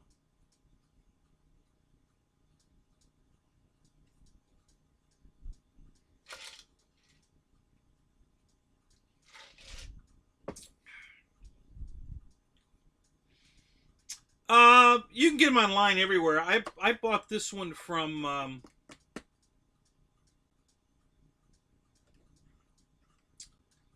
I don't remember. I think I got it off eBay. But you can get them there. There's one it's the exact same as this one, but it's orange instead of this yellow, this off yellow color. Here, let me pick it up and show it to you.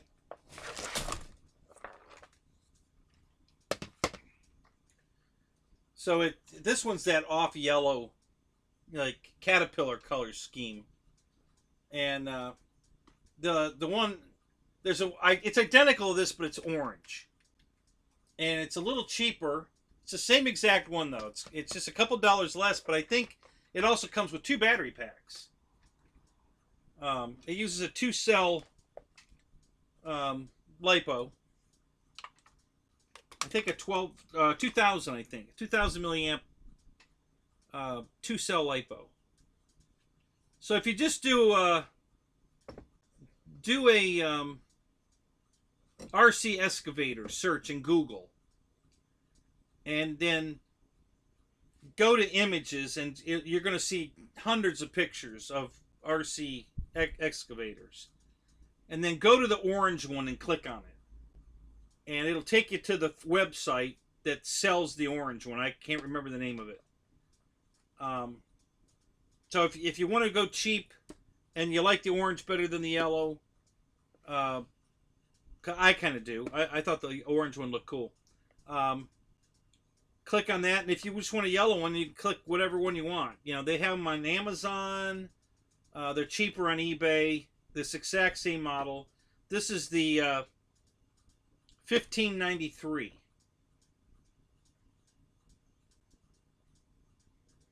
I think. No, maybe this is the... Yeah, I think this is a 1592. There's a 1592, a 1593, and a 1594. The 93, this is the 2, the 92. The 93 is green, and it's got metal... the turret goes 360. It goes round and round and round. It doesn't have any stops. And it's got servos for the bucket instead of the gearboxes. And then the 94 is white, and it has the servos and the 360 turret, and it also has metal tracks and metal, I think a metal plate in it with heavy weights in it. So the price goes from 100 to about 180 to about 350 on those 3 models. And if you just type in 1592, 1593, 1594 on you'll get a video where they're going to show you all 3 of them, and then they're going to demo all 3 of them, and nobody's talking. It's just text that comes up on the screen. It tells you what each one does, so you can look at the 3 different models of this particular one and make a decision based on that if you want one of those. This one has sound, no smoke. There's another one from WL Toys that has the sound and smoke and all of the other stuff. That's the one that Motion sells under the hung whatever it was. I forget the name of it. It's the same one that they sell.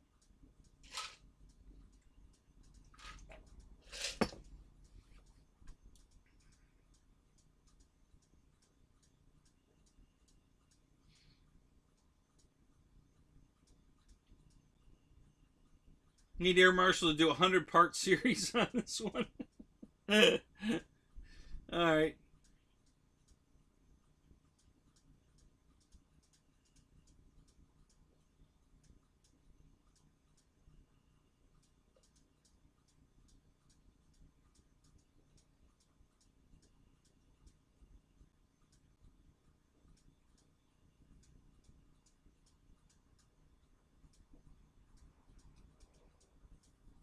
Oh, you got the dump truck too, GB? That's cool. Yeah, I was just I got into watching a lot of excavator videos, especially these guys that rescue excavators or other equipment, heavy equipment with an excavator, and I just thought it was really cool. So I said, you know, and I knew Motion sold that one, so I decided to do a search. And there's literally hundreds of these things out there, hundreds of different models, and they get as crazy as you want. I mean, if you want a full-blown toy excavator, it's all real hydraulics that'll pick up a car if you want it to. You can get it, but you know they're anywhere from $15,000 to $30,000 for a toy excavator. If I'm gonna spend $30,000, my butt's gonna be in the seat, not running a radio. So yeah, it's I'm very happy with my $100 one. It does what I want it to do, and the controls are correct on this one. Don't make sure you get the one where the controls are correct. Okay, they make this thing with where the sticks run the excavator forward and back, and then there's buttons that run all of the bucket, the upper arm, the lower arm, the turret, and that's not correct. So this has got the correct formation. So the left and right on the turret is on the left stick sideways, so be your rudder. Okay, that's the turret. The throttle on the left stick, you know, what we know as the throttle, is what works the upper arm in and out. Then on the other side, the in and out of the bucket is your aileron, and you move it inward to bring the bucket inward, and you push it out to make it go out. And then the up down your elevator is the lower arm. The you know, pull it in, you know, bring it down or bring it up. And that's the correct, you know, if you were in a real excavator, that's how the controls work. Exactly the same. So if you can run this one, you can run a real one, and vice versa. If you can run a real one, you'd be able to run this one with no problem because the controls are correct. So don't get the wrong one. Don't get the one with the crappy controls that aren't correct. Make sure you get the one with the right controls. If it just has two sticks that only move forward and back, you don't want that one.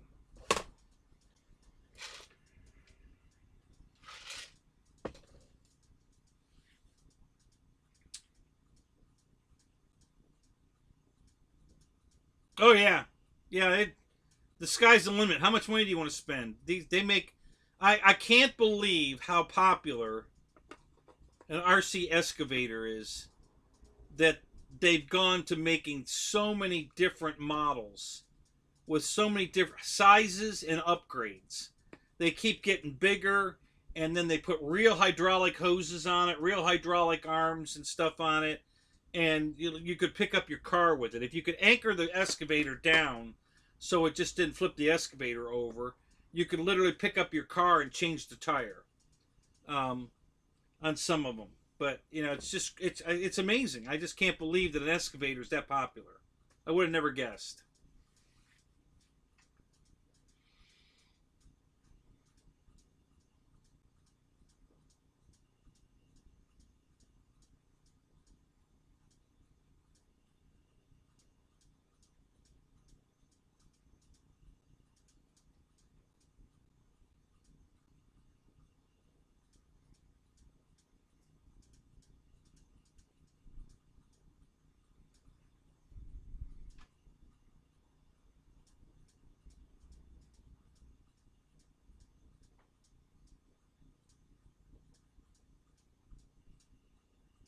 Yeah, it'd be easy enough to do, Brian. You could do it.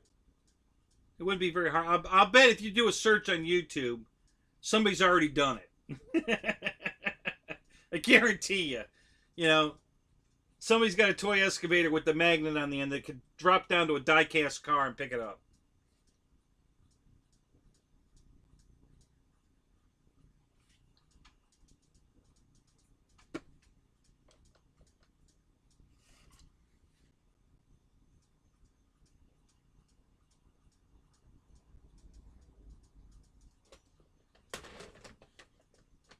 Yeah, when I saw the one that had, see, on mine it's got, it's just plastic and it's got, you know, detail on it that looks like it's got all these doors that open, panels and stuff. Well, on the high dollar ones of these, the bigger ones, the doors really open. And when you open them, there's gauges behind the doors for the hydraulics. There's filters, for the hydraulic fluid, and I mean it's nuts. All the doors open, and there's something behind every door that's functional, and they're just insane how scale they are, and how the hydraulic system, how intricate it is. It's just nuts. And the bottom line is it still has a bucket this big, so you're only, whatever you're digging, you're only going to get this much. So it I don't care how crazy you get with it, it's still a toy. You can't really do anything with it but play in the dirt, because it's just not, the size of it's just not going to do the job. That you're not going to dig a footer for your house with a toy excavator. I don't care if it's this big. It's still not going to be big enough. And they do make them that big, but it's still not going to be big enough to actually take to a job site and work. It's still going to be a toy. So I can't see spending the kind of money like that on a toy. But that's me. I'm not. I thought it would be cool to have an excavator just to play around with, and it's cool. I like it. I only spent $100, and I'm very happy with it. So.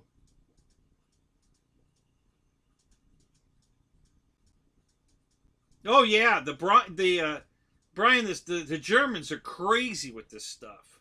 They have these giant construction sites set up where the guy brings his dump truck in and dumps a load, or he brings it in and you load him up, and then he drives it somewhere else, and they've got cranes that show up, and the outriggers go out and go down, and they'll stabilize it, and then they send this big crane 12 feet in the air, and it's crazy, the stuff they have.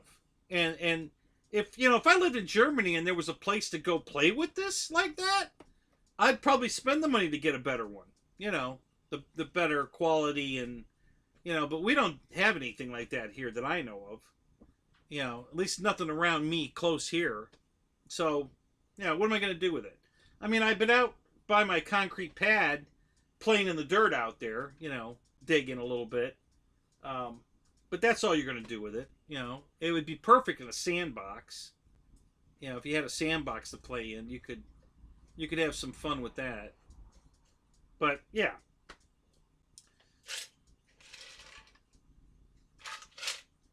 I was just shocked at how big the industry is in toy excavators. I mean, it's just nuts. So, I mean, there's literally hundreds of different models with all different, upgrade quality wise to what it will do, and whether it's real hydraulics or just gearboxes or whatever. It's just crazy how many companies and how many different models these companies make of this. It's just nuts. So I was shocked. I had no idea. I just, I hadn't seen a real one.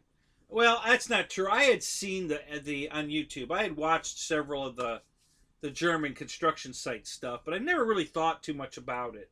So I didn't put any real thought into it. And then, like I said, I was watching these guys with real excavators out rescuing an excavator that got stuck in the mud or in a lake, in a river, and they're saving it with another excavator. And I just thought, wonder what I could get an RC excavator, so I Googled it. And it's like, oh my god, holy shit! You know, and I just got excited, and I ordered one for $74, and from Macy's of all places, and then kept looking around and reading more and getting all the literature, and realized the one I bought had the wrong controls. It had the stupid controls, and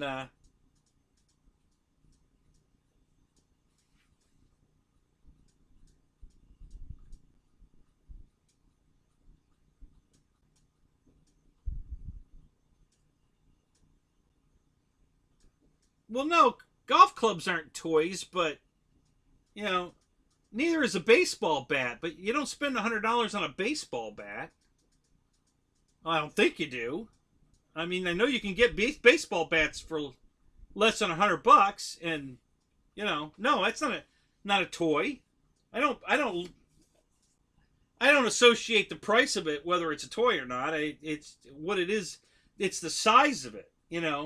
Even a $30,000 excavator, toy size excavator, the bucket's still only this big. You can't dig a footer for your house unless you want to spend a month with a bucket that's only this big. You need a full size bucket, to do the job. And they don't, so that's what I mean by toy, is the size of it, not the price tag of it. Is that right? A baseball bat's $300? Wow, I had no idea. It's been a long time since I bought a baseball bat.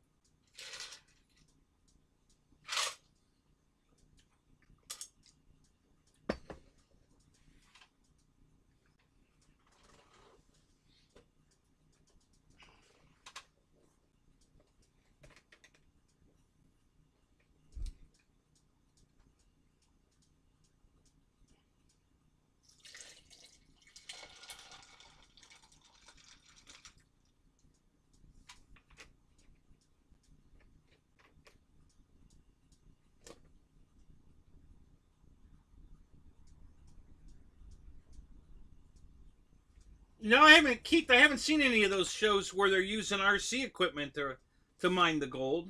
No, I haven't seen that. I've watched several of those gold shows where they're mining gold with they have that waterfall thing where they got all the little steps that catch the little pieces of gold as it washes down and all. I've watched all of that, but I've never seen them use RC equipment on it. That must be something new they're doing. Yeah, I haven't seen that.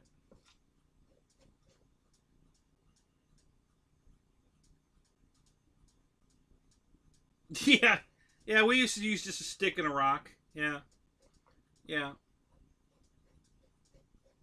Sometimes a potato.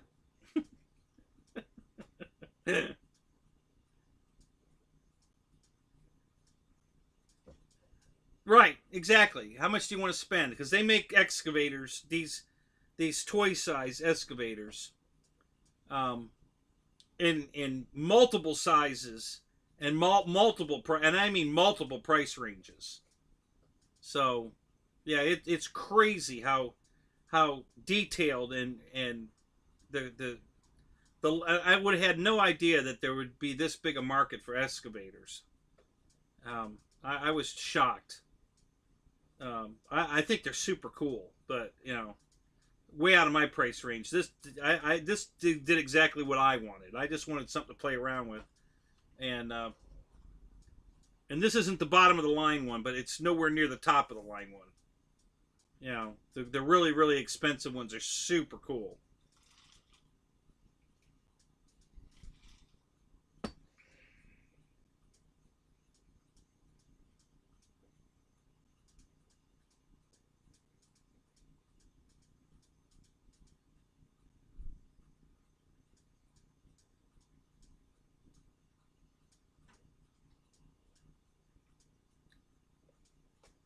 Well, yeah, a buddy of mine has one of those trains that you ride on. The scale engines are some in this size, roundish, and you sit on top of them, and some of them are real steam. some of them are electric, some of them are gas. You know, they make all different styles of these trains that you can.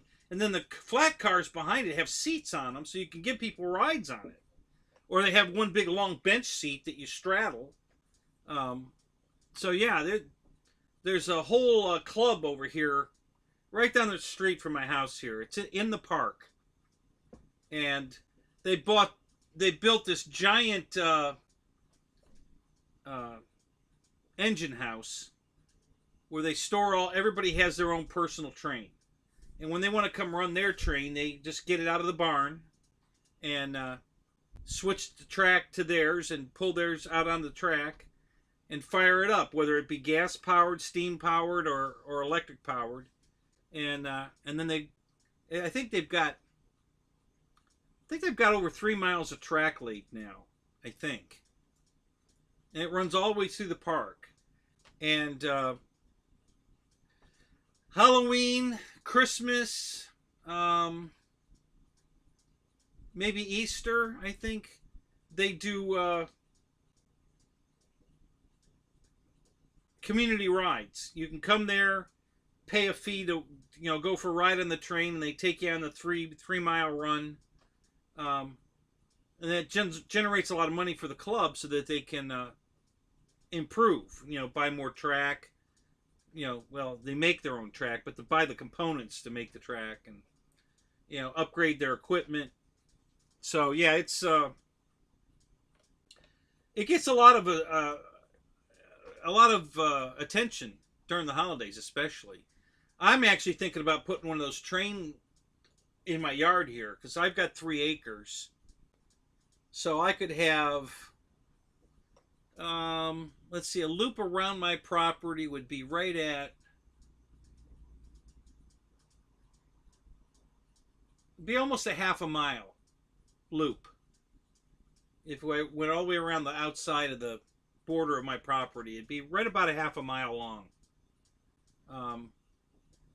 So my buddy wants to get his train out of the barn over there anyway. He's had a falling out with the club. You know how clubs are. So he was the guy doing all the work, and the old farts there are doing all the bitching about how everything's being run.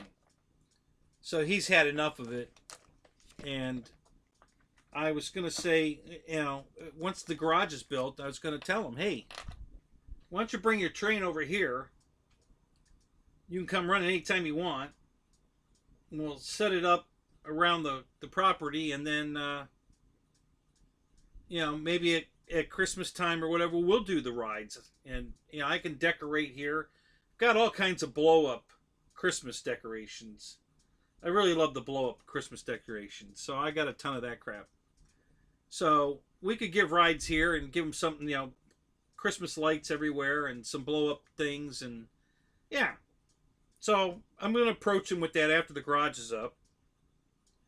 See if he's interested in maybe doing that.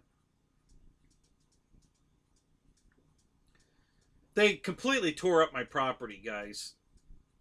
The big trucks, there were 4 big dump trucks that came in to put loads of dirt down, and then it took 4 concrete trucks. And they put ruts in my yard so deep from them getting, well, the one concrete truck got stuck. And, yeah, they just rutted up the property so bad that if we had already put train tracks down, they would have ruined them. So thank God I didn't approach them to do this before the garage was built, because they literally would have torn up all the track. The track were in the area by the garage. They would have ruined it.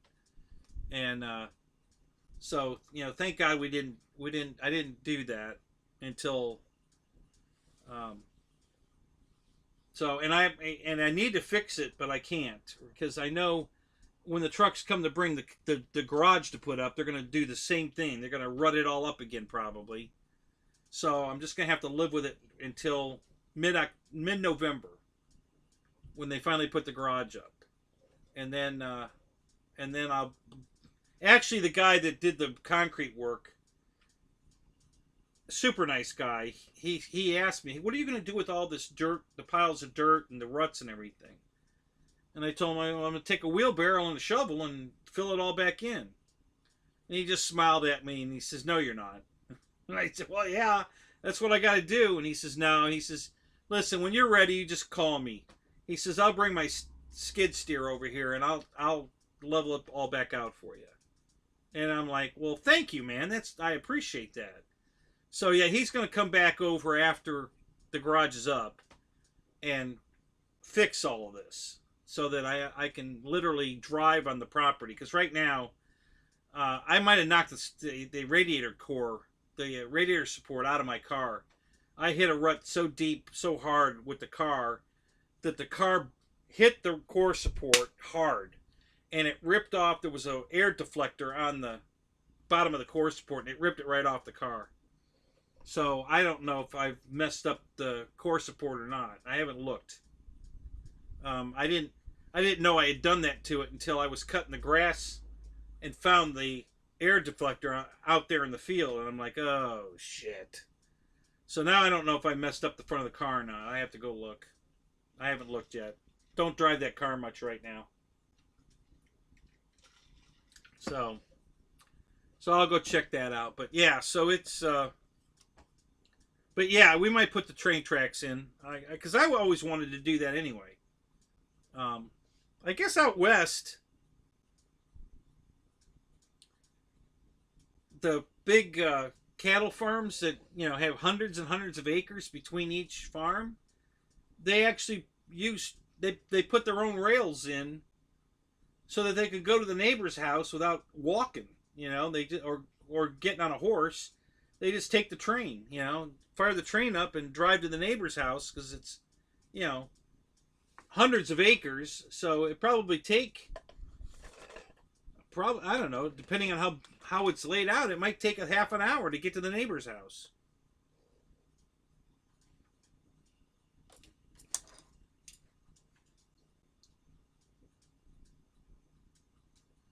Good night, GB.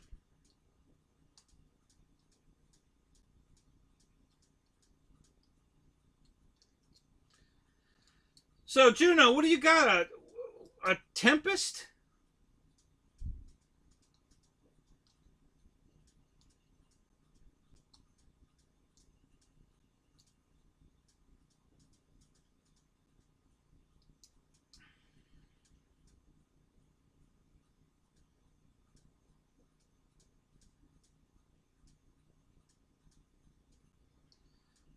So, Brian, I'm assuming that's a full-size museum for full scale, not an RC or a model trains. We're talking about real trains.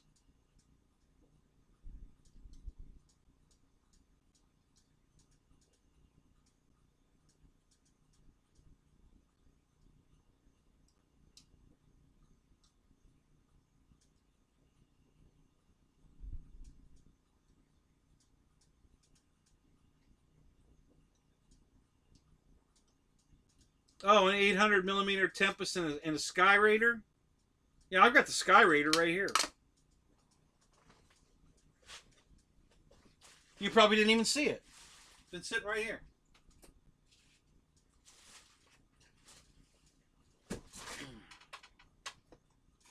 So yeah, this is the 800 Sky Raider. And then I have this in a 1600 millimeter. Same exact scheme. Same 500 on the cow here. The USS Uriskany. The Bumblebee. I forget what they actually call that. It's got a name. This is the one. Wreckham Roy's either dad or granddad. I forget. I think it's his granddad. Maybe it was his dad. Roy, are you still here?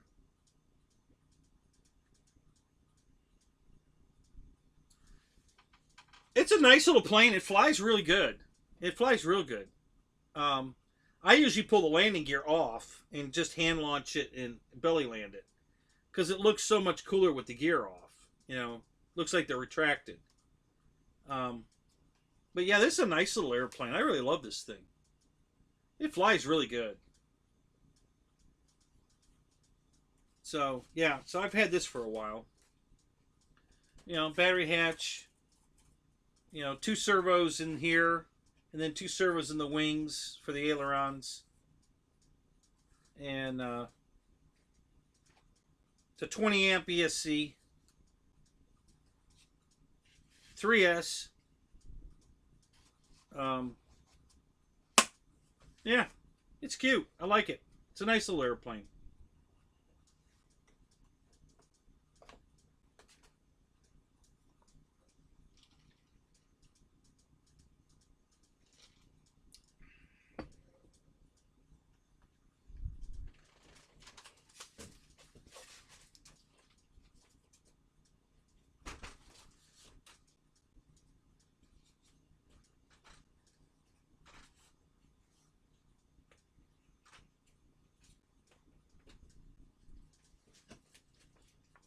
Nice scale 4-bladed prop on it. It's really cool.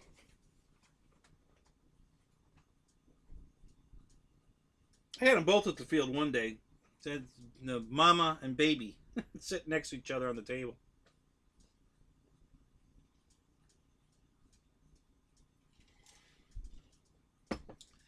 Just scored yours today. Oh yeah, you bought one? You finally ordered it?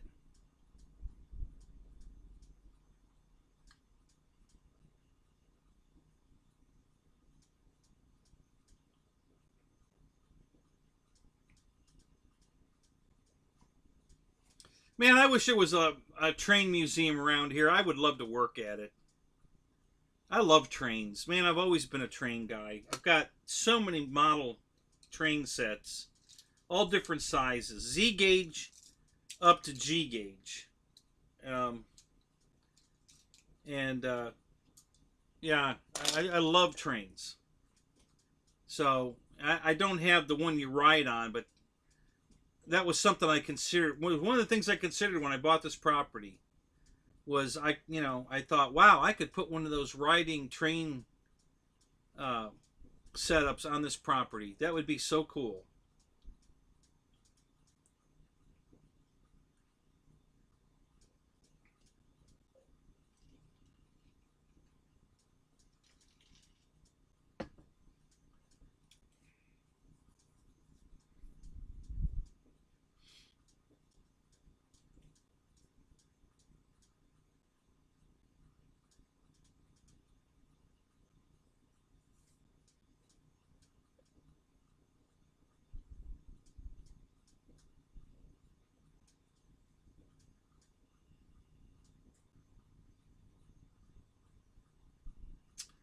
Um,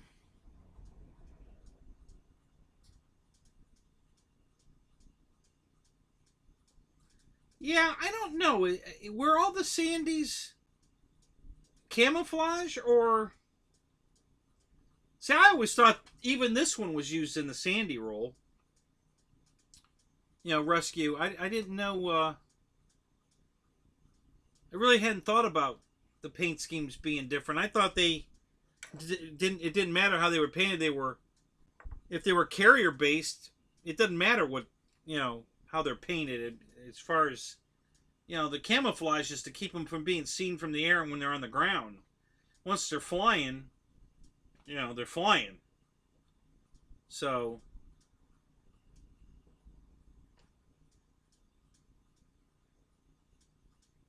uh-oh, Keith, your eyes are betraying you. Yeah, give it some thought, Keith. Let me know what you want for the aura. No hurry. I ain't going anywhere.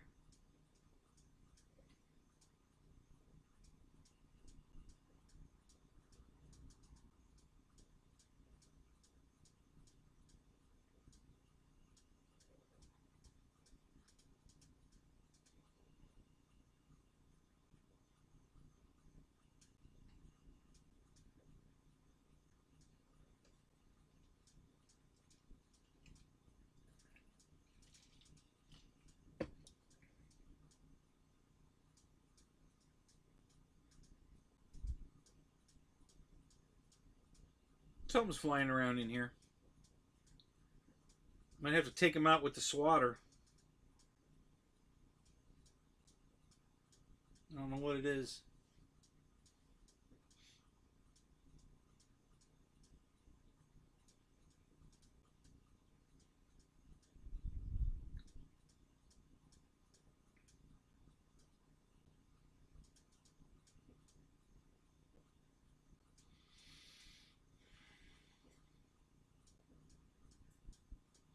So where'd you buy yours from, Juno? Where'd you order your Sky Raider from?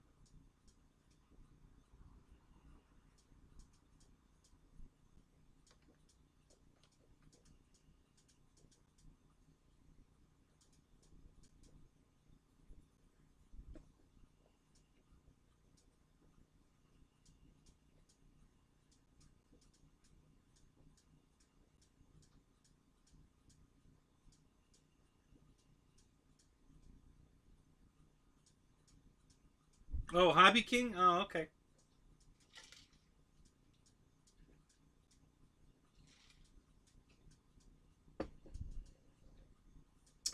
Yeah, I have my ordnance for the Sky. Well, which one? For the big one or the little one? I don't remember if I have ordnance for the little one, honestly.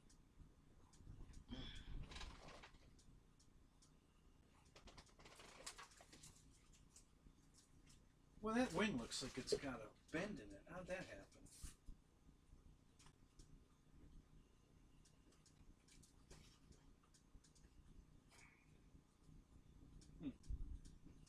Interesting.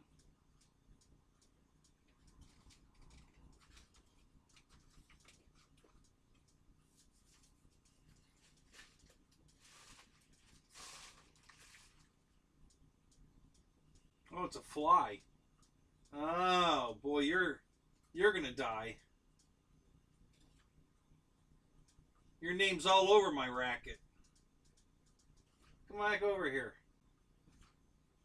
I dare you. Come on.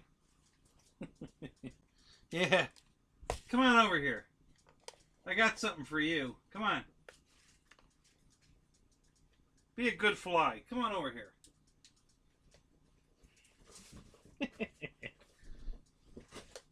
Yeah, I have the ordnance for my big one.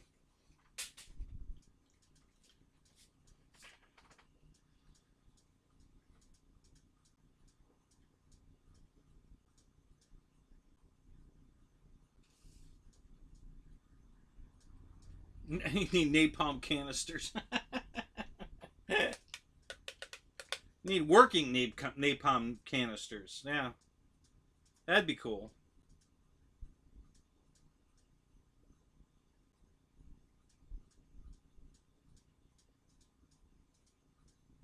Yeah, Brian, it's one of the very few planes. You know, the Sky Raider, I think, really looks cool with the ordnance on it. I'm not a big fan of ordnance on most planes, but the Sky Raider looks good with or without them. I really, the only thing I don't like about flying with the ordnance on is it's more drag, so it kills some of the flight time. But um, yeah, if I'm at the field and somebody asks me, "Hey, can you put the ordnance on and fly it?" Yeah, I on request, yeah. But normally I don't fly it with the ordnance on.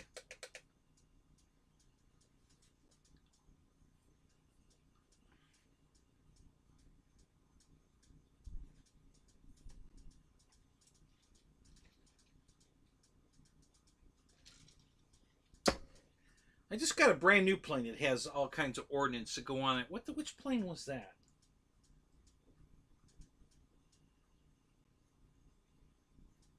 Oh, my new Corsair came with ordnance.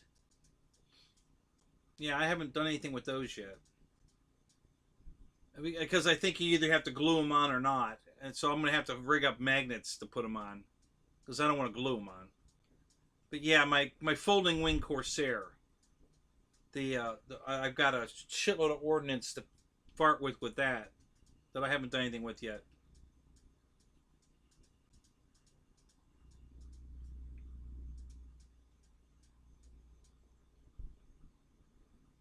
You destroy the hand launch props every time. Oh,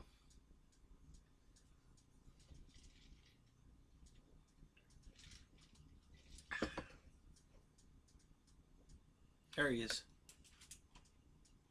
Shit. Missed him.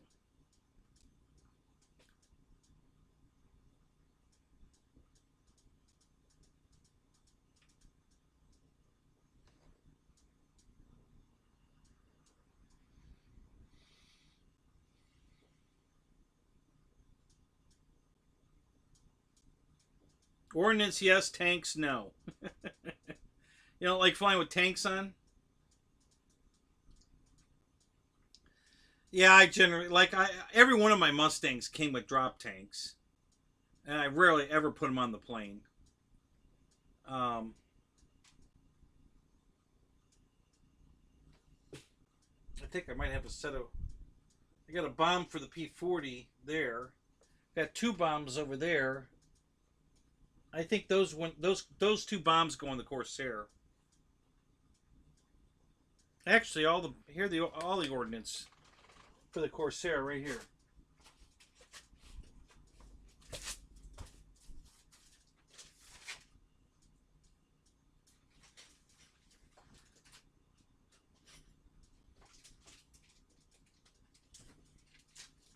Not too impressive, but so these are all foam.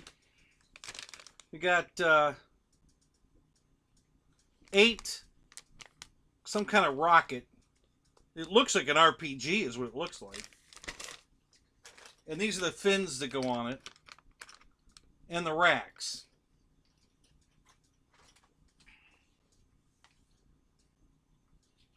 So I'll show you how this works. And then we've got 2 big bombs.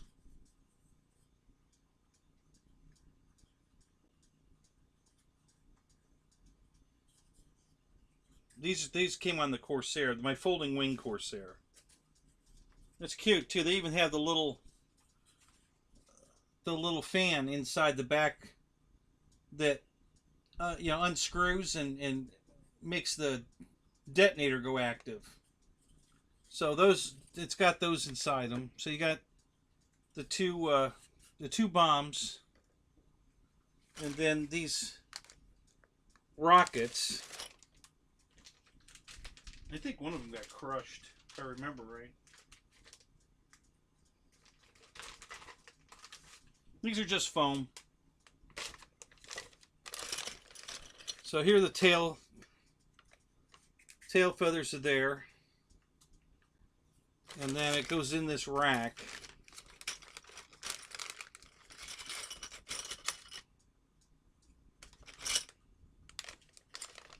Apparently it goes in 2 racks.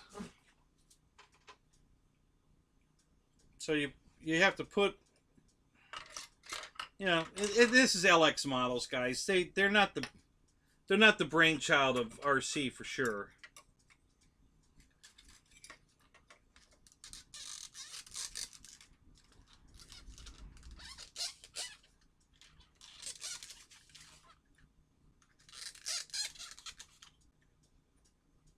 So they go together like this. Okay? And the rack attaches to the wing, and it's designed to be glued on.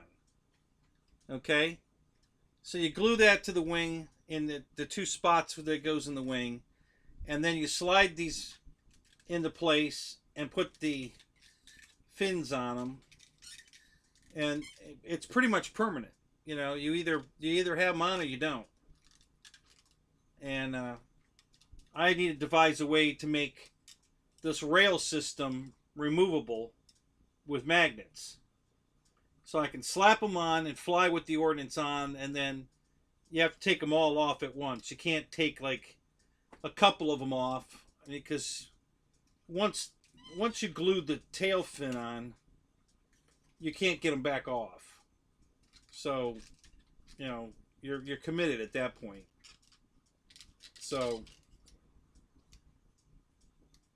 yeah, the bombs are pretty cool. They look pretty good, actually. The paint on them and everything. I don't know where the mounts are for those. They might be in here. Yeah.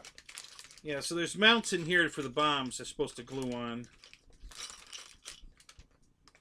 And then I don't know what the hell. There's a foam piece in here. I don't know what this is. What's this piece?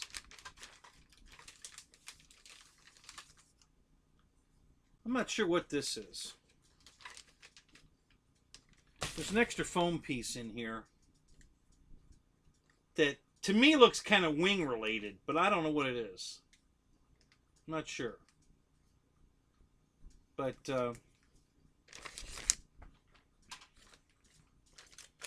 yeah, so when I got the Corsair flying, I didn't fart with the ordnance at all. Especially on a Corsair, you know, to me a Corsair was a fighter, not a ground attack. I don't want to put it in ground attack mode. You know, same thing with the LX or the FMS Corsair. When I got that, I didn't mess with the ordnance on that either.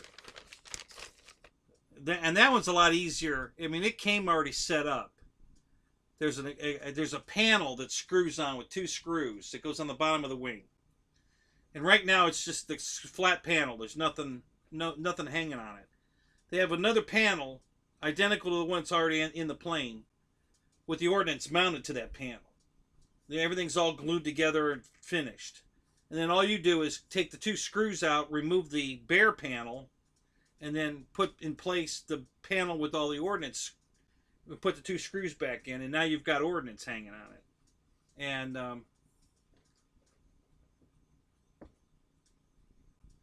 I just don't like a Corsair with ordnance or drop tanks, to be honest. And it's got drop tanks too. I don't think I have the tanks out here, but there were 2 big white drop tanks. Well, actually, I think on the FMS one now they were dark blue. Everything's blue on that one. So yeah, I just didn't like the setup on that. So I like it clean. And my folding wing one too, I like clean, and I love the paint scheme on the folding wing one. That 3-color, the light blue, darker blue, white. It's an off-white scheme on that is my favorite. I love that scheme.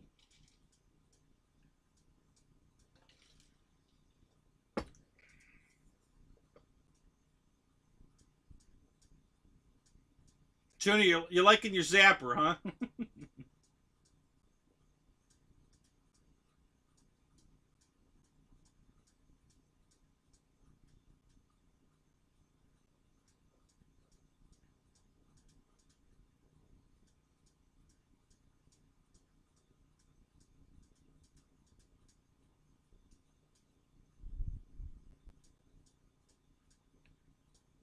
Yeah, I bought 2 of the PA-18s, the Cub. The one's right behind me. It's laying outside. You can see the elevator behind me over here. Yeah, I bought 2 PA-18 FMS from Banggood. Saved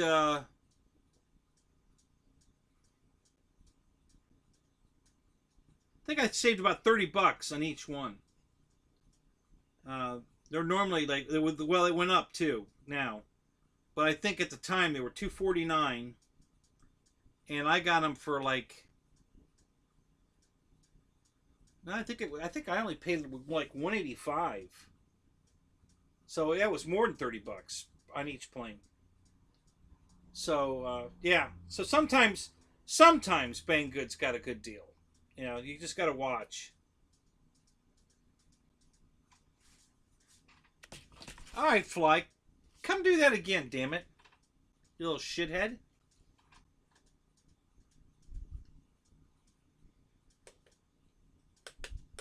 That's what I get for setting it down. Yeah, just turn the light on and see if he'll fly into it.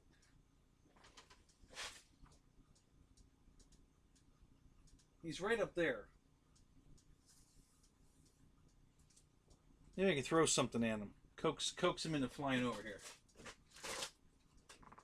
Got 1 damn fly in here. Just 1.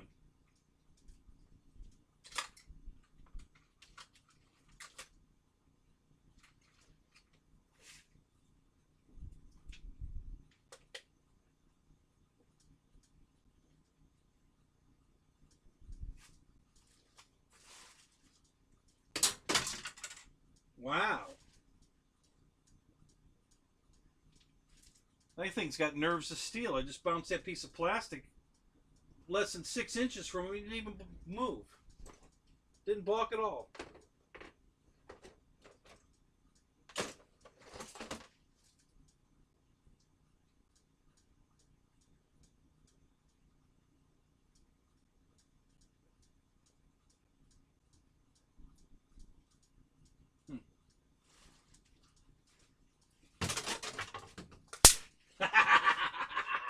Got him!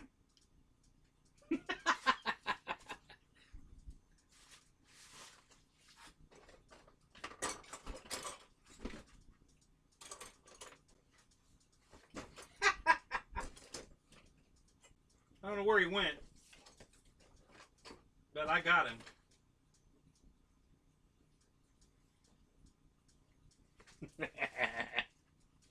Love this thing.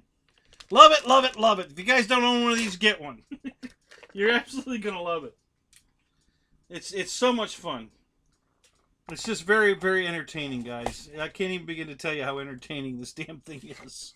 You wouldn't think so, but it's really good. It's loads of fun.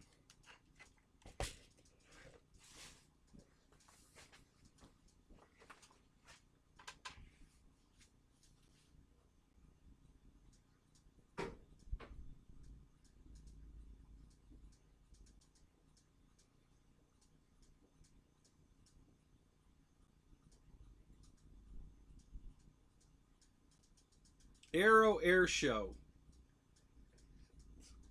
Colin, is that you again? Did you change that name again? That doesn't seem exactly right.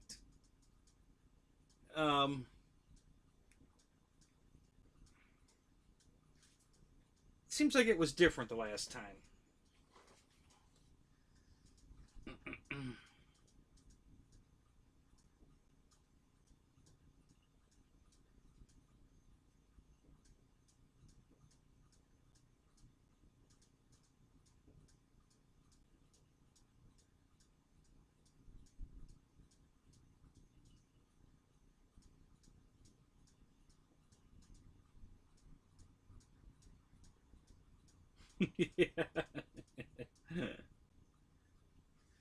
Yeah, it's pretty impressive. That, you know, if I turn the lights off and turn this thing on, it'll be a snap fest.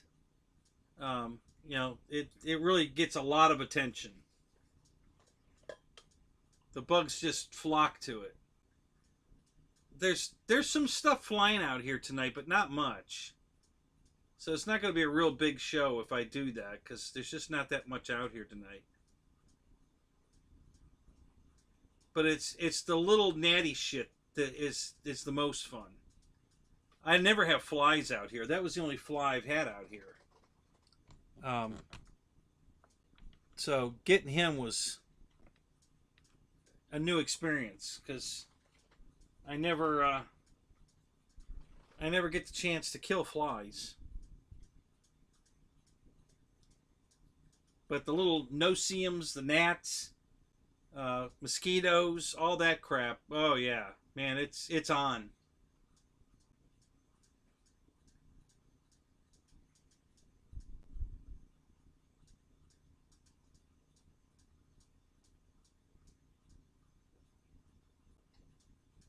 I want to test something.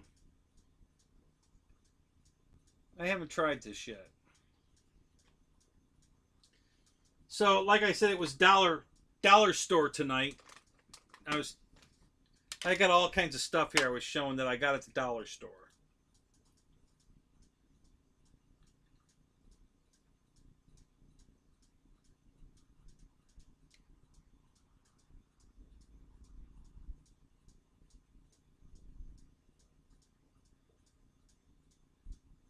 Oh, there you go, Juno. Thanks, man. I appreciate that. Doing your house chores while listening to me. So, so this is a dollar. Now, this is a charge cord for a phone. You know, I know you guys have had to replace your charge cord for your phone. So how much do you pay for them? You know, I've seen them $12, $19, you know, all over the border. Or you can go to the dollar store and you pay $1, right? Dollar Tree. And it looks like this when you buy it. It's in a package. like this. This one's green. Well, actually, no, this one's blue. I think this one's red. I assume it's red, but maybe not. It's got a red cord, but this has got a green cord and it lights up blue. So this has got a red cord. It might light up blue too. I don't know. But it says right here in a round sticker, lights up. Okay? So that's the key. So at the dollar store, and I just bought this one tonight for $1 at the Dollar Tree, and it lights up just like this one. And it doesn't, not just both ends light up, and they're very bright, but every half inch on this strip, all the way down the cord, is a little tiny LED. Every half inch. So the whole cord has dots, blue dots, that run all the way down the whole cord. Now, if they can put all those lights, those little LEDs, and these two big LEDs in the end of this, in a phone cord, and sell it for $1. Sell it for $1. What did it cost them to make it? And why doesn't every RC airplane have lights in it if they can do it this cheap? I mean, if they can put lights in this and sell it for $1, I mean, we all know the cord itself's worth more than $1 without lights in it. So how much did the cost go up to put lights in it? Next to nothing, I'm guessing, since they can still sell it for $1. So yeah. So that's my argument why they continue to make RC airplanes without lights in them. It's just lazy. It's got nothing to do with cost. It's lazy. Because it doesn't cost, it didn't cost anything to put lights in this, obviously.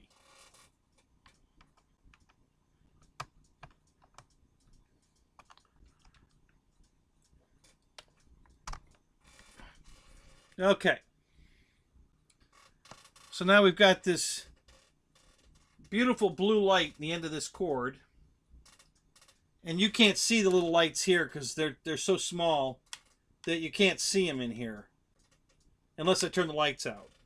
And I have to turn the lights out and bring this right up to the camera. And then you can see the little blue lights in here. But for now, let's just do this.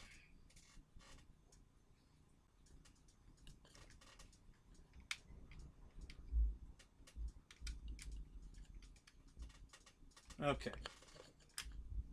So now the swatter is on, the cord is lit.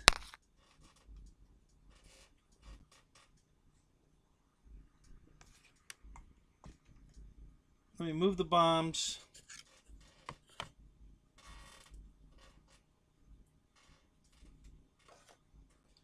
We'll put the fly swatter down here. The bug zapper. Okay. And let me turn the lights off and see how many bugs we get.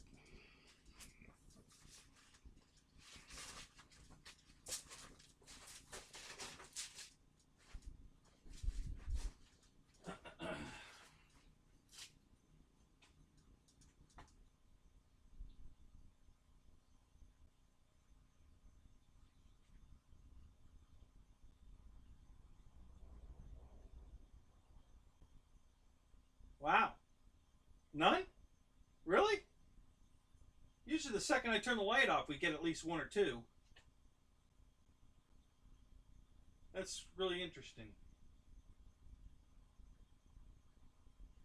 I'm not getting any. Huh. Well, I know there's bugs flying around out here. There we go. There's one.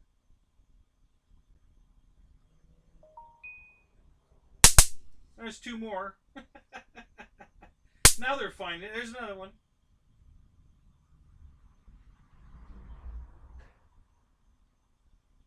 So that's 4 already. 5, 6.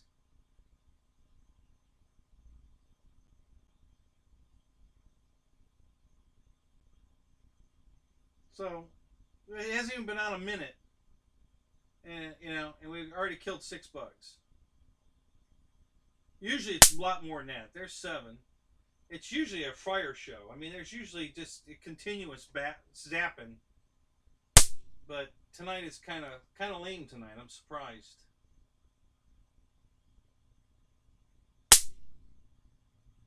So that's like 8, I guess. 9.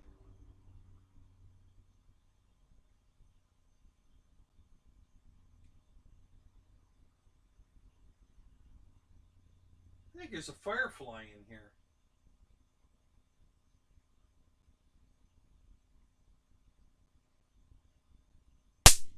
There's another one. So anyway, there's my. I know you can see that lit up because it's bright as hell and the lights off. The cord, my dollar phone charging cord, lit up like unbelievable. So yeah, it's so that's my favorite thing from the dollar store. I just love that. So I bought another one tonight, and I haven't even opened this yet. I don't know what color this one even lights up. I haven't plugged it in yet. I think it's the same length as that one. So this one's going out in the trailer.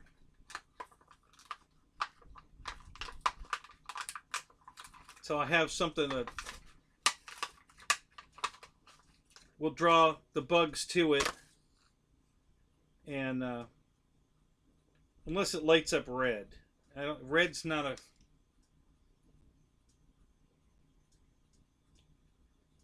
So let's see how long this one is.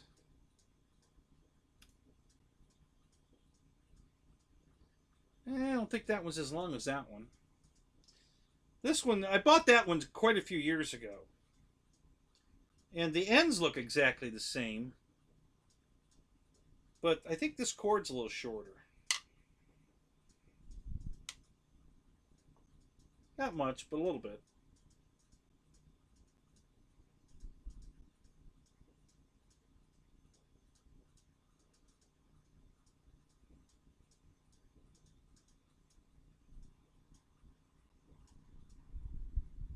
Dave Marshall, what's up? It's 52 degrees there. Holy crap. Better get your parka out.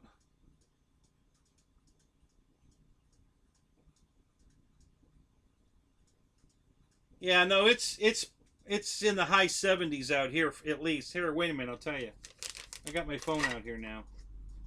Let me see what it says.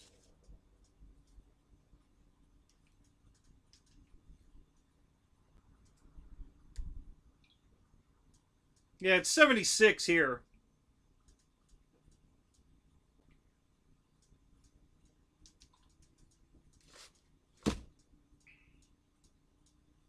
Still a little humid. I would have thought I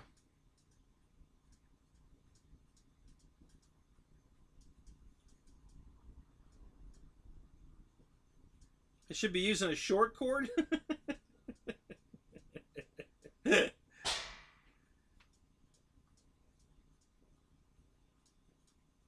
Yeah, I don't know what happens if a firefly fly. I haven't seen one yet. Fly into it, so I don't know what happens. Maybe we'll find out here because I thought I saw one flying over there. Could have sworn I saw something light up for a second, back in the back corner back there. So there might be a firefly in here. I don't know, or a lightning bug, whatever you call it. Lightning bug, firefly. Is that the same thing? Is a lightning bug and a firefly the same thing? 93% humidity there? I don't think we're that high. Let me look. I think we're way better on than that.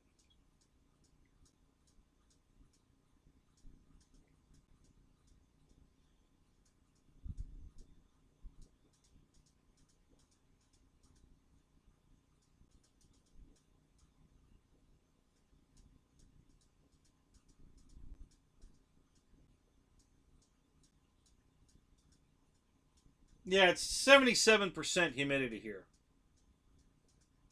75 degrees. 77% humidity. So, pretty comfortable. Could be better. If the humidity was down a little bit more, it'd be nicer. But no big deal. We're in good shape.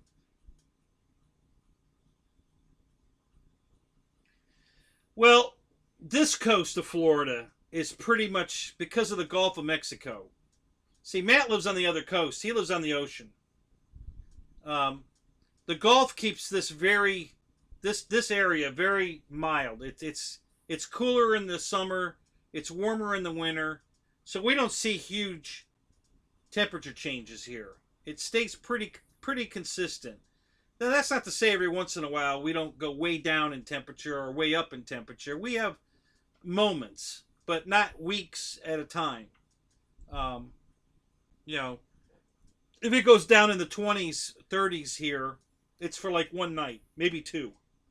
And then we're back in the, 50, 60 degree nights. And then in the summertime, same thing. If we hit 100 degrees, it's for like one day, maybe two. Most of the time it's in the mid, high for the day is in the mid to upper 90s, but it doesn't get any hotter than that normally.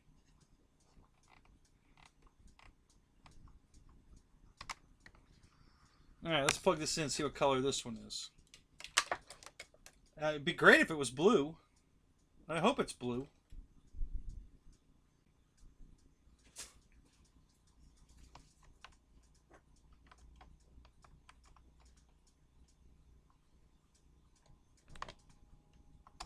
Yep, it's blue. So it's the same color as the other one. Just red wire instead of green wire, but it's the LEDs are blue. So same thing as the other one. So that's cool. Yeah, the green one's definitely longer. So I'm gonna put the green one in the trailer. I like the longer wire for out at the field. So I'm definitely gonna put this one in the trailer.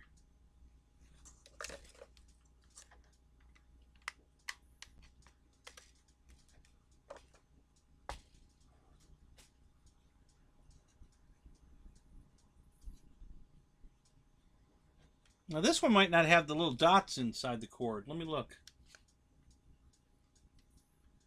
Yeah, they went cheap.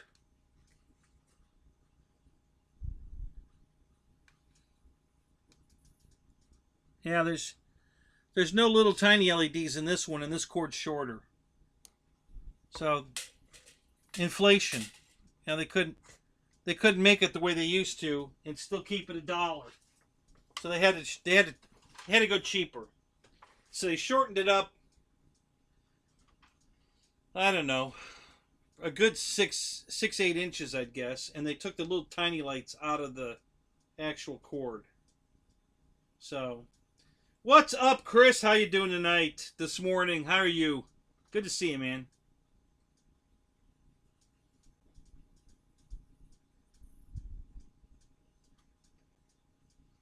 Oh no, I got used to the cold. I used to live in Ohio, right on Lake Erie, right on the lake. It got brittle cold there. I mean, brutal. And you know, I got used to it and didn't like it. That's why I moved to Florida. I just don't like winter. When you get in your car in the morning and you have cloth seats and they crack when you sit down on them, that's cold. We had a couple of mornings where it was like 9 or 10 degrees below zero. Not below freezing, below zero. And yeah, at that temperature, you go out and sit in your cloth seats and they crack. And I was like, okay, it's time to move to Florida. I've had enough of this. So,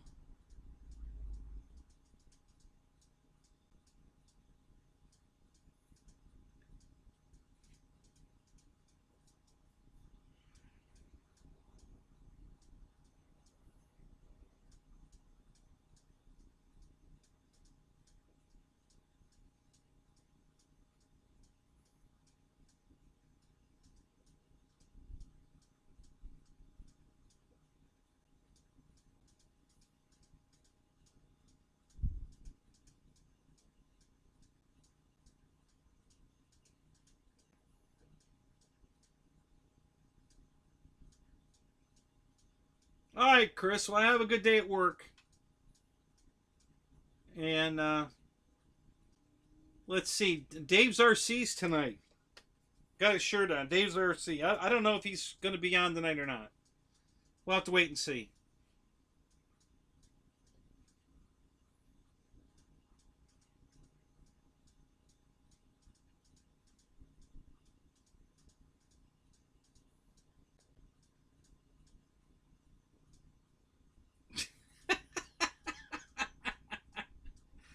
Yeah, it sucks to have that problem, Dave. Every time you sit down, you're sitting on the crack. Man, what the hell? You need to aim better.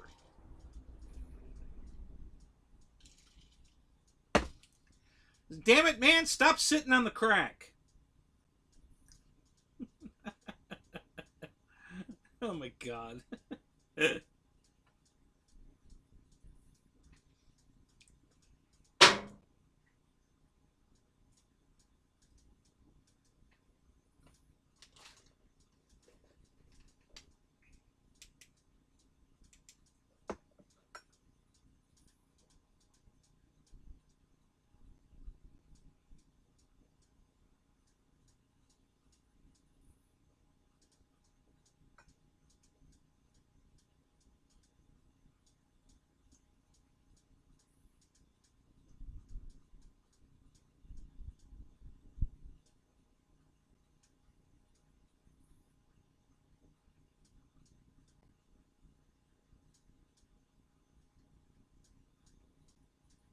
Yeah, no matter what you do, the crack's always right in the middle. I know.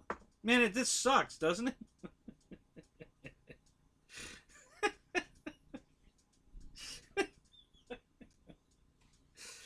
Oh, my God. You know, you could fix that with some super glue, you know. Yeah, you could fill in the crack.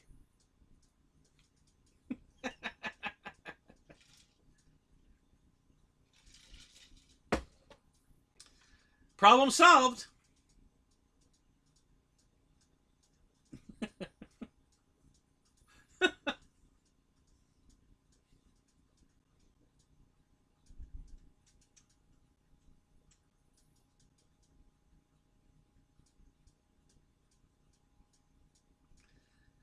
Yeah, Brian, I'm assuming you heard what hit the roof.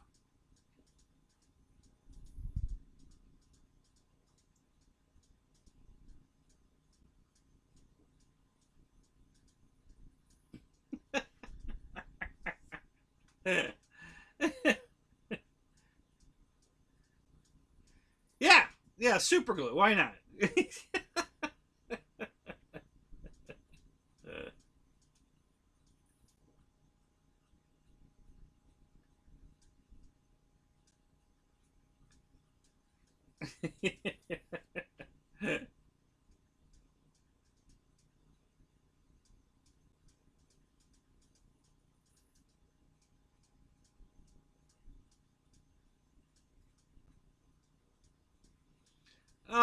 No, it wasn't a pine cone. It's an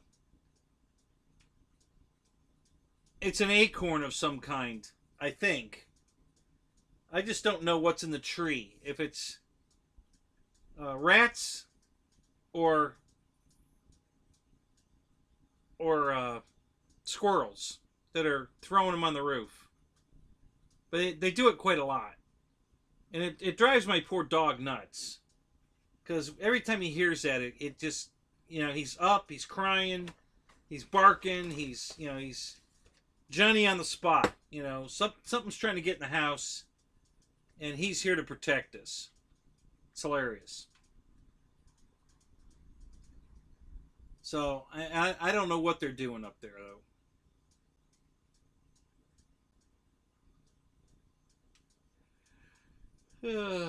Let's see where my charger's at here. Are we charging? Are we not charging? Charging. All right. We're up to 75% and charging. That's good. That's a good sign.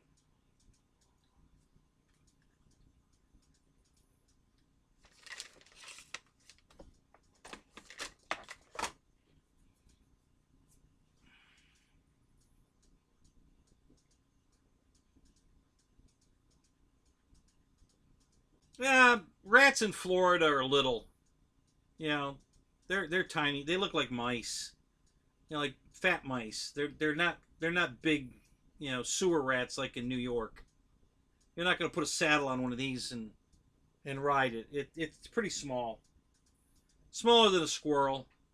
You know, they're very small rats here, which is kind of a problem because they get into more trouble. You know, they can squeeze through shit. So, you know, you got to have your house really sealed up tight, or you're going to have rats in it.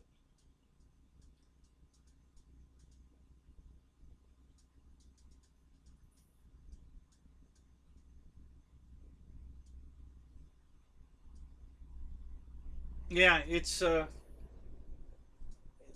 I don't know what. You know, I swear to God, they're carrying rocks up into onto the roof and throwing them on the roof for some reason. I don't know why, but some of these are so sharp, hard that it sounds like steel on steel. It doesn't sound like, you know, an acorn.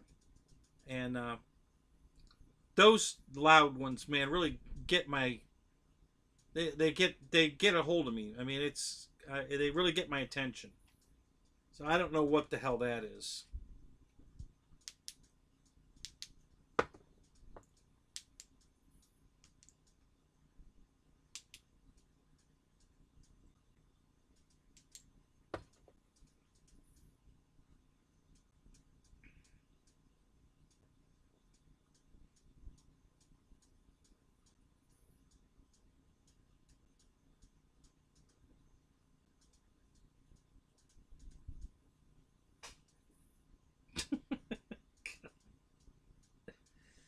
Oh, Dave. No, I don't think.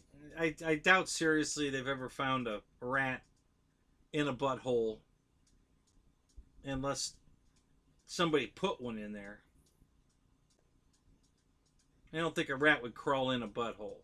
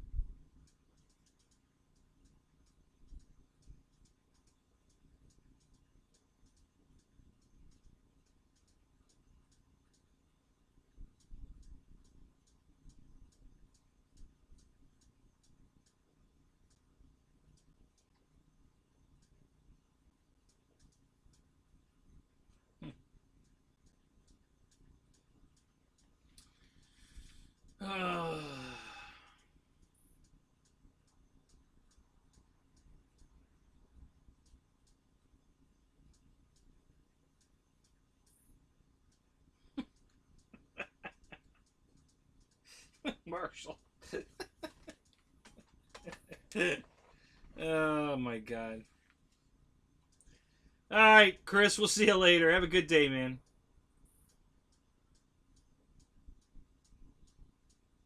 Hey, there's another fly. God damn it. Might be the same one. He might have got back up. This thing probably won't kill a fly. Oh, Roach, you getting off the bus? I thought you got off the bus a long time ago.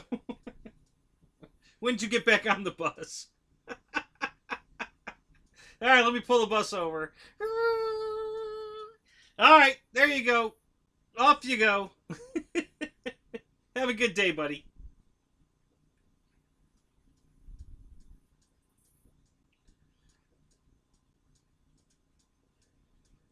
Oh, golly.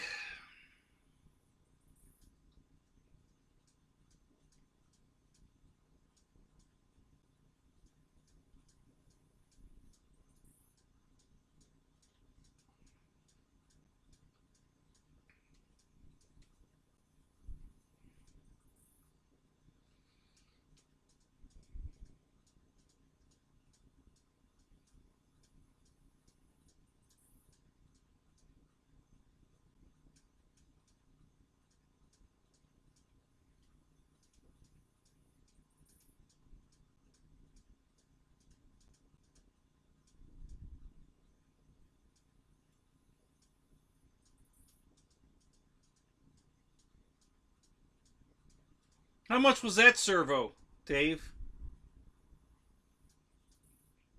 You actually broke a servo in the Creighton? Yeah.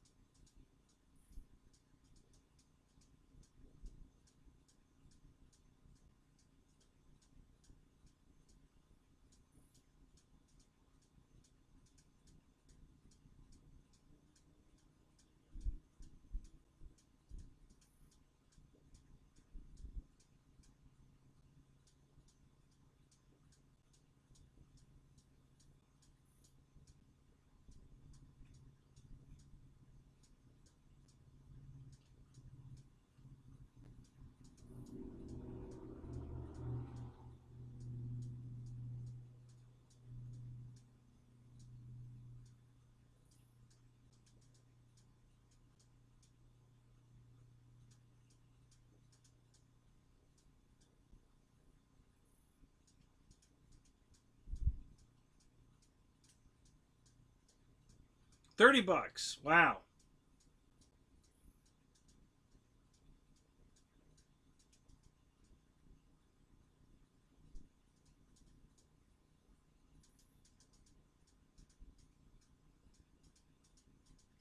Yeah, it snapped a tooth. Yeah.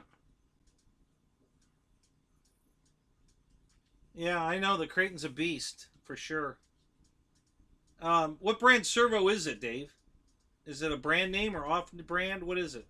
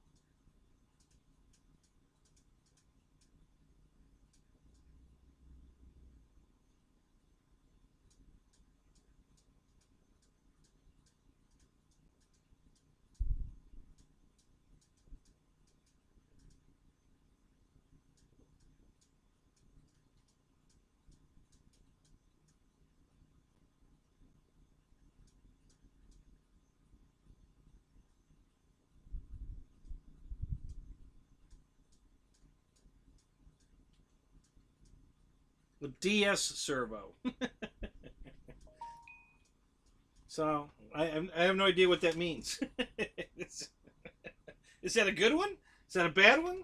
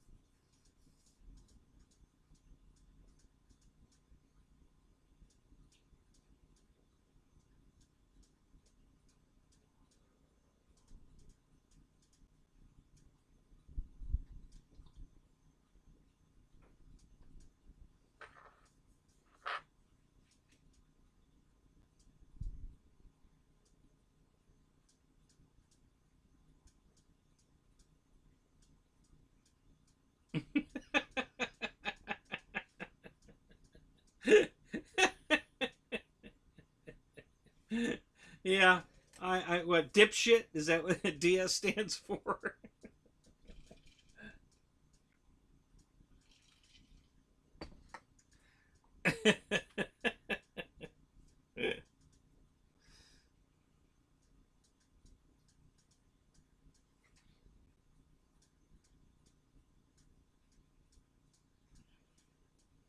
So, Dave, I don't think you saw this.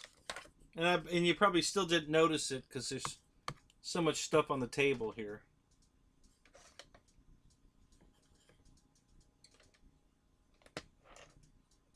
So, I have my excavator out here.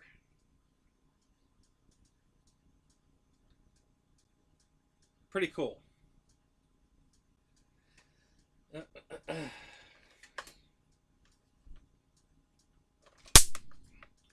Hey, got something.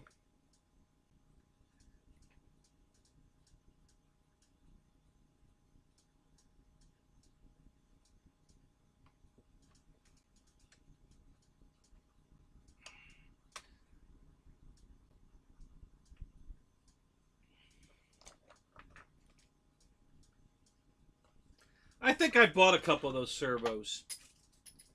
But their sizes, if I remember right, don't match others. Like a 9-gram servo from them is not the same size as a 9-gram servo from everybody else. And I haven't figured that out yet. Yeah, it's a DS excavator, yes.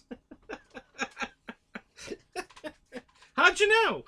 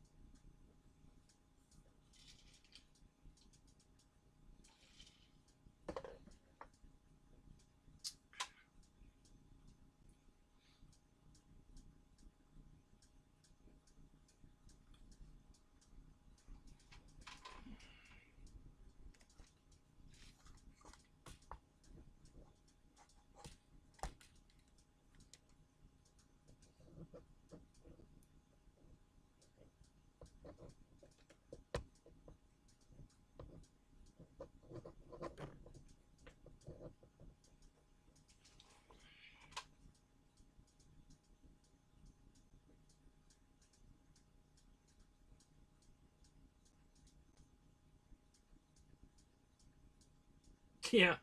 Yeah, we'll see, I guess, huh? You go out, do some bashing with it, and then get back to us. Let us know how it did.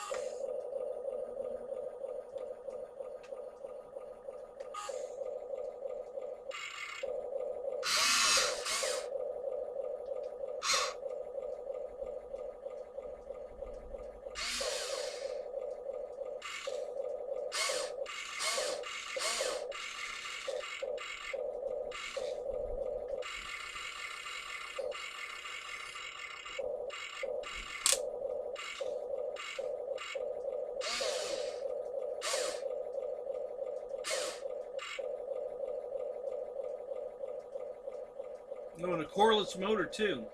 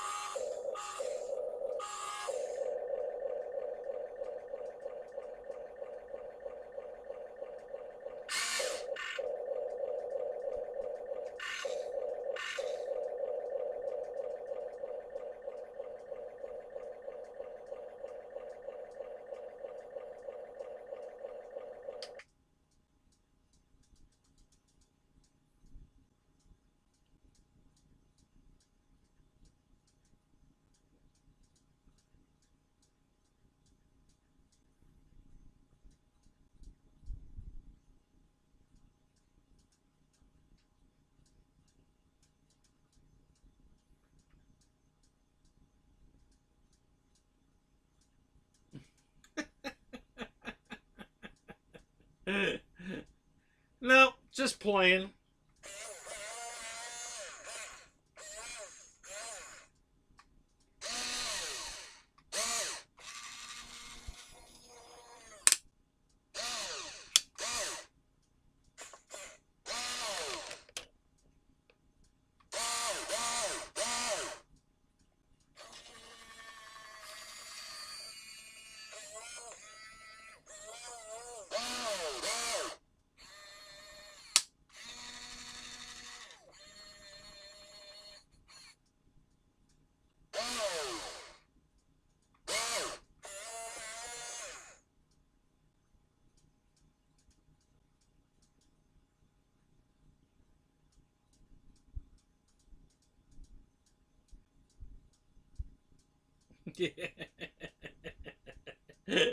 Yeah, that's it.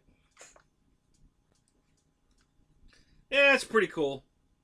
I like it.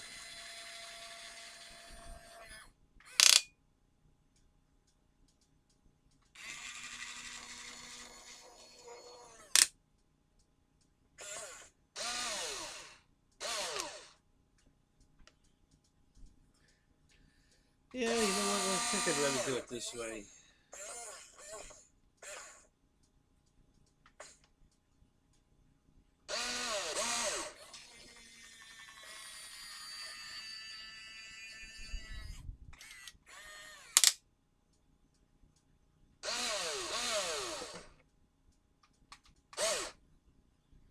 Yeah, I think that's a good place to park it. Just like that.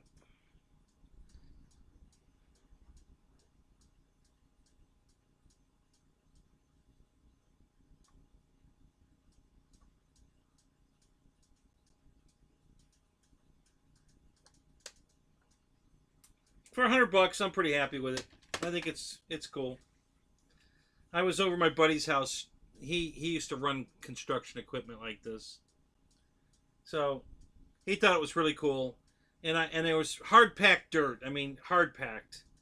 And this doesn't have any real power, but I started picking at it with. It's got a alloy steel bucket, so I started using one of the the little finger picks, and I started picking at it. And I actually got some of it broke loose, and then I just kept picking it till I broke it all loose, and then I was able to get a scoop and pull it up, and eventually I was able to get a whole scoop of dirt out of there. So it will, it will do it. You just got to play with it. So I was pretty happy with that. I'm fine with it. $100, it was worth $100. If nothing else, it's teaching me how to run an excavator, because the controls are exactly the same. So if I ever go on a job construction site and they can you run an excavator? Well, as a matter of fact, yeah, I can.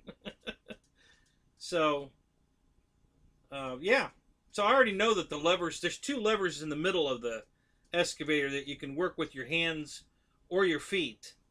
And that's what makes you drive forward, backwards, or pivot, the whole rig. And then the swing of the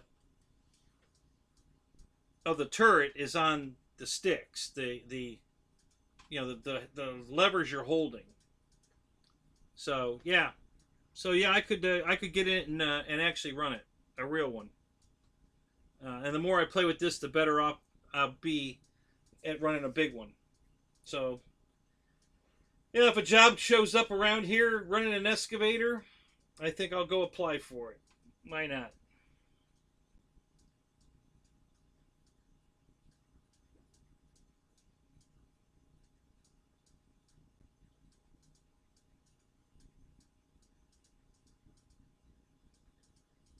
Who knows what doors that might open?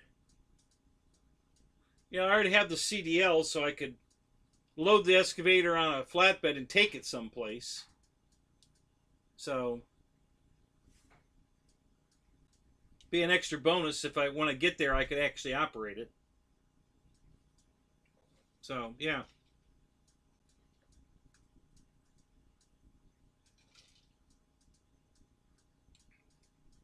Right. Practice while I'm staying at Motel 6. We'll leave the light on.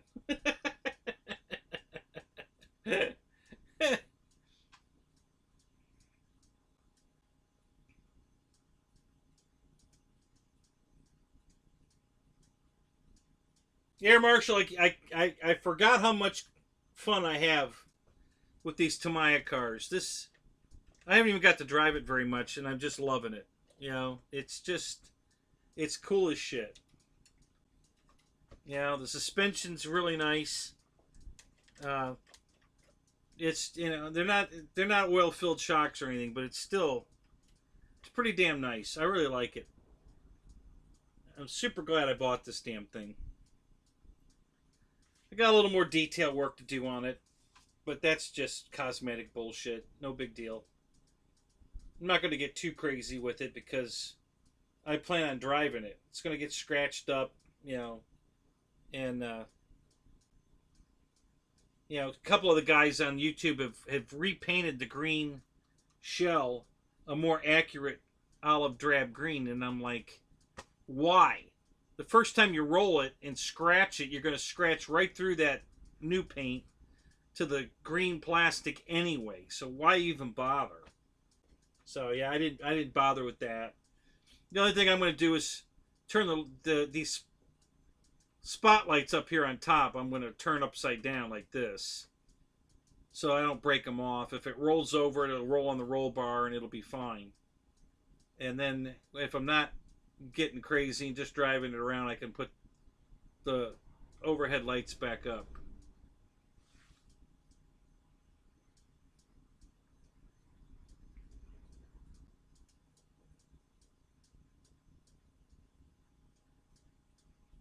Staying at Motel 6 makes you smarter? I hadn't heard that. I'm thinking if you stay at Motel 6, you're not very smart to start with. So, I don't know.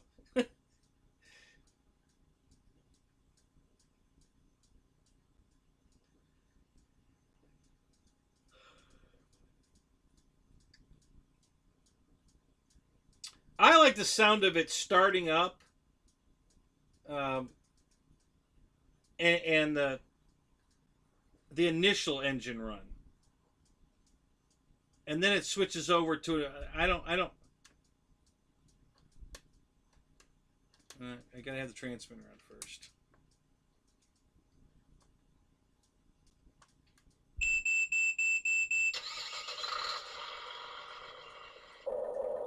So that initial, crank and start sound is great.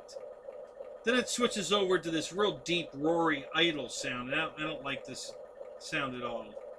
I think the original sound when it first starts up is much better. But again, not a big deal. It's pretty cool. I doubt I'll buy another one. It'd be cool to have the one with the metal tracks and stuff, but you know, it's 300 and about 360. I think is the cheapest I've seen that one with the metal tracks. Yeah, I just can't see. It's not going to work any better than this one mechanically, other than the turret would go all the way around and round, and this one only goes 680 degrees. So if you started at 10 o'clock and rotated around counterclockwise, it'll go all the way around and all the way around again to 10 o'clock to 2 o'clock. So it goes from 10 all the way around and all the way around again to 2 o'clock, 680 degrees. So that's plenty of, you know, but the other one will go all the way around and keep going around. You know, it doesn't have any limits. This one's got limits, but that's the only real difference. I don't think the servos, instead of the fake rams on this one with gearboxes, have any more power than the gearboxes. So I don't see an advantage to going with the servo. I know there's more articulation here. The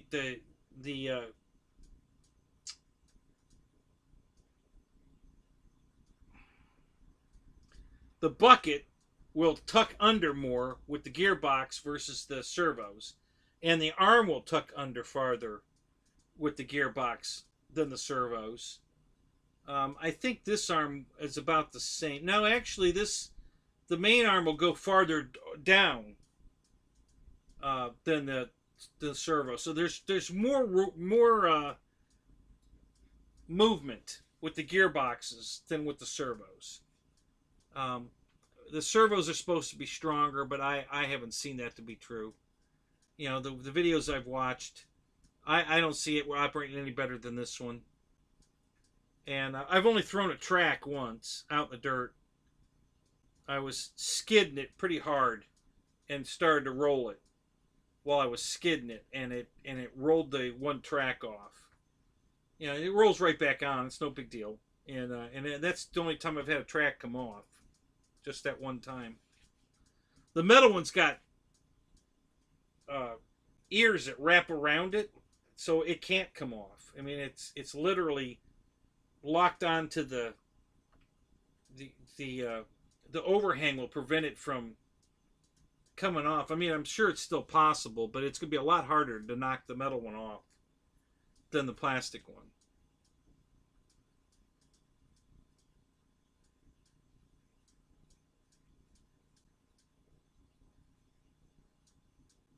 Oh, it's the Holiday Inn Express that makes you smarter. That's it. Yeah.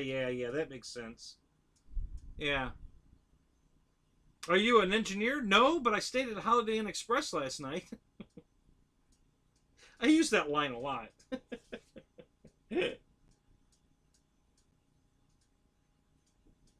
That's the gearbox.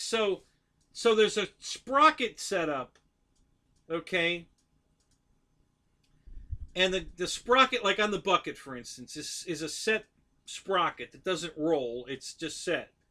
And then the gearbox, this sprocket rolls, which as it rolls, it tilts the bucket, you see? And then when it gets to the end, the safety is that the gear that's driving the bucket and the arm, whichever one it is on a spring. And when it gets to the end and it's still trying to move it, instead of breaking a gear off or stripping it, this is on a spring-loaded plunger. So it backs off and you hear the gears click as they go by each other to prevent you from stripping the gears, breaking a gear, tearing it up. So it's a built-in safety to stop you from breaking it. And so yeah, the gearbox just does that. And the servo has a similar mechanism on it, but I think it'd be easier to break the servo than it will be to break the gearbox. So so just a different way of dealing with it.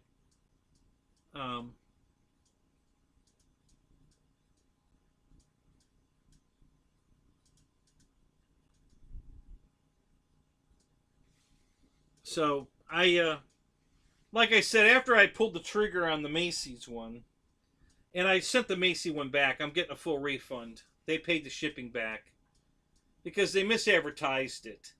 It said on the boom here, it was the booms were yellow, and it said top race on it. And the one they sent me was another one of these. It was a 1550. This is a 1592. The 1550 is a little smaller than this.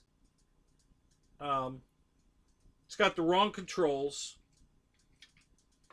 and I can get that one for 27 bucks. Depending on at AliExpress, actually has it for 27 bucks, and I paid 75 bucks from Macy's for it. And so I just, filed a PayPal claim and said, listen, this is bait and switch. This is, it's supposed to be a top race brand, not this, Haina brand. And, totally different.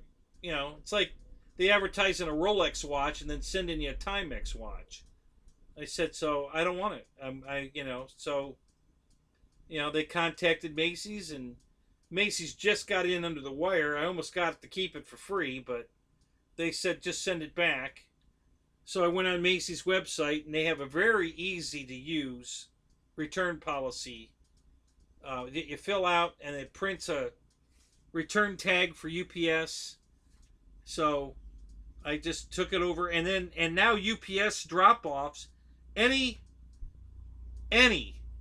Advanced Auto Parts in the USA right now is a UPS drop-off.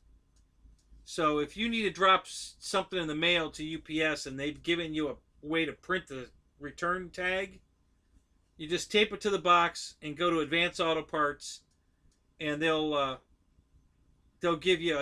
email you a receipt that you dropped it off, and then you get an email from UPS later that says that they've picked it up and it's on its way. And so that's pretty cool, because there's an Advanced Auto Parts right next door to me here. I mean, walking distance. And I would have had to drive 6 miles to the closest UPS drop-off. So, So I dropped it off at Advance, and I'm getting my refund. So between my other refunds I've gotten and this, I'll have $175 in PayPal credits to spend on an airplane or something else.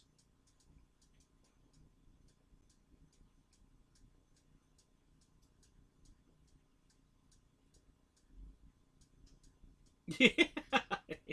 Why, yes, I am. I practiced all night last night at the Holiday Inn Express.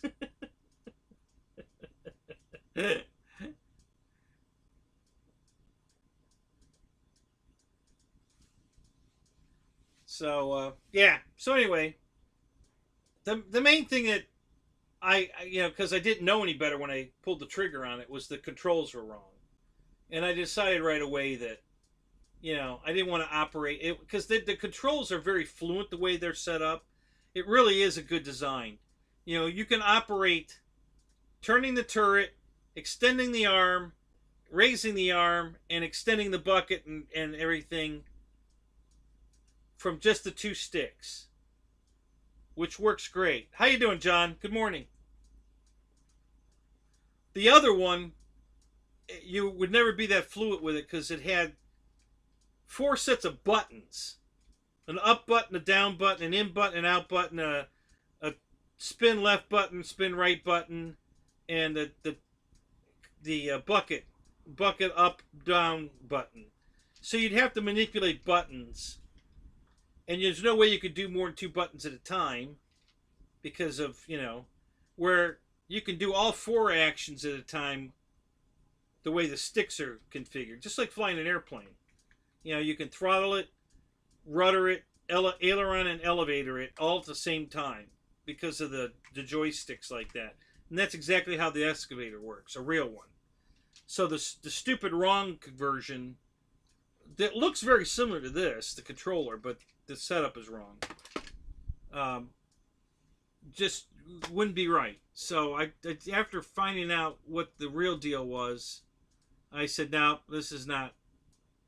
Uh, so this is the buttons here. The top buttons move it backwards. The bottom buttons move it forward. And then, of course, a top button and a bottom button at the same time will make it spin. You know, zero turn. It'll just pivot like a tank. So those are the buttons that make it go forward and backwards.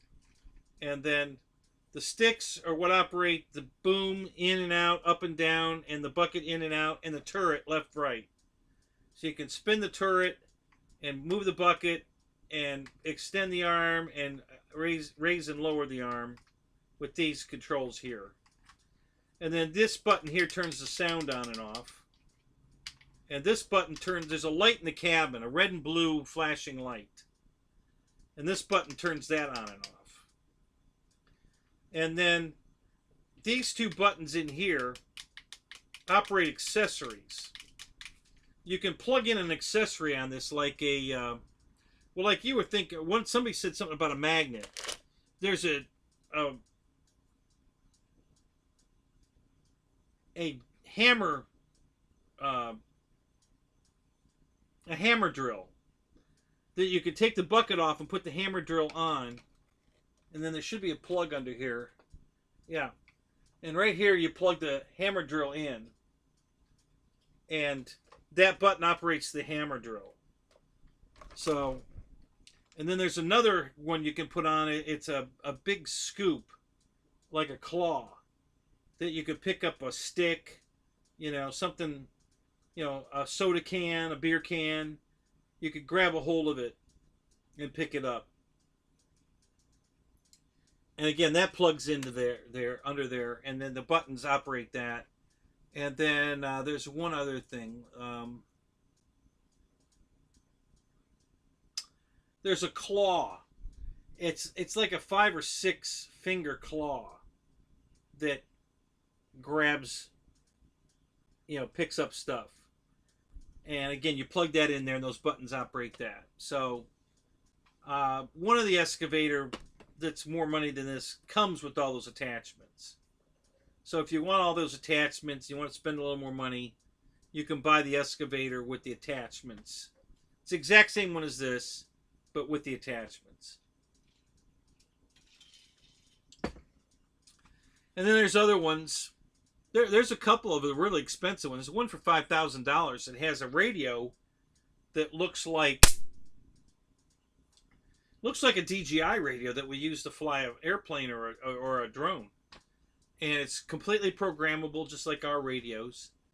And originally, they had the controls wrong, programmed into the radio. And so the guy that bought it runs an excavator, and he called a friend of his that does the YouTube show and said, "Can you reprogram this thing so that the controls are correct? Because I want the controls right." And yeah, and he did, you know, and he showed it on camera how to do it, which was kind of cool. So, but yeah, the more expensive one's got a more expensive radio, not this cheap plastic.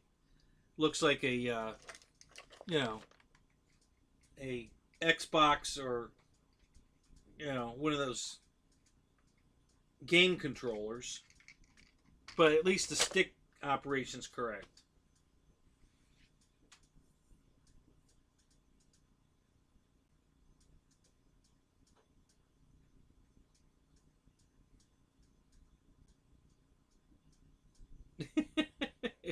It'll change your RC life, Air Marshal.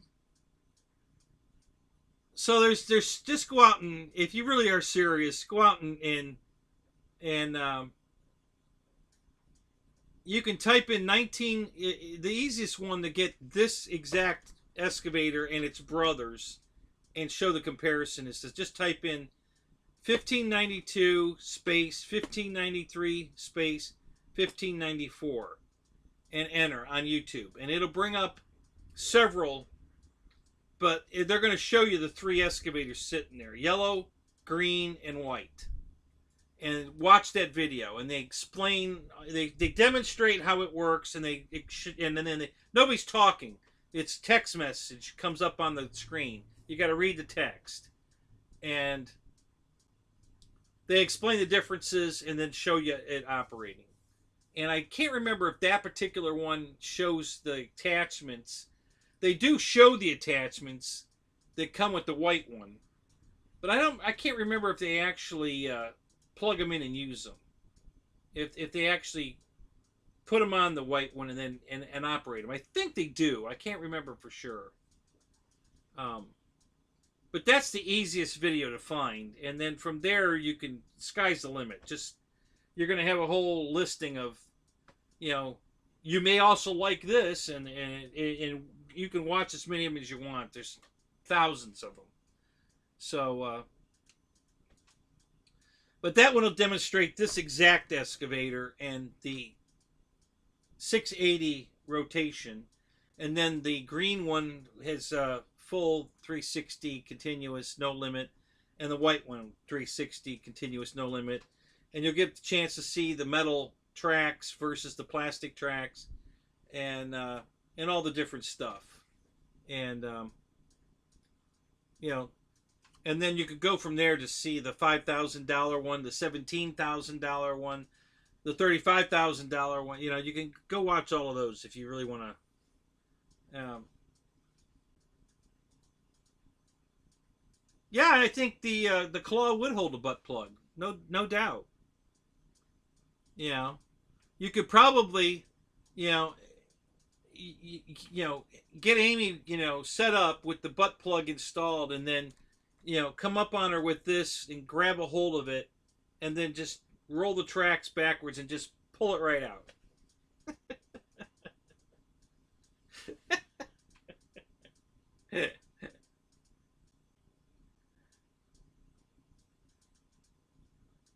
Yeah. So you'd want to get the upgrade one. You'd want to get the green one, Dave, or the white one, not the yellow one. And that'll give you the 360. No limits. Oh, God.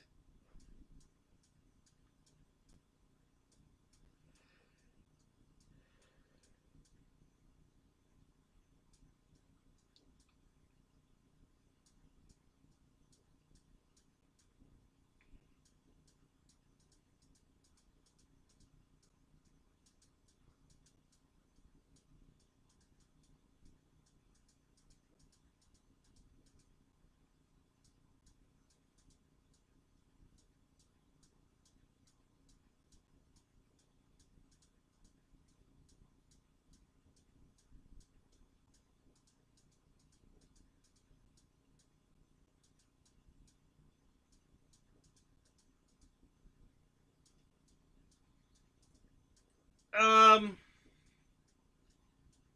Brian, there probably is. Let me look real quick for you. I think there is one. I think I saw one of those. Let me take a quick look here. I think that's funny that you asked that.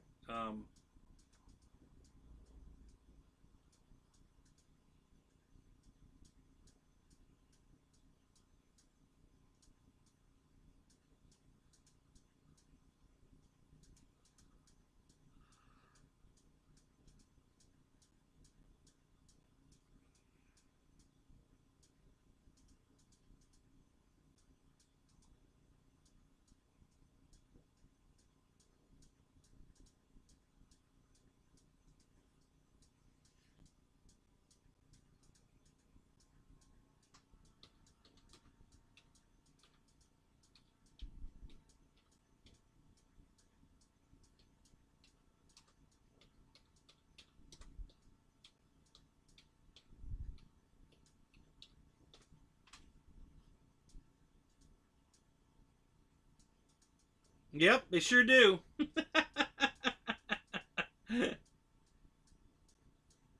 I think this is it right here.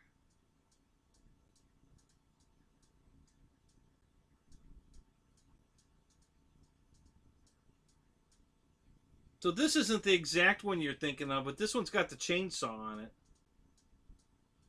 It doesn't have the...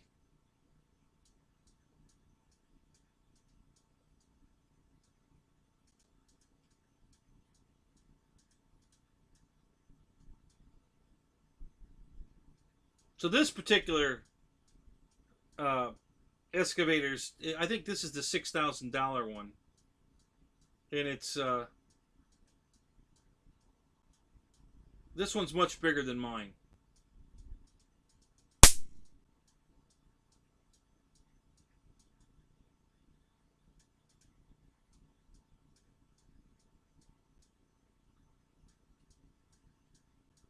So I'll keep looking, but in the meantime, here, watch this.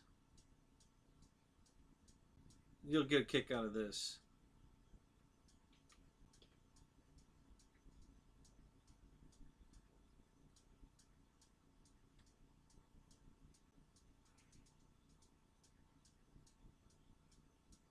So yeah, Brian, watch that, and I'll see if I can find. I know exactly what you're talking about. Let me see if I can find it.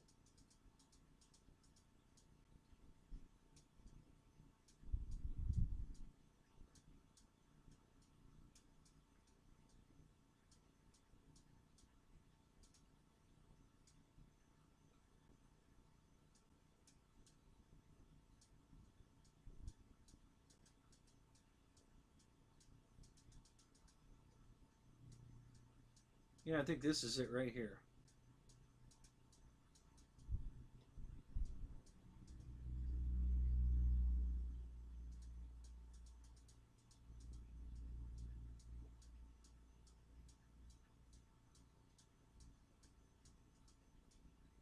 Oh, cool. This one's got a FPV camera in the cab of the well, I think this is in the cab of the truck. Yeah. The truck that's hauling the logs. So they'll probably have a camera inside the cab of the excavator too.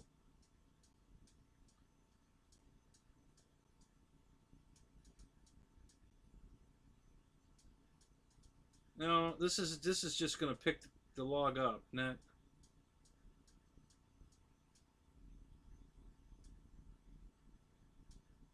Yeah, it can pivot it around, but there's no saw to cut it off.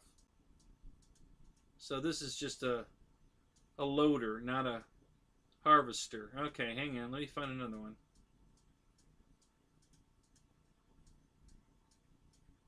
That's a pretty big ass fucking log this thing's picking up. Jesus. Like, that thing easily weighs 20 pounds. And this thing's picking it up. That's pretty cool.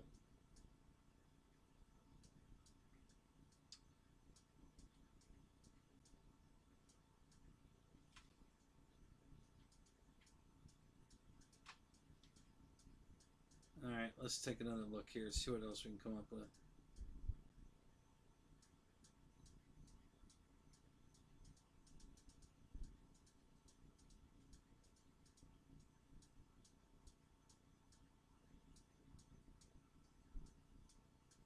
Yeah, here we go.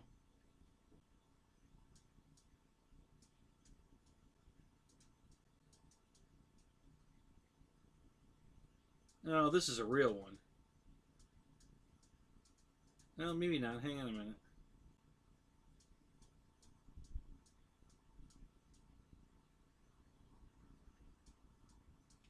I'm not sure. I think it's a real one, but let me...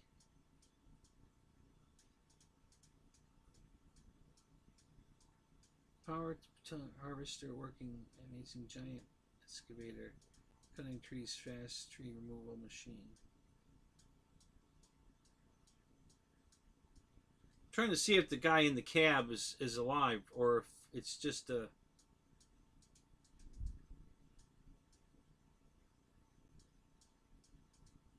I think this is a real one.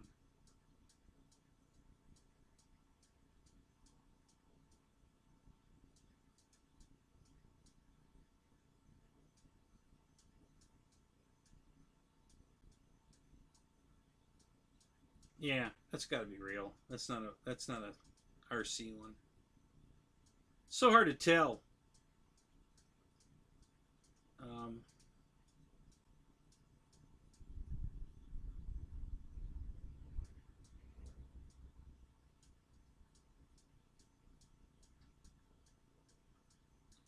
okay, this might be it.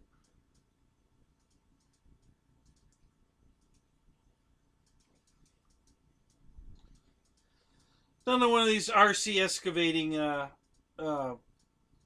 construction sites, you know, where everything's going on at the same time. They're cutting trees, they're moving trees, they're loading trees, they're unloading trees, they're, you know, digging dirt, loading, unloading, all of it, all at the same time.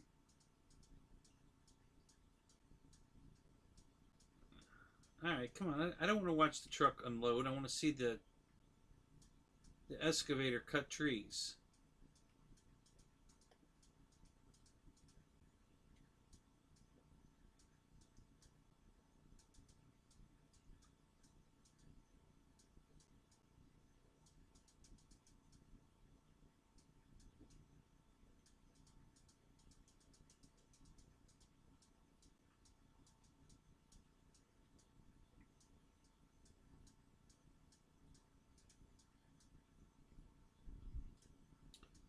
All right, so this is the same as that other one. It'll cut the tree, but it's not holding it and cutting it.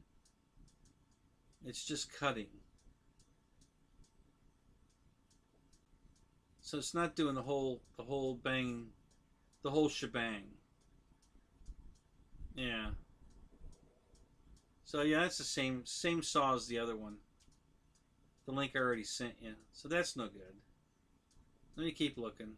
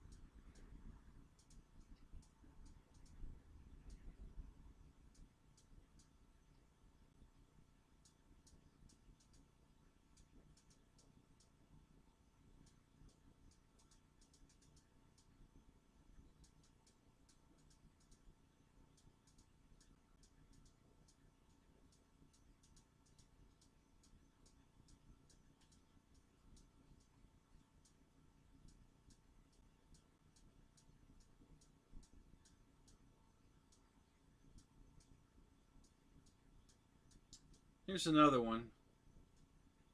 I'm not sure. Yeah, some more. They're showing all the loading, and the claw is a plastic claw, um, which looks kind of, I don't know, kind of goofy. And it's not really, even though the claw is rounded so you could get it around the tree, it seems like it's just the tips are pinching the tree. It's not really like grabbing it around, it's just pinching it. It's holding it. I mean, it grabs it and holds it. Um, but it just doesn't look right. It looks funny the way, you know, it's just pinching it, not actually grabbing hold of it.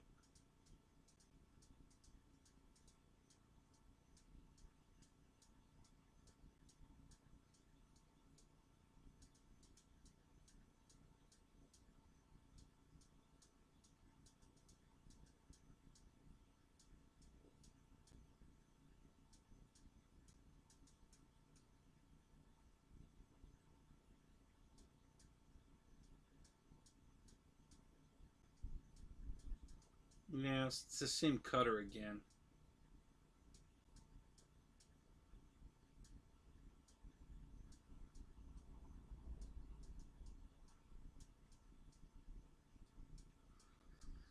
Alright, let's try another one. I keep seeing what I'm looking for, but it's not.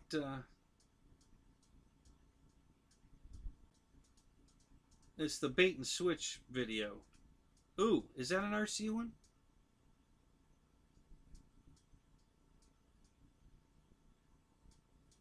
Holy crap.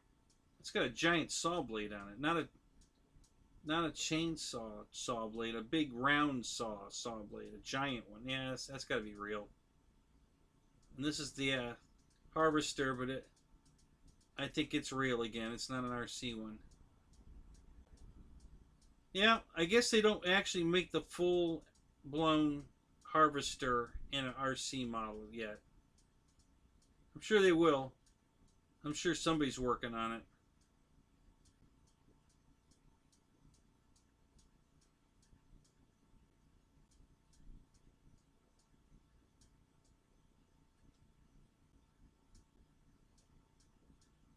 Yeah. Yeah, they don't have it.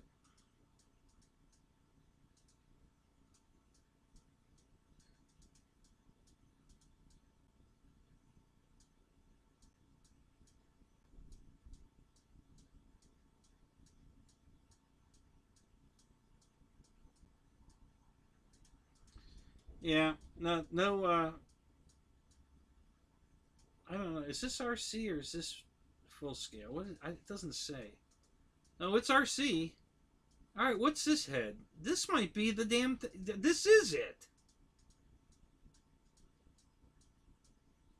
Son of a gun. All right, they do have one. Here it is. Let me get it for you. It's not on an excavator, but it could be. But it is a harvester. So that's cool. I gotta watch this with you.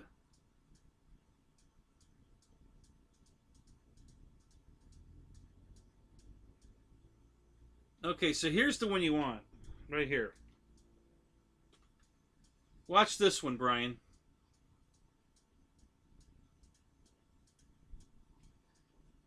This is what you were looking for. It's just not hanging on an excavator, but it could be. It would work just as easy on an excavator as it is on this rig that they've got it on. So, and it works, just like the real thing, man. This is pretty cool.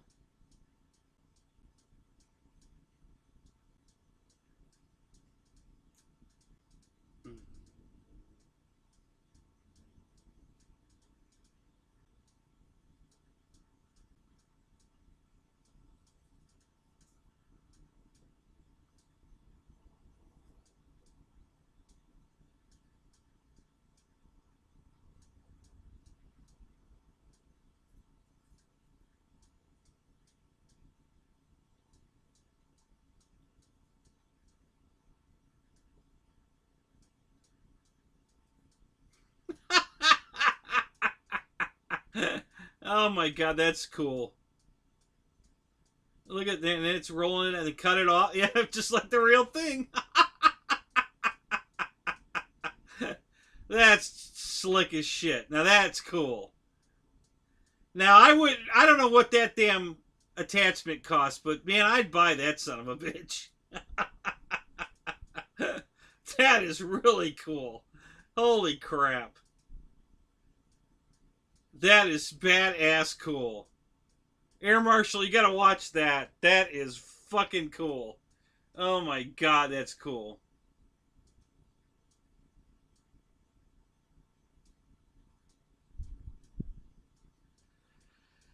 Yeah, click on that link and watch that. That's the bomb right there.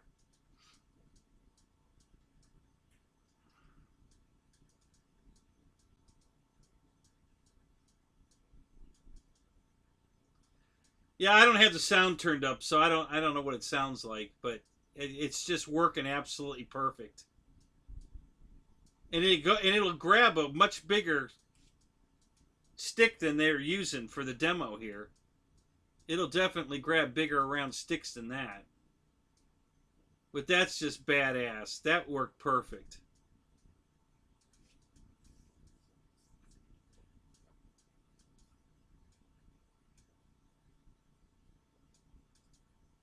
The little chainsaw just comes down and clips it off, and yeah, it's just badass. That's cool. That is so damn cool.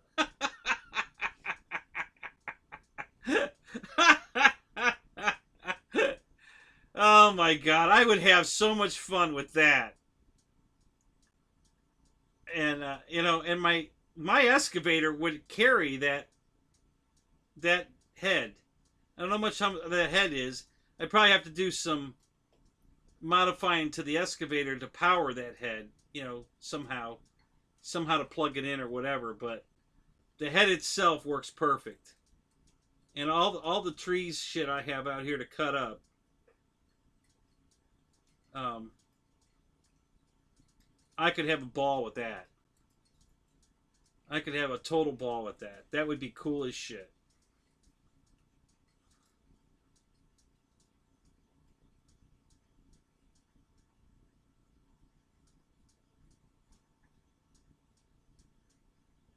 Yeah, it might be.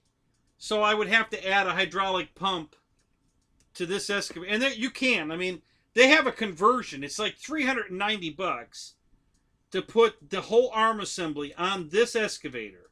Okay, you remove this whole arm assembly off. The new arm looks just like this one, but it's all hydraulic.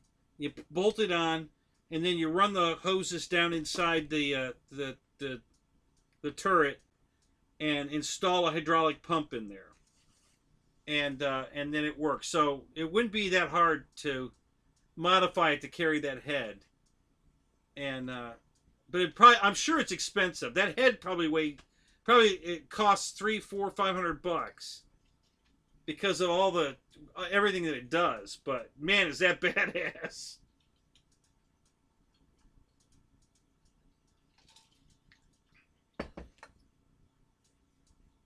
That was very cool. I know you're enjoying that, Brian. Holy crap. That was super cool. That's the best thing I've seen yet. Digging holes and all the other stuff is all okay, yeah, whatever. But that thing cutting those, harvesting those trees and cutting them to length and everything was just totally badass. I could do that all day long, man. I could play out in my yard all day long with that head unit on there and go out there and harvest the little tiny stick shit that's in my yard. Would be a blast. It looks like they're using bamboo as their demo. Little pieces of bamboo that they just stuck in the ground. But yeah, that is just way too cool.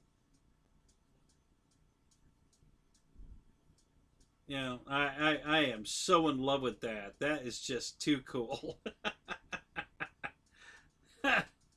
Wow, that's cool.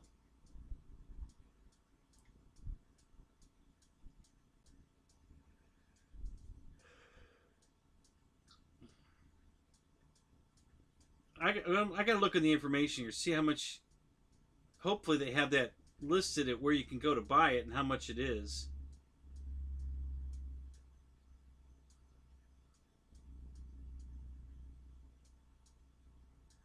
No, they don't have any information at all. So apparently, this is a one-off homemade, and they're not selling it. Well, that sucks.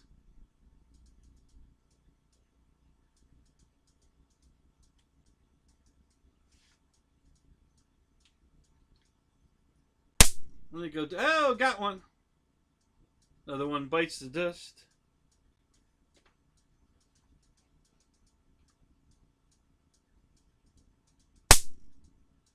Okay, well, that just leads me back to the YouTube video. I want to buy the damn thing.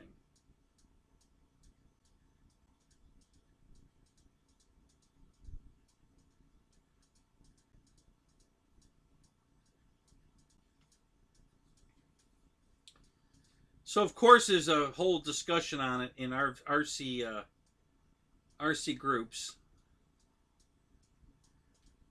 Let's see if we can find a price.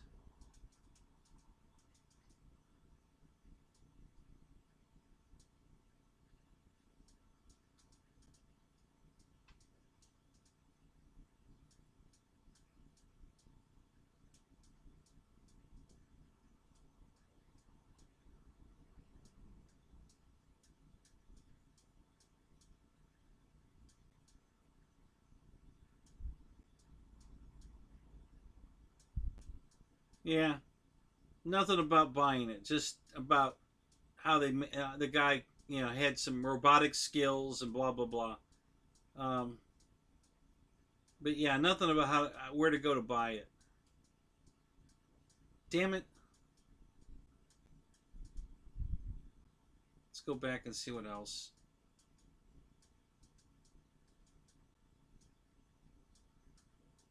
Another forum. More images of the same thing we just watched. More YouTube, YouTube, YouTube. Uh,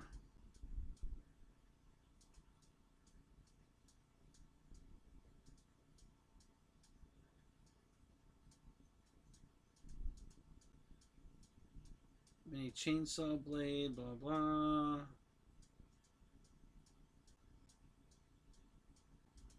Oh, wait a minute. We might be onto something here.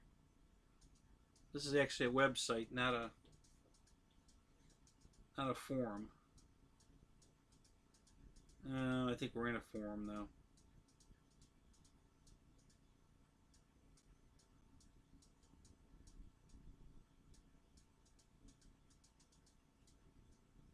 Well, no, but it doesn't list it for sale.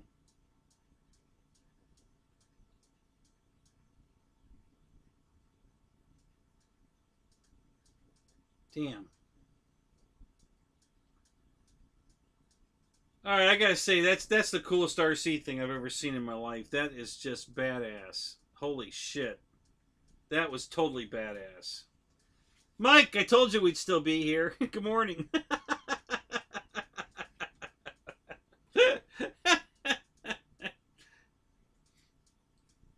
So, Mike, here, watch this. This is the coolest RC thing I've ever seen in my. Oh, wait a minute, I screwed up. Damn it. That's not it. Hang on a minute. I gotta go back.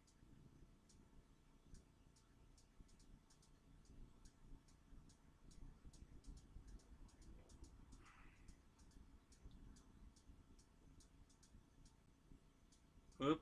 Come on.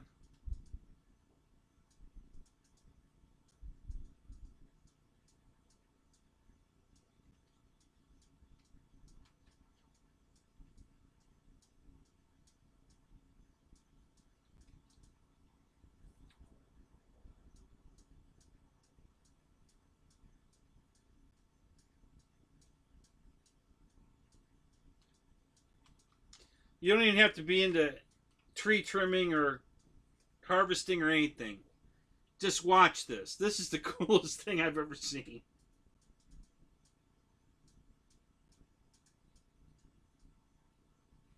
I mean, when it comes to RC stuff, man, this is absolutely the coolest thing I've seen.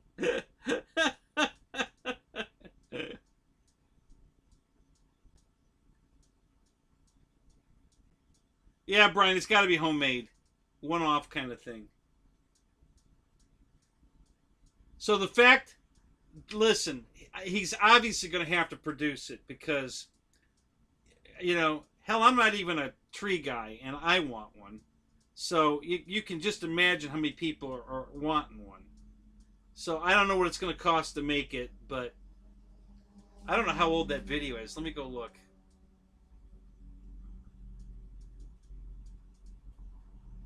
10 years ago. Yeah, it's been out for 10 years. It's got almost 2.5 million views.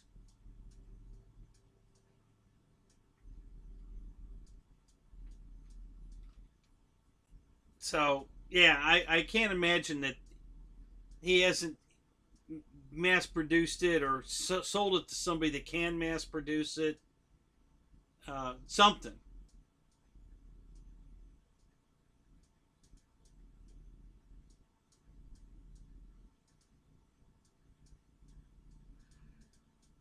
Well, that was cool. So there you go, Brian. Yeah, like I said, I told you it'd be on YouTube. There it is. That is the coolest thing ever, man. Right there. That is just totally badass. So yeah, I can't believe the way that it works exactly. I've seen the big ones do it, man, and you know, it's not doing it as quickly or smoothly as the real one, but it works exactly like the real one. So, you know, he just needs to fine tune it just a little bit. But man, is that sweet. Yeah, yeah, the chainsaw. Now, there's a chainsaw in that rig, you know, that saw that comes down and cuts it off after it rolls it, you know, however inches it's measuring. You know, that's another chainsaw that comes down and cuts that off. So, yeah, he's got the mini chainsaw going on inside there, along with the rollers and the grabbers. And, I mean, that is just too cool.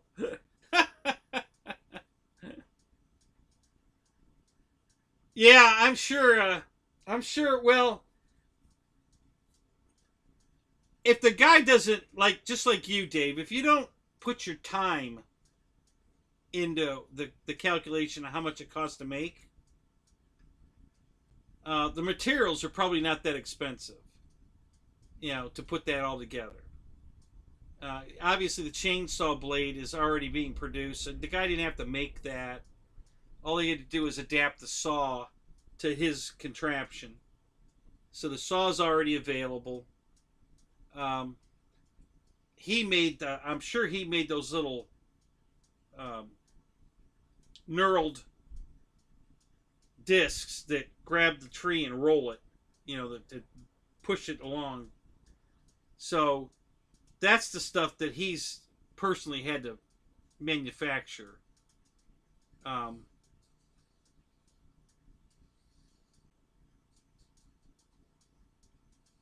oh, so your timber arrived at 10 a.m. Good for you, buddy.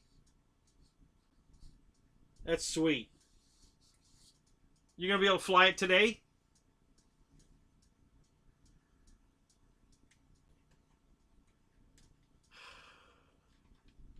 So what the cost is going to be, you know, setting everything up to mass produce each component and then assembling it. That's where the cost is going to be. The actual material itself is probably not that expensive, but being able to CNC machine that aluminum bracket that holds it all, and you know all the pivoting are points for the grabbers and the rollers, and yeah, so there's just a lot going on there. So it's going to be, figuring out the cost of all the original pieces, you know, to set each piece up and manufacture it. Because then it's just a matter of having the bins on tables full of pieces, and it just goes down the assembly line. You know, the first girl attaches, you know, one of the rollers. The next girl attaches that other roller or whatever, and down the line it goes. And each one puts the part that they know how to put on it. And at the end, they hook it to something and test it real quick. And but yeah, that is cool. That is very very cool.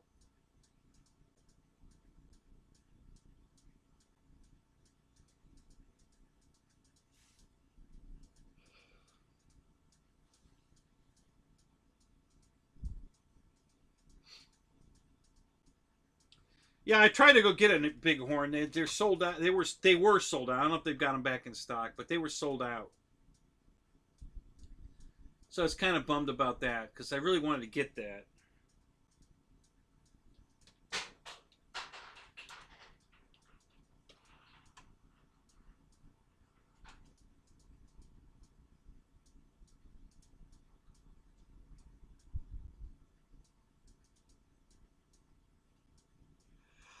Ugh.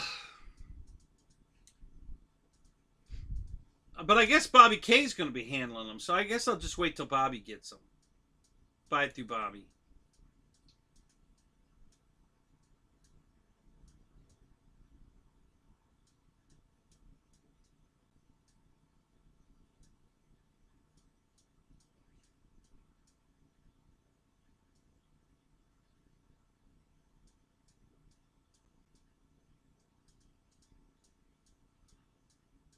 Hey, Hobby King's got the big twin, the twin king back, king twin back in stock. Look at that. That's sweet.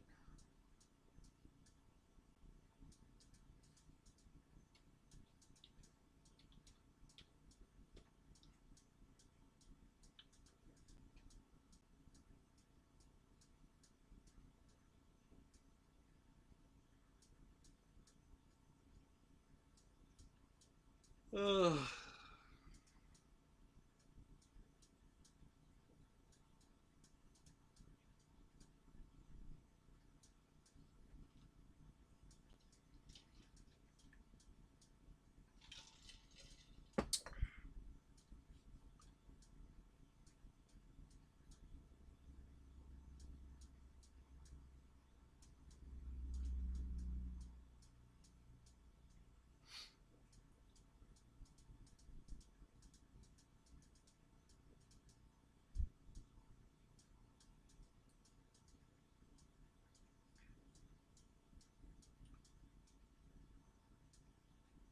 All right.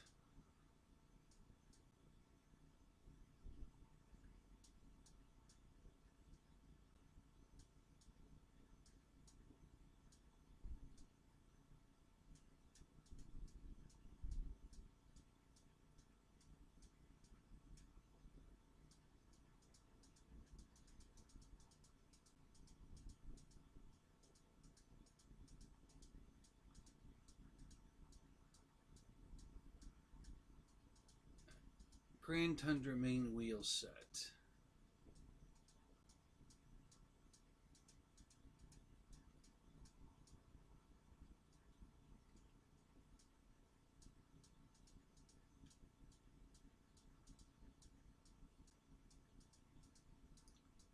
All right.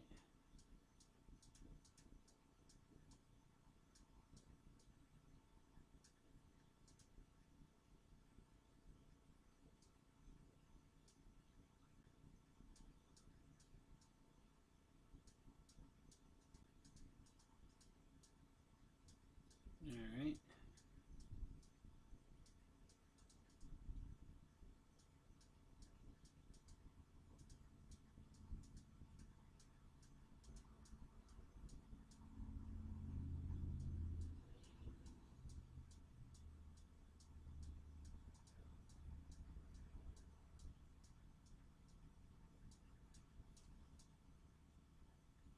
Hold on a second, guys. I'm doing a little shopping here. Be right back.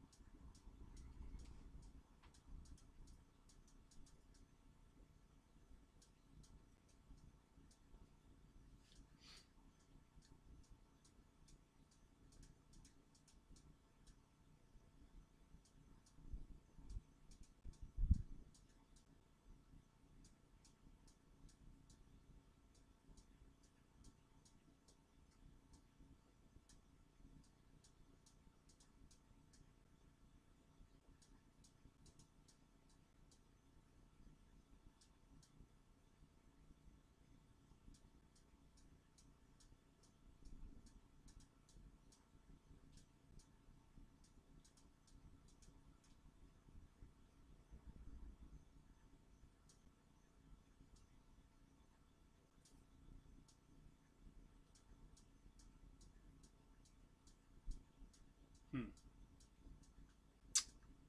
Well, any of you guys have the Grand Tundra?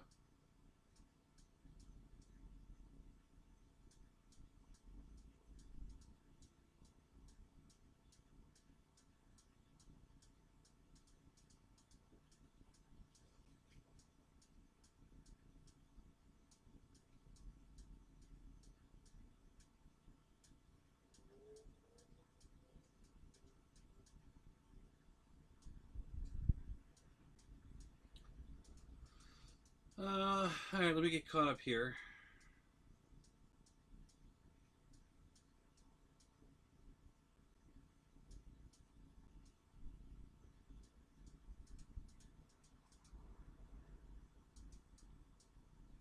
Oh yeah, I don't think the tur the Timber X and the Great Bighorn are going to fly the same at all. They're going to be very different airplanes, and I'm going to like both of them without a doubt.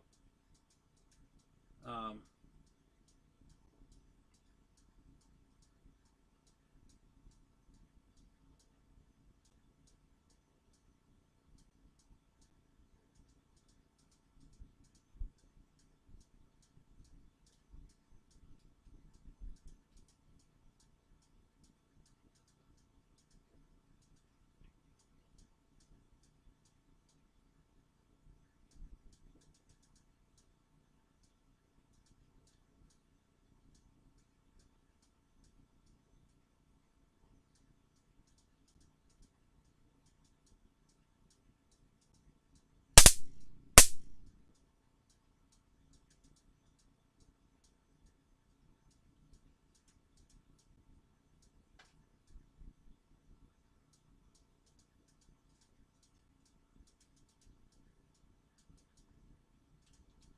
I think I looked at Buddy RC when I looked, Mike, and they didn't have any. Everybody was sold out of them for a while. Um, they might be back in stock now. I haven't looked.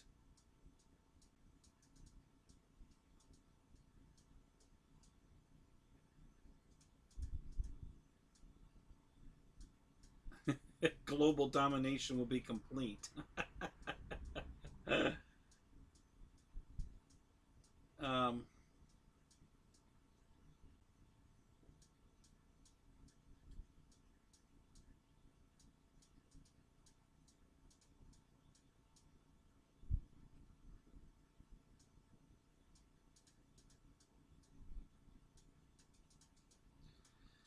I like the Husky way better than I like the Bison.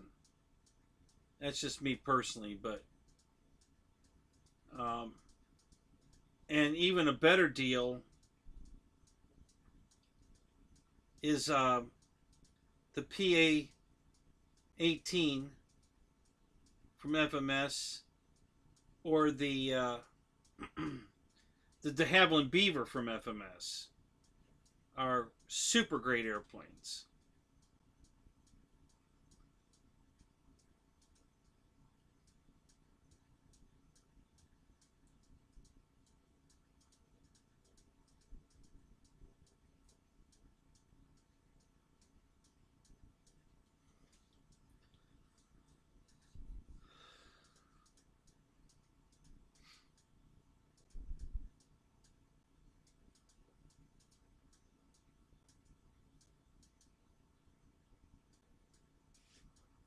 Yeah, honestly, I'm not impressed with the Bison at all. I don't like the scheme on it. I don't like the way it looks. Um, the price, if it stays where it is reasonable. But if it goes back up to what it's supposed to be on sale right now, and if they put it back at the new $400, forget it. I'm not the least bit interested.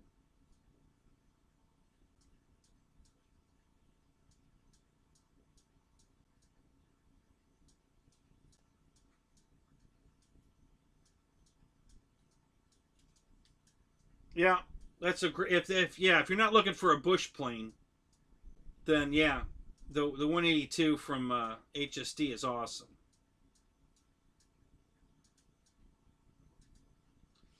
So yeah, that would be my choice of all of that. But if you want a bush plane, you want clear windows and that kind of detail, I'd get the Beaver. The FMS de Havilland Beaver is beautiful. Um, if you're looking for bang for buck, I think the PA-18 you can't go wrong with that. Comes with floats and everything, and it's sub $300, 279 I think. So bang for buck, that's my go-to plane. I love that plane.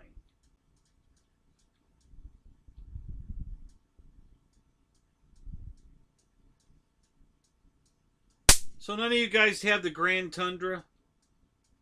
I need to know if the wing struts are plastic or aluminum. It doesn't say in the description.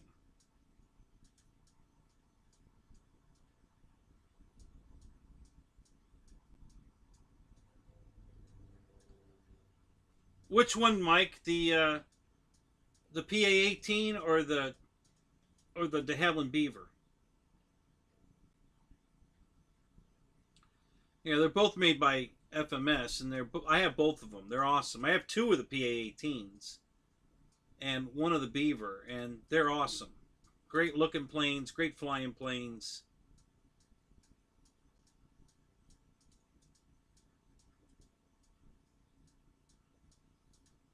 Yeah, if it's seriously on the. If I still could only have one airplane, it'd still be the Carbon ZT-28.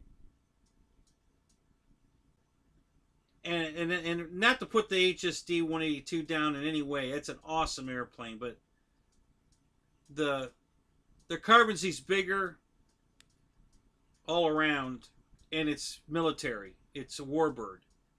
And that's really the only reason I would pick it over the 182. I love everything about the 182. I love the landing gear is top shelf. The lights are top shelf. The clear windows are great. I hate the pilots. They're ridiculous. But that's okay. I could live with it. So that would be a close second choice, I think. Maybe. But yeah, the PA-18 is an incredible value. It was really incredible until the price hike. It was $249 and it came with the floats. Now I think it's $279 or $289. Still comes with the floats. So it's still a good deal.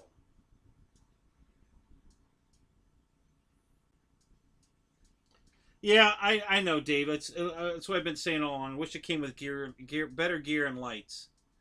But you know, I can fix both of those. I mean, I could put lights in it out of other planes, and they'll look awesome. And I can put better gear. I've already fixed the gear in mine, so my gear's perfect.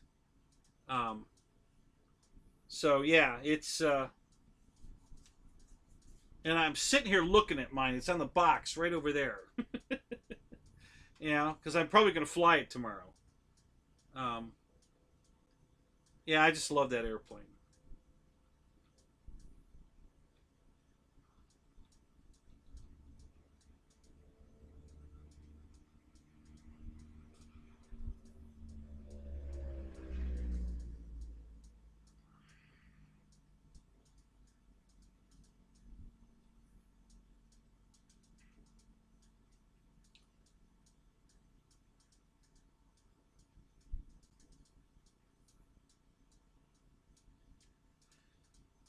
Yeah, Matt. I don't know what I don't know what's going on over at Motion. They're that company changed big time. I don't know what the hell's going on over there, but they're not running that business the way they used to at all. They're not producing product the way they used to. Not even not quality or quantity of any kind over there. I don't know what the hell's going on over there. You know, I don't know what the fuck is going on over there. All right, so I guess I'm going to order one of these sets. Oh, they're still in back order. Crap, I can't even order them anyway. Damn it. Shit.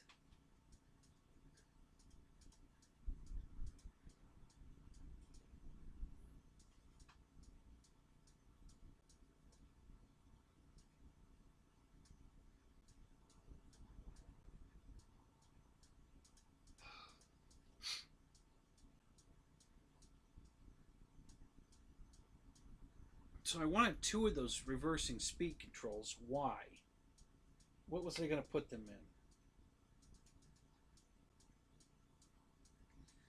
in? Hey, Dave, does the Twin Otter have reversible ESCs in it?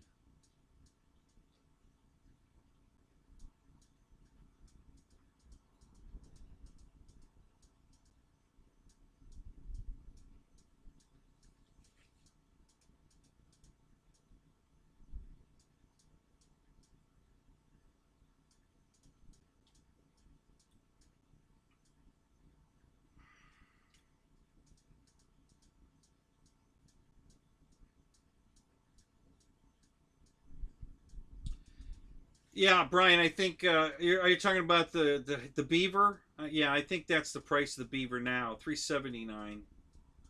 Um, I bought it before it went up. What did I pay for it? 329, 349, maybe. Not sure.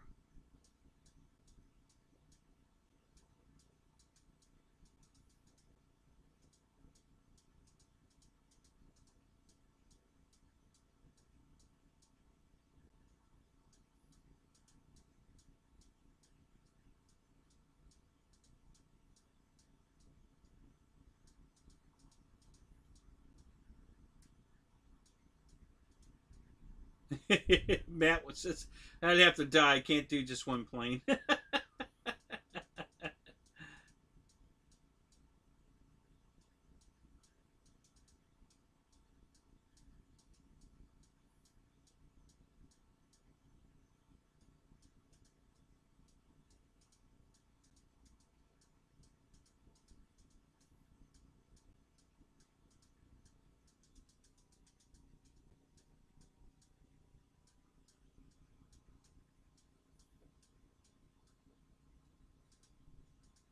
Yeah, well, they're doing a pretty lousy job of it, Dave.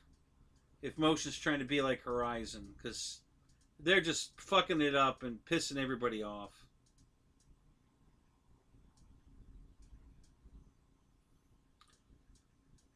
So they don't have reversible ES. I wonder why. God, they put that thing on floats. What the hell do you think you're going to do on the water when you get blown into the bushes? You won't be able to back it away. You're screwed.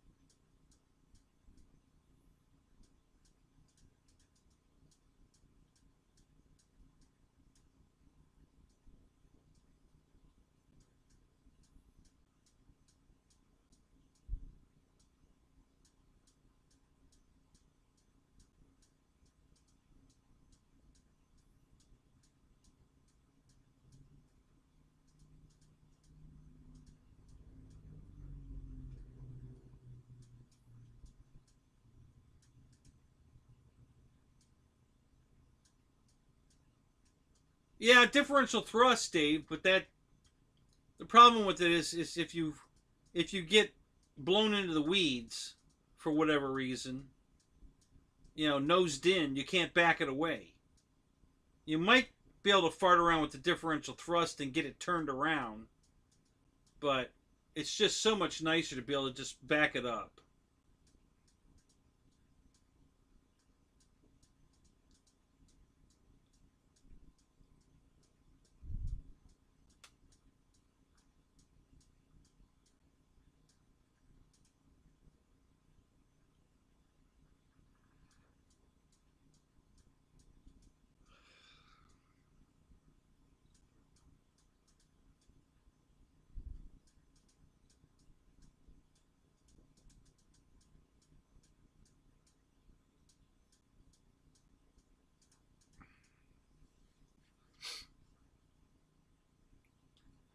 Oh, sweet. Page not found. I love it when you get the page not found. That's so sweet. What a great concept. Page not found.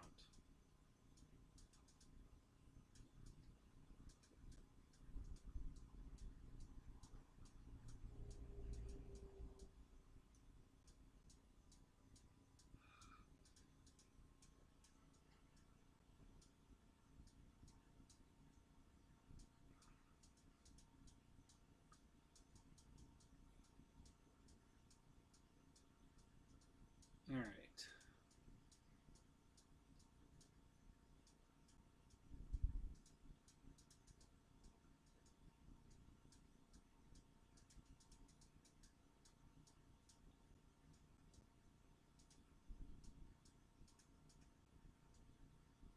All right. So let's see what we can find here.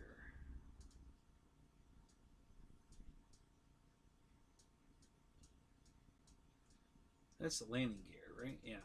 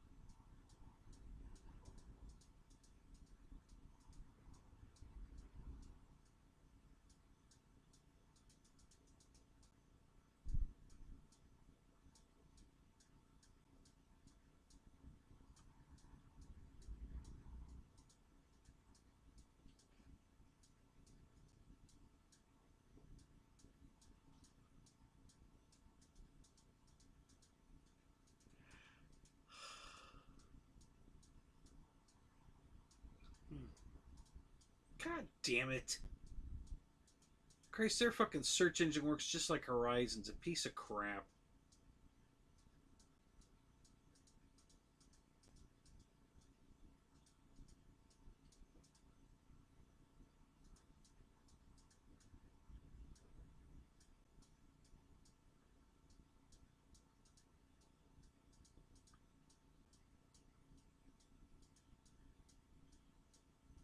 Ugh.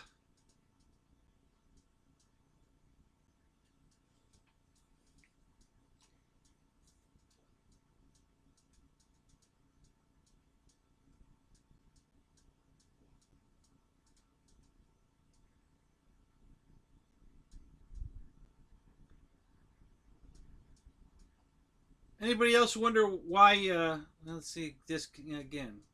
Page not found. Shit. How is it that Hobby King didn't have to raise their prices? Neither did Banana Hobbies.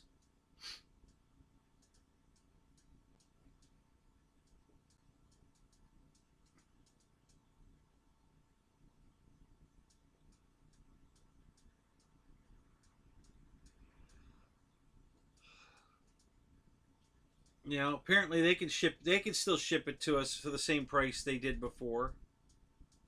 Um, so yeah, what's all the hoopla about? There's two companies for sure that are still selling their shit at the same price, and not raising them because of shipping or all the other noise that's happening in the world.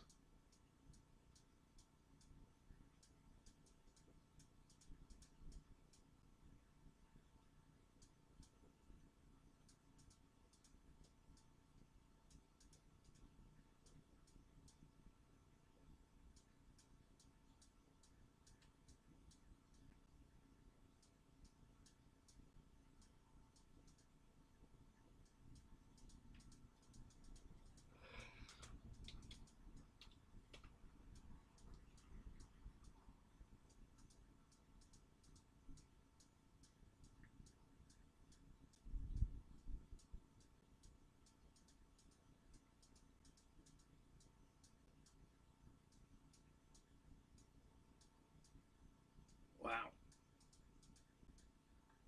I don't think we need that.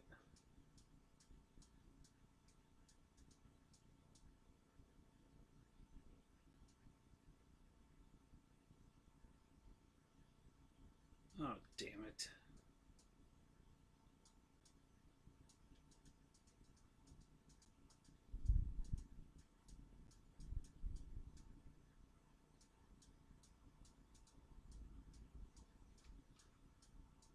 Uh,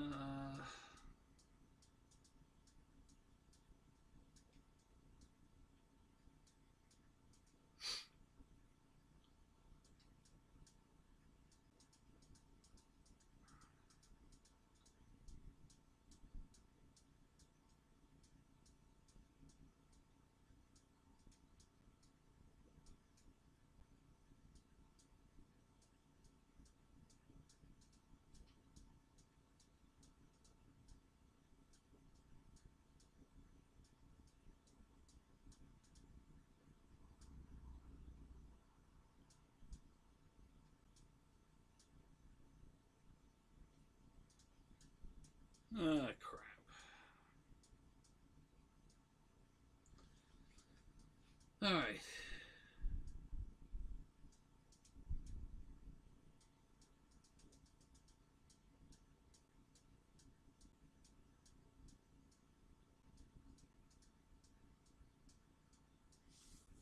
They're working on a cool solution for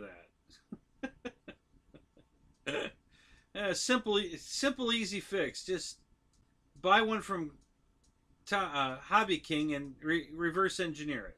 Simple. They already have it, so what the hell.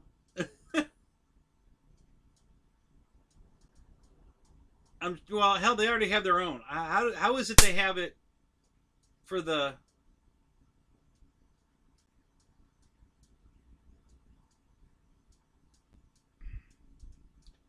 F-16 or the Viper, and they can't figure out how to do it in the Otter?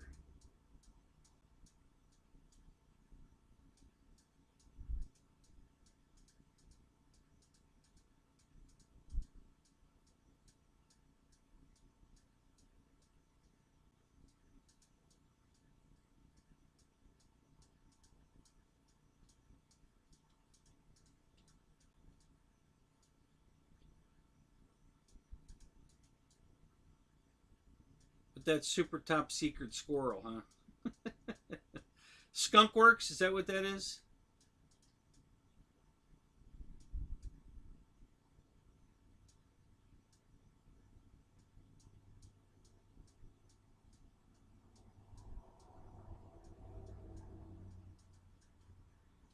Well, it's only stupid if they're losing money, Dave. If they're still making sales and still making money, then it's brilliant. Because what they're losing in profit per piece, they're making up in volume. Because I guarantee you that nothing in motion right now is flying off the shelves. Nothing.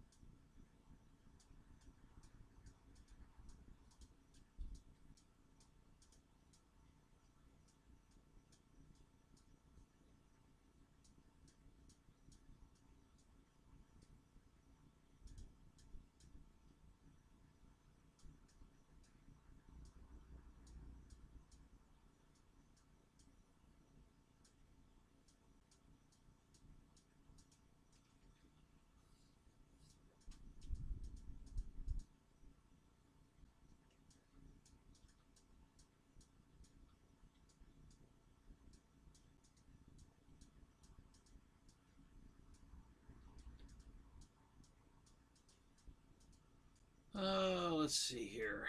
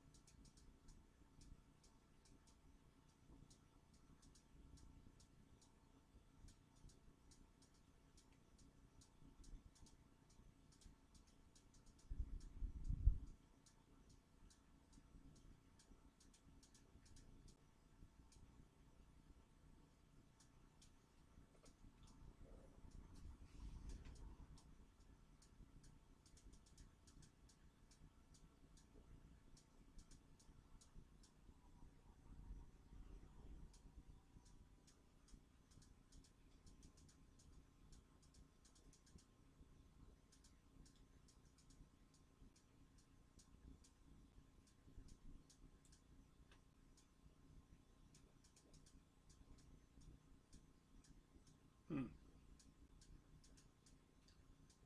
All right, well, let's do this then.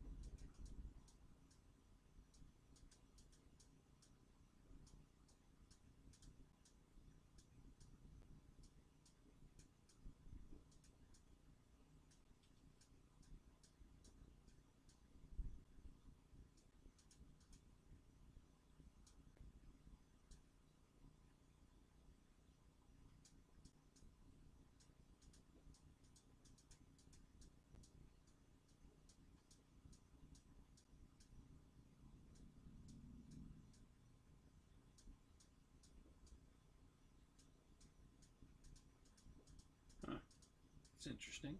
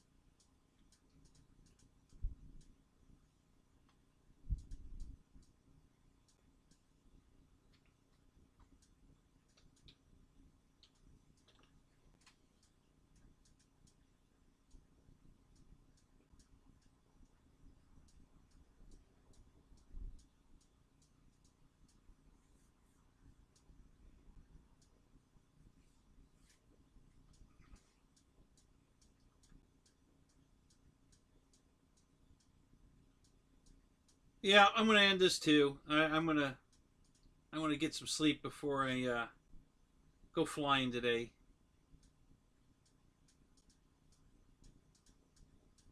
All right, John. Good seeing you, man. Dave, thanks, man. Juno, you're a rock star, buddy. You really are. Thank you, man. Matt, good seeing you again. We'll talk more. Um, yeah. All right, guys. Have a good night. Thanks for coming. We'll catch you guys all in Dave's show tonight if he's there. If not, I'll probably be filling in. So we'll see you then. Talk to you later.